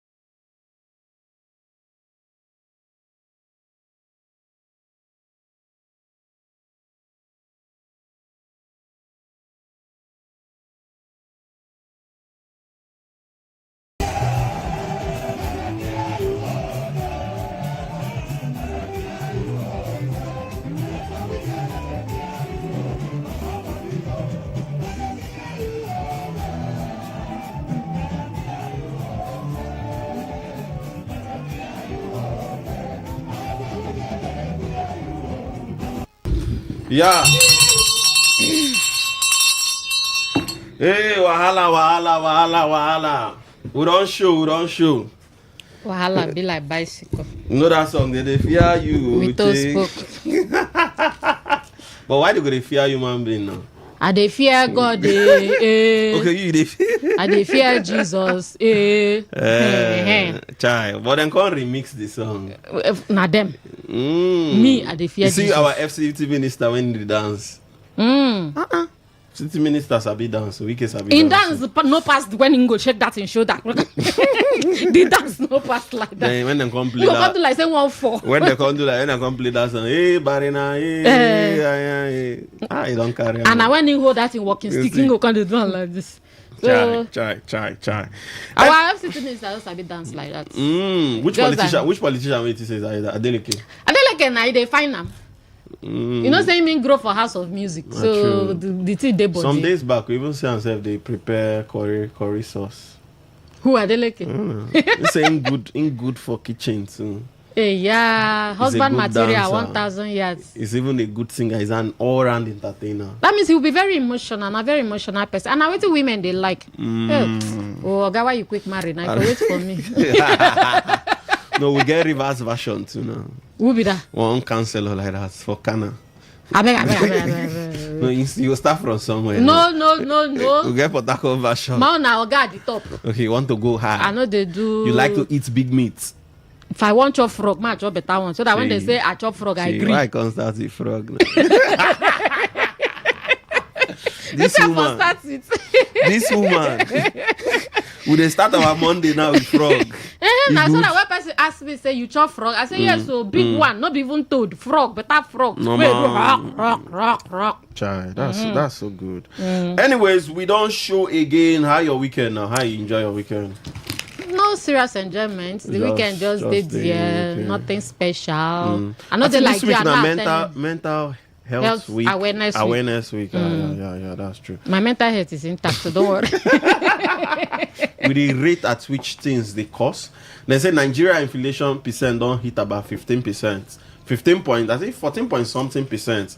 So it means say things now they cost for market. You notice that alone. You notice that alone will affect your mental health. If not that one, it they affect them. If that you get thick skin. If not say things they cost, that one they affect them because sometimes they reason. I carry like 5 naira go market. When I go reach there, you can't tell me say that 5 naira no do. You can't begin they find or you can't cut what you want buy or so that one they affect them. But apart from that, I'm but cool. You're stable. I'm so good. What you need to tell people now where they listen to us, so be say there is struggle with their mental health now. I no struggle, calm down. No, maybe the person get like 7 children. And he never fee pay school fees. Make them drop out for now. Okay, make them drop out. Because even if you go borrow money, go pay. To pay the person who borrow the money. And borrowing is not a bad idea, Sha. It's not leprosy. No. Not leprosy. But it's a bit to borrow money, pay 7 children school fees. You can't borrow money, go and go chop food. You borrow money, pay house rent. Make them just drop out. I just cook my see. Education handwork now. Education not be until you go school. If you go informal education, okay. No go learn handwork. Can't use them when you don't get the skill. You begin help your parents once more. You save. You go back to school. It's never too late. Okay. Anyways, if you struggle with your mental health, I better no go say one go smoke something. No. I don't talk to mental health. Your village people some they call you. They go one go smoke something so that their head feel clear. They won't go drink something. Now that time the head go call even worse. So I better can guide because your you go see yourself health. Inside gutter. You see all those people where they take mirror. How did they end? So no even think. Anyways, we don't show again. We don't show again. 95.1 waiting they happen at the show, and this now a brand new week. Yes. What would they for Today FM? Because this now the station will be say as it they happen, who they give honor. You understand? As if news they drop fresh, would they give on to honor fresh. I get break. You know this matter. No, you get the point. So if you want to see us, just go for YouTube at Today951.fm. You go see us with a shine today. We could just do on white and black level today for the studio. Then for Facebook at Today95.1fm for Facebook. All the Tory them day for there. And if you want to listen to us, if you know where anywhere you did for the world, if you listen to us, just go on www.todayfmlive.com. If you go there, if you click the listen button, and if you still go for Radio Garden app, search Today 95.1 FM, you go see us and you go listen to us. We don't get time. We always tell on us say this now the show we be say any obonge news they happen for inside Nigeria, outside Nigeria, West Africa, East Africa, all the Africa in the world. Even inside water where they happen, we will carry and come drop for here. You know the matter now. The matter. So you now waiting to the FM they all about and they talk serious matter on seriously because it gets some kind of story where I don't see. Some of them feel use verse call. More than no verse, more than melembe, Melembe. My name is Sikuro. They call me the king of weddings. Anywhere we wedding that happen for the city, outside the city, if you look very well, you go see say I'm Sikuro. We did there at the way stock this thing. Say Pikin we then carry for back. In it they know say the journey far. We don't show. All right, my better country people. Happy New Week to all of una. My own name is Mary Queen. Una do. Let's hit the ground running. Yeah. Okay. In Mary Queen's voice in collaboration. You know what to make her like Mr. Presido? In Sabi drop punchline. Yes. In they drop very, very intellectual word. And we they work with them. Normally. Okay, so no time. We'll enter the first story. I know say you don't see this particular one. It don't the trend for the whole social media. Which one? Where we say APC primaries, no be small. People don't they happy, people they cry. I even they talk with Dawn. Yeah, she talk about a particular Okada rider. We win for Labour Party. For 2023. In win for Labour Party. In con defects come APC. Now APC no give them tickets. They can't do, and the more you look, the less you see. We don't even see, even for Bayelsa self, they just say Ben Mori Bruce. Go for it. Try again. Try, but you know, they like say they don't give. Wait make I not try before. They don't give them tickets. We get names what I don't see. Even Mr. I don't tie. You get some people this period now. No just call APC members. So no just call anything APC because they don't want to hear they get pepper body waiting no good now. You understand? So now no, but Kuro, apart from anything, they're supposed to know say somebody must win and somebody must lose. If you carry that spirit to go any competition, when you lose out, you not go to pain you. It just did like the one where they happen for Lagos State House of Assembly. I think the primaries now on Wednesday with Desmond Elliott Surulere.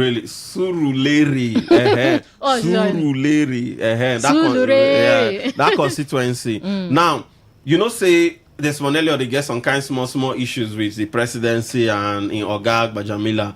Now, the woman where they project come to say all other people where they contest with her don't already step down for say her. only Desmond Elliott now no agree step down.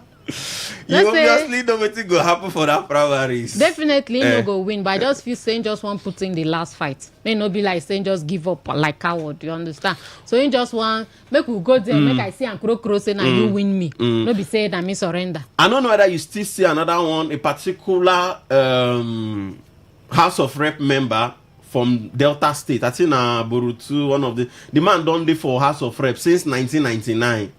Where that woman be the woman, you know, say in losing own.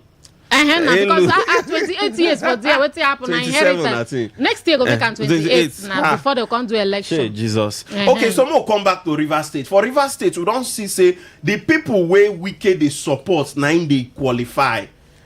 The people where wicked they support now see say they get this ticket. The people where wicked they support, all of them they disqualify them. That is same people they disqualify them. Imagine even the current senator Ipalibo Bani Gohari, will be former deputy governor, they also disqualify her for primaries. You notice say this one don't show say now wicked they in charge of the state. In fact, you notice say make Govo Kukuma just leave him, making just because no need. You notice say is there any need for him to still go contest for these primaries? Because the way it be like this now, it look like say wicked people and we can know the APC, but in structure don't take over the party, which is called the Rainbow Coalition. Any hope for the Govo? Or may just go leave and may just go think of other business? If for me, I dey feel say we dey carry the hype one particular person too much. Even though yes, this but the person don't show capacity now. Well, this one now at least don't show us the visit when go visit to the national chairman. You know when now he still come and come tell us say what I know if you visit person again. Say no they play politics of enmity and all that. But after that visit, how far? How market will they see how the elections they go? Because if you want to talk say now based on qualification, one time me say sitting senator, all of a sudden the WAEC no complete again. I been at the university degree they lost. I be waiting. She joined the party lately. But if she joined, if she joined the party, what about some other? Okay, that way we never even hear it today saying defects. But we don't hear saying they don't hold the ticket. So not be that one be the code. God I beg. We just feel say for River State, our own kind of politics, they different. They very different. From a town hall. It's different. But different. some like the government give up, no. Make him still push. But what about if Govo can still push, can win as the governor of the state? He can win the next election. And the House of Assembly members not being people. You notice say we go still come back to square one. Now there now where him now get to play politics. Governors don't need see this second time I seen they come now. Fine and good if not being people there no problem. Change envelope as the others they change yourself do am. Now you sit down on top the money. Call these people come so okay I not say now our papa because himself they thought say now my father my this my that. Okay now my papa put all of us here. Oh yeah, let's work. You see this second time we will come. No leave all this impeachment, all this distraction. Make we work. What do now want? Okay. They go state out because all these I grievances whether they vex. Now why ego money. Okay. Now they cause all this. So this time around, if he gets her, make him call them because so many before now people they even ask say how come for 27 people you never feel Kolobi one person on your side. No Kolobi 3 now. Okay. 27. Out of 30 something Kolobi 3 now before the whole thing. And the 3 they like say APC no give them. You don't see them now. Then the other 27 you never feel Kolobi even one. You understand? Okay. So with this time around, fine. You don't play the game. Who pass you. You know what? The even reason. Okay, so call them together. Moko even think deeper. All these things we just think. We just did this. Imagination. We just imagine. Imagine say Govo can say okay, no wahala, making people them because some people like Oko Jumbo, some other big names they supposed go. If they say them in there with Wicked, normally they for re-elect, then they for come back. But now then decide to play loyal to the governor. Now it look like they don't lose out like this. That's based on they don't disqualify them. Maybe they go for their appeal. And even if let's imagine say the appeal no really work. Now Govo can't come back as governor. He can't win as governor. Maybe he can't give those ones commissioner. Now those ones can't go stand in front of the House of Assembly member with the loyal to Wiki. You notice they go tell them to sing the national anthem second stanza. No, sing from the back. Sing it from the back. So you notice a more problem different. That is why I say the once everybody don't win, we don't do politics, we don't do election. Once we don't enter governance. Now stakeholders meeting. Okay. Everybody on a round table. Okay.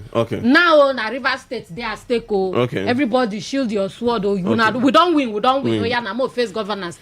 Okay. And even these people, there are other ways to compensate them. Okay. So on our no feel say Wiki don't come out everything for Govo hand. Well, open the phone line and I go tell us which and I think about that one. We enter the second story. This particular story, I don't know whether I go ring bell or I don't go ring bell. But this particular story now PDP. Don't so whether I say PDP, somebody say make sure say you call which the faction.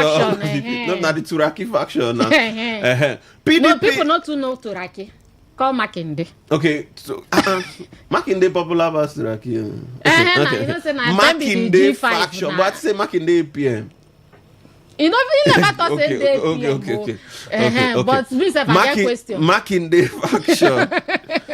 Now they don't come out going here and say tomorrow they won't see former president of Nigeria, President Goodluck Ebele Jonathan, GCFR, the man that does not have shoes when he went to school, it's okay, a very senior citizen, well-respected man, a former lecturer, an organized man, you understand? In fact, be fisherman. I don't know. No, say from Riverine. Maybe. In fact, they say fish trainer for school. No. You understand? And a John man by birth, by anything where you want to talk. Okay, that's the way they born and they put hand for kai, put hand for man. I do not have those details. Please. So now PDP don't talk say no, they don't look among all the candidates. The person will get capacity, the person will get structure. During the time where Goodluck Ebele Jonathan are president of this country, Nigerians were more happy. Nigerians they buy fuel very cheap. The killings be not really there like this. The economy was stable. Amajiri school been there. This man do a lot of things. No, Amajiri school been there now. Do Amajiri school now. A lot of federal universities been come up. This man work for Nigeria. Because of that, PDP can look and say, no, daddy. You cannot just stay like that. We need you back. Yeah. Before now, we be the beg, we be the verse, say, may you leave. But now we need you back. We know say Patient Jonathan thought say she no want come back to Aso Rock, but you're the man of the house. You can still tell her that, Mama P, you need to come back. Chai, there's God always. You understand? Come back. So now they don't come out. PDP come to say on Tuesday they won't screen them as the only candidate we go represent PDP for the next presidential election. But the big question I want to ask, you notice say all the votes go divide from the south. Peter Obide. Peter Obide. The Tinubu Dave still from the south.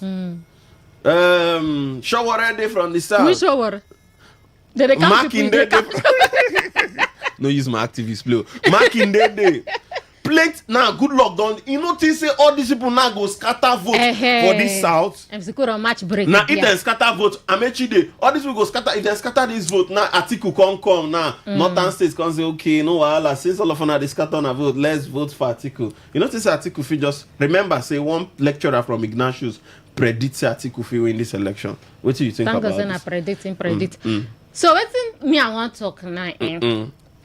PDP, the Makinde faction now, say they want screen Jonathan as sole candidate. Nobody need to in a senior man. Nobody will come the carry the hand. So if you get sole candidate, what is the screen them for again? No, they just want check ask them some kind of questions whether in don't updates. No say before 2015 version.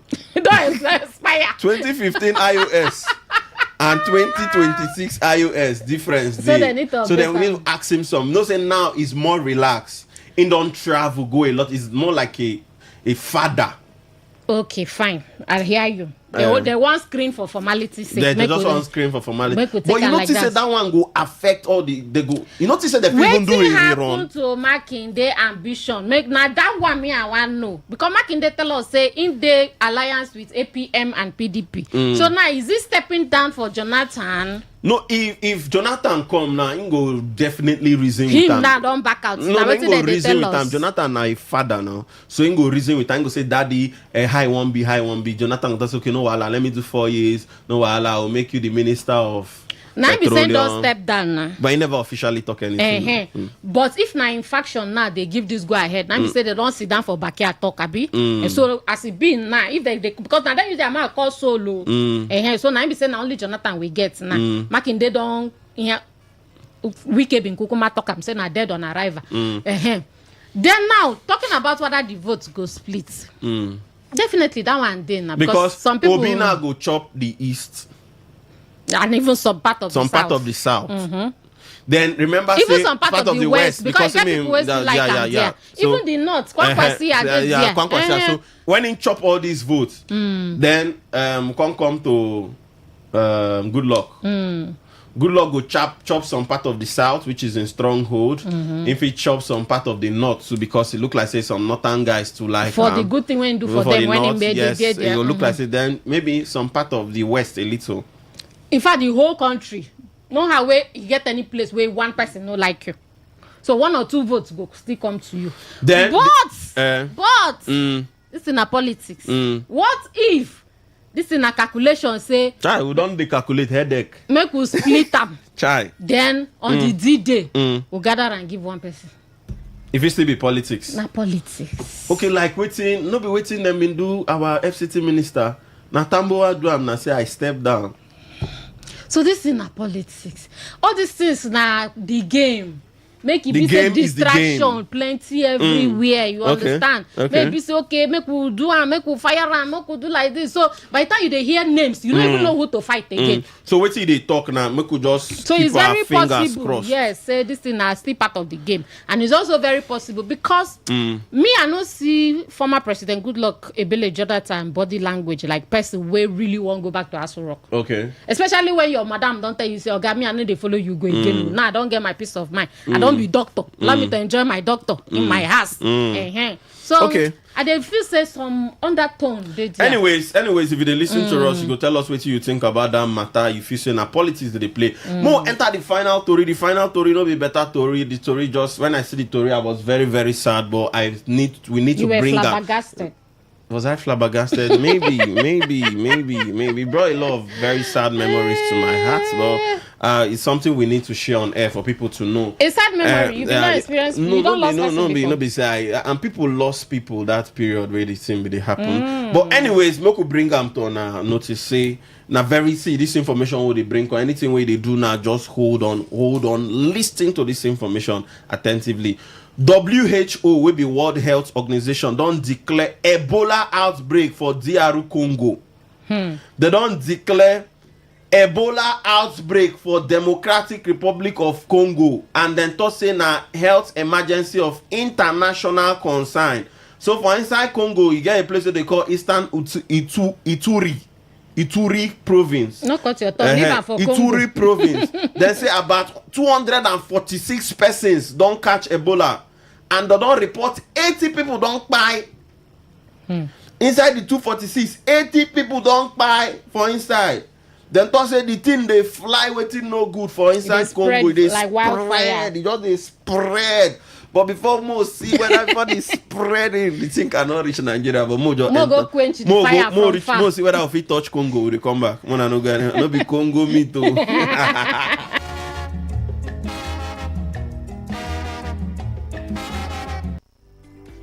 Get ready for fun, food, games, shopping, and amazing vibes. Join us at the Friendship Fun Fair and Children's Celebration at Harvesters International Christian Center, featuring bouncing castle, lots of vendors, music, games, and fun for the whole family. Sunday the 31st of May 2026 from 10 a.m. at Harvesters International Christian Center, 13 Evo. You don't want to miss.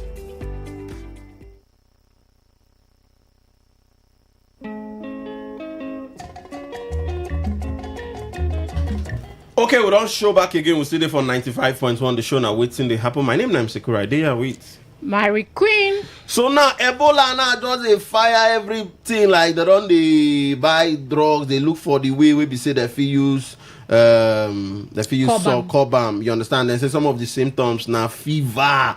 The muscle they pain you, your muscle go they pain you, go they tire, headache, sore throat. You understand? But I believe anybody they listen to us no get any symptoms. Because like this now, I never reach Nigeria, and we they pray like this, reach Nigeria. Because even our health sector like this, you like say we never treat malaria. You give hope, you like say we never treat malaria. But Ebola no be good name. At all. COVID no be good name. At all. Malaria. Lassa fever. Malaria. Some people say malaria better pass. Because we don't used to them, which is not normal. Malaria is not normal, but our environment don't make us waiting you go tell Nigerian health sector. You see how our health sector they cry.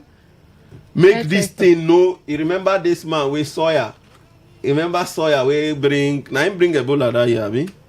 Ebola be COVID. COVID-19. Soya that Sierra Leone here. Make somebody now where they Congo. I just did for my this thing. Somebody from Congo said even chat me recently. You understand? Say they pass through Congo. Say hello, MC Kuro. Don't you think you like to visit Congo? No, thank you. Not now. Now they can't say Ebola. Don't. I might be the reason to travel to Congo. Now free visa country. I think so. I never do my research, but I think so. But the person tell me say you can come to Congo, so they get good places. And she go host you. I take nothing as she. I know. But now Congo is in problem. Nigeria, do we have the capacity to fight Ebola? We fight COVID-19. What's a big Ebola? Wait, COVID-19 and Ebola. COVID and Ebola. Ebola na bushmeat. Now if you not chop bushmeat, you no go reach you. Now according to them from research, say. If you no go close to all these wild animals, and then if you want eat your bush meat, cook and make the thing done well, because some of these animals, the virus where they did their body, they very stubborn, they are very thick. You understand? So if you no cook and done, you chop them. So and Nigerians, some people like that bush meat. No go there, carry and play. Some people now waiting they survive it now. So Ebola own day different. Say you feel use your hand get them. But COVID no they look your face. Chai. If you just pass person like this in sweat to touch you don't get that. So wait till me I will talk we say as you be say now because it's in awareness. WHO now don't they draw here say Congo, don't enter Congo, it don't be emergency or anything una fit do, make una do everybody. So now to secure the borders first. So that people where they travel, they come in. At least more of they know who they come and who they go. And then as they come to me, then they check, so that time for COVID-19, they check temperature. You get one thing where they use, if you check all those things, then run tests for them immediately, either for the airport there or the ones where follow road. I don't know. They should have a boundary where health center are there. You go check. And then for we individuals too, maybe wash your hands, avoid all this sweat, saliva, your bushmeat cook and well. The primary thing be say just be hygiene conscious. Okay. And just be the thing because anyways. I notice say, and then our what do they call them? The health people. What do they call them? Nigerian government, Nigerian Center for Disease Control and Prevention. Now na time for them to sit up. So they not just create that agency for fancy. Now na time for them to sit up. But I like what they do with the COVID for Calabar because is it last week or last 2 weeks? One news been come out say one person come with COVID, but the way they were able to arrest the situation, it is sweet me well. So just in case Ebola come, we go fit handle them. But as Oyibo go always talk, prevention is better than cure. Okay, so anyways, we don't hear prevention is better than cure. If you see anybody they shake around you, no fear, no be Ebola, nothing they happen. Last now. Don't go make people they run for their family members. No reason now, nothing they happen. Ebola no dey Nigeria. Everywhere clear. You understand, but always they check your BP too on yourself. The number to call now 0810 9510 951. I'll take back the number again slowly. 0810 9510 951. And SMS and WhatsApp now 0701 9339 962. And to all our callers, we really appreciate that because some days back I tried to say I feel call into one of our programs. I know the stress where I go through. And I know the stress. So all of us, congratulations to everybody. Hello, good evening. Good evening. Your name and where the call us from? My name is Olivier from Obakere. Okay, sir. I want to beg the former President Jonathan to go and relax and not to let himself by the people that are telling him to come and contest. It's a trap and the way of maybe bringing his reputation down. That is my advice to him. And the side of the Ebola, let the NCDT, let them mount all the borders of Nigeria. People that are going out and people that are coming in should be tested before they enter. And let our health sector wake up to their own responsibility. We are hearing that common malaria that we cannot take care of ourselves. So let them be serious this time so that this Ebola will not enter Nigeria. Thank you very much, sir. Thank you, sir. Thank you, sir. Thank you, sir. Thank you, sir. Hello, good evening. Good evening. Yeah, good evening, sir. Hey, Mary Queen, lady. Good evening. Good evening. Welcome. Happy New Week. I wish you the best, my dad. My name is Engineer Endurance, slightly known as Kidema. My side chick. Okay, continue. Yes.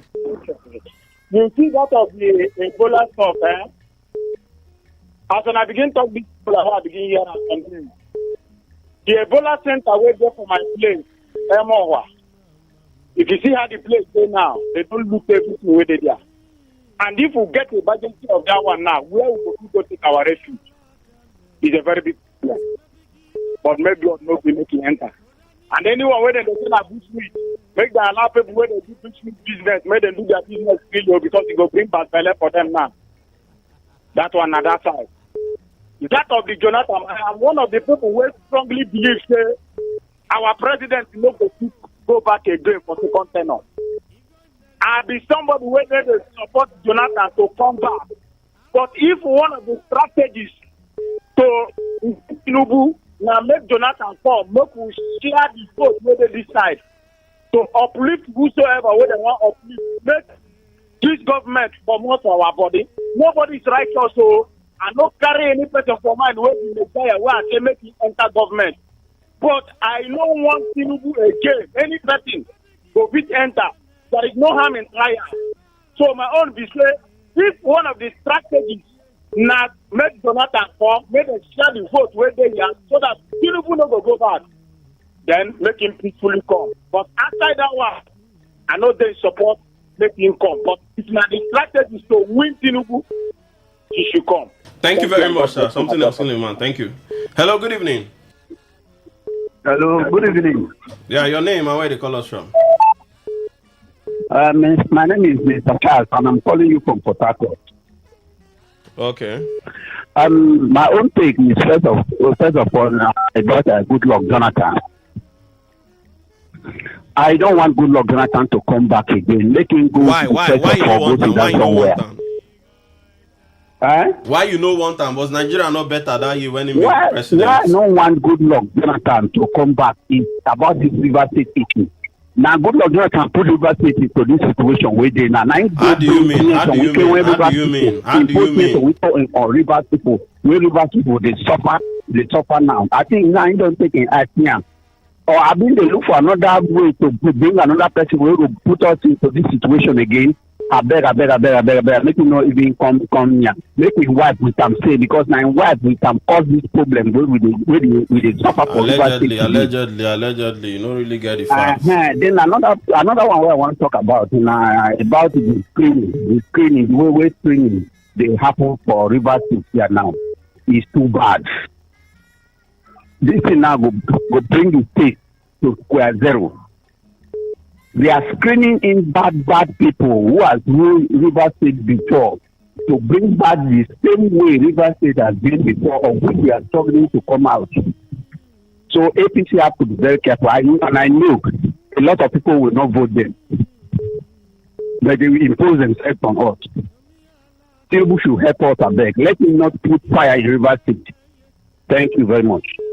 Okay, thank you very much, sir. Thank you, sir. I get your own points. Hello, good evening. Hello. Hello, good evening. Yeah, good evening, sir. Which of the Congo? DR Congo. Now we go World Cup against Nigeria. I think so. You saw me. They asked me. I'll be sportsman. You plan to travel to Congo? Thank you. Thank you very much, sir. I appreciate it. You just won't confirm the Congo. I don't know whether you get planned to travel. Hello, good evening. Hello. Good evening, sir. Yeah, good evening. Guru. Yes, sir. Yes, I agree with you. Continue, sir. Your name? My name is Namada Musa. Okay. Continue. Better choose now for Jonathan now. Where PDP they come, they go screen and tomorrow. This is Naim the candidate. So what I want to talk now the match in the 51 screener. And if you check out now for PDP, they get two factions. Is it not so? So if you check out the PDP faction which is recognized by INEC, now the one which side, now him they recognize.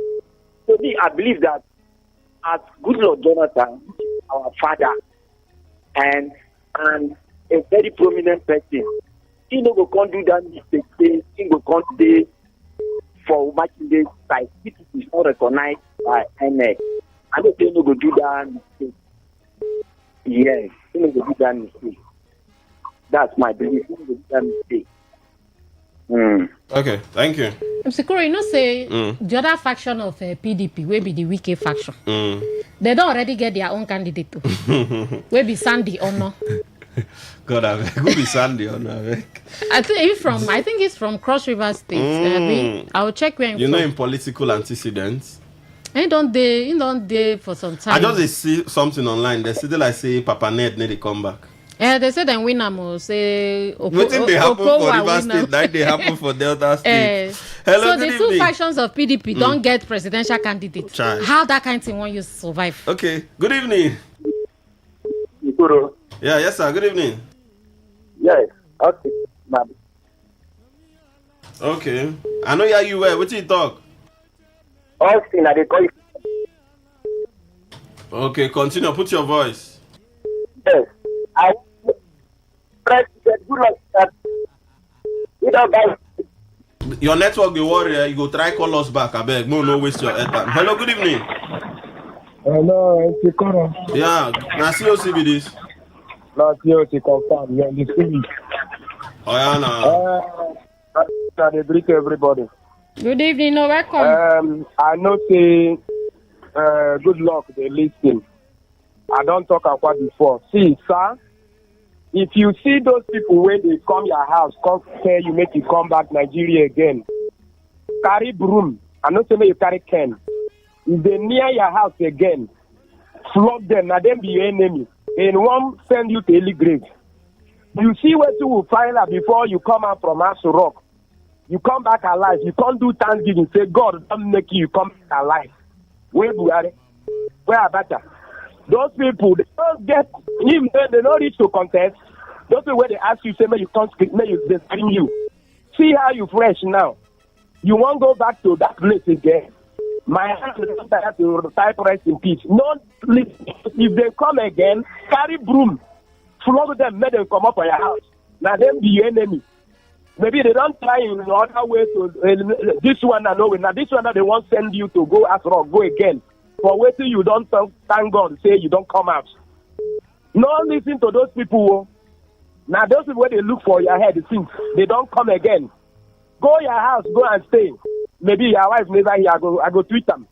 May no near rock again, no. So if you say you don't get the capacity to win the presidency, not the capacity would they talk. Was Nigeria not better during the time of good luck? Where Buhari? Was Nigeria not better at the time of good luck? Where Yaradua? You know, go house, former president, good luck. Don't listen to them. But he has the capacity and more experience now. We are not talking about capacity now. We are talking about life. As in, I don't understand life. Anybody plans say they won't kill him? No, those people where they call them, they not reach to vie for president. Martin, they not reach. The age you never reach. Huh? You that's so you talk. That's so you talk. Say, God, leave me alive. Keep me alive. I come back from Aso Rock. You now won't bring them back again. No listen to they say Nigerians. Remember, say some Nigerians protest for him house, say make him come back. Nigerians they cry. Nigerians they cry. Say make good luck come back. America good. That person where they give visa to America. You know, he won't no longer America. That's so you talk and COC. They give free visa to America. Your family member, they not good to go America. Now me won't go America. Good luck, I beg you.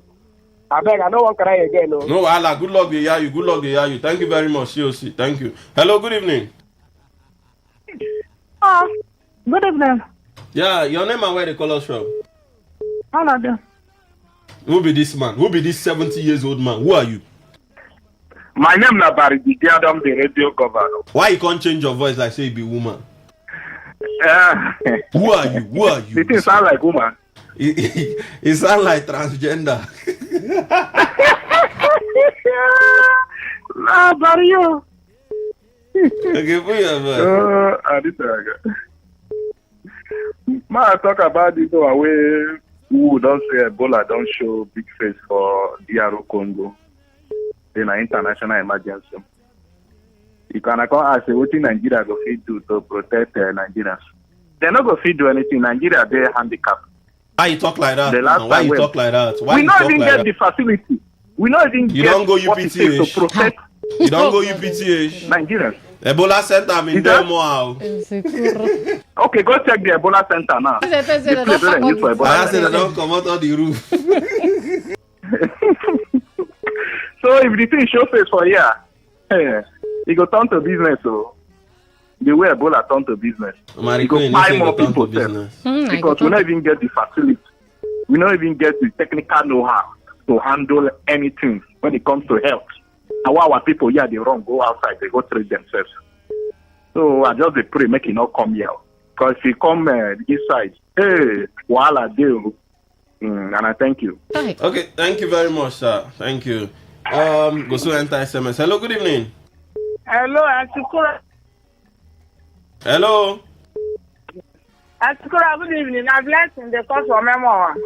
I ask Ebola Center for memoir no day again. I beg, make you know that they will not need them more. Now the only thing the government is to bring come memoir.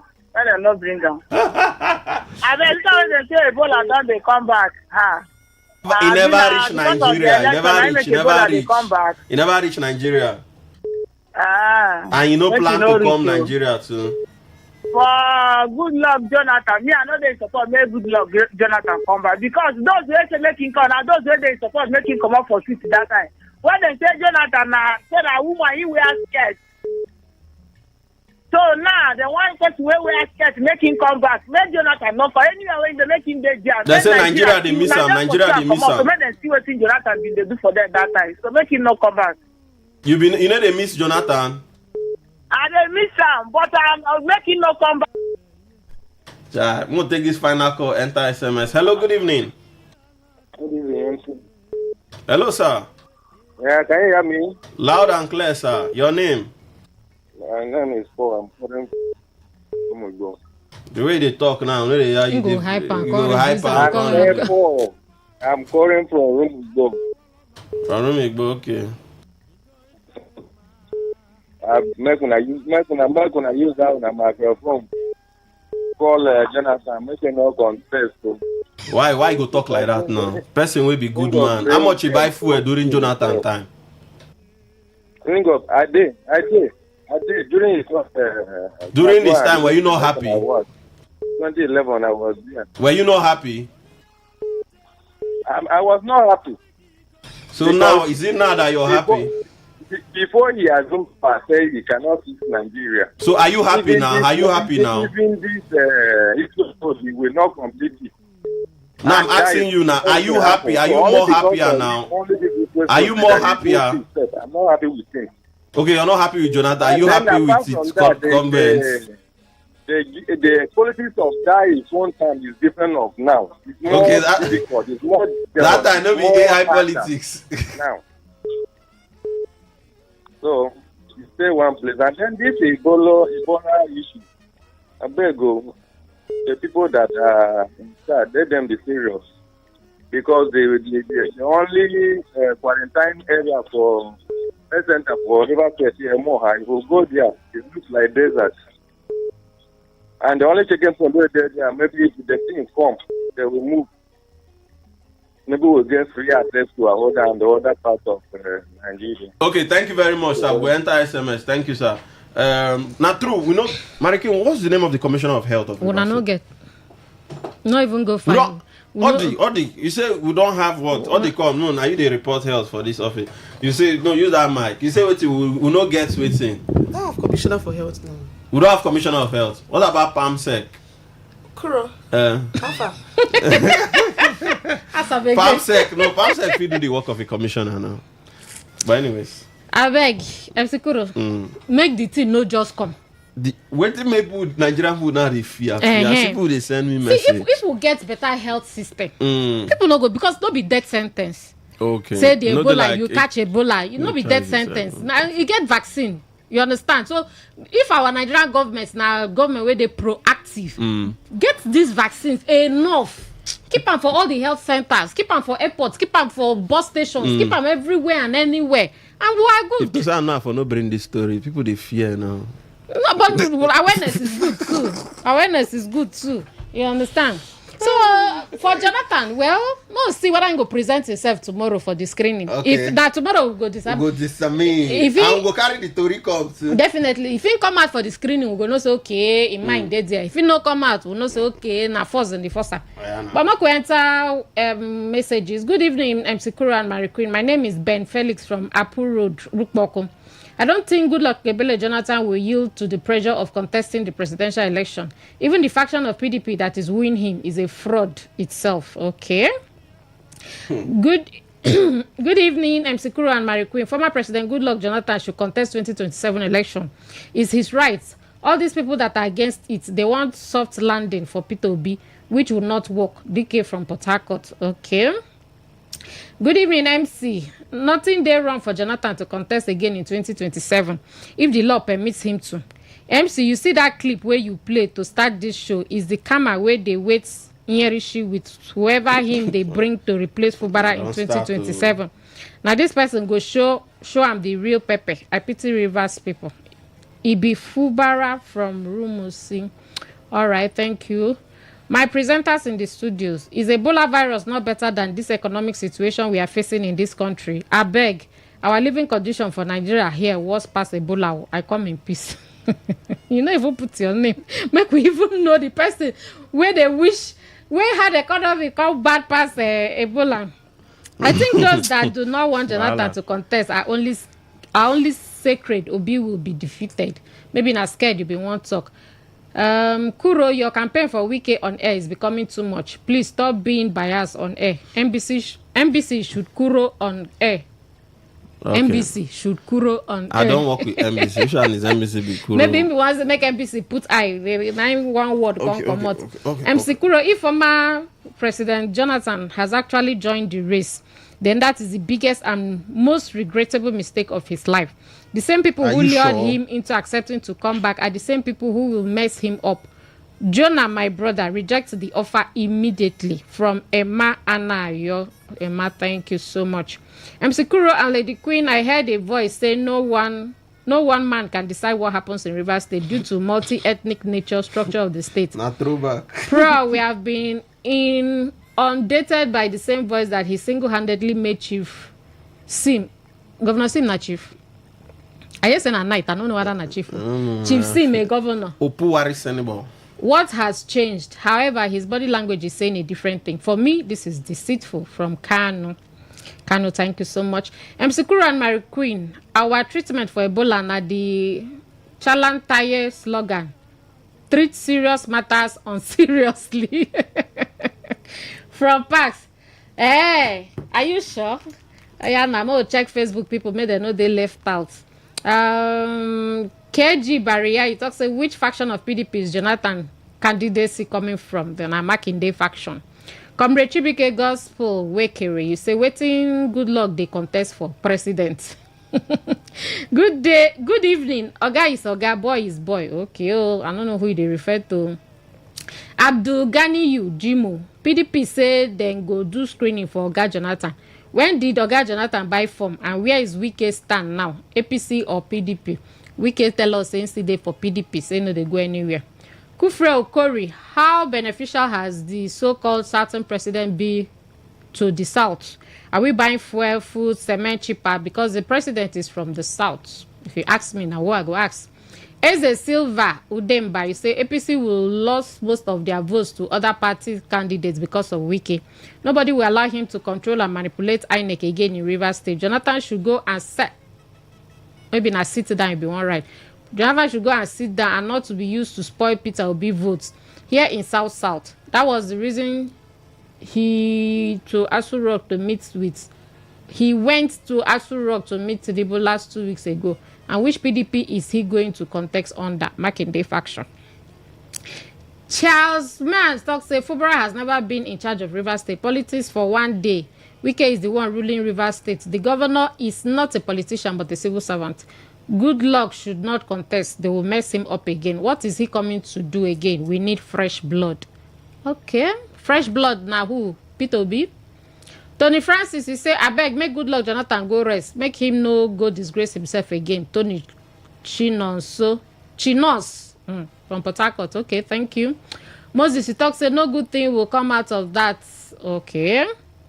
Why this your name? I'm not sure say that Nigeria, but I could call the Anthony.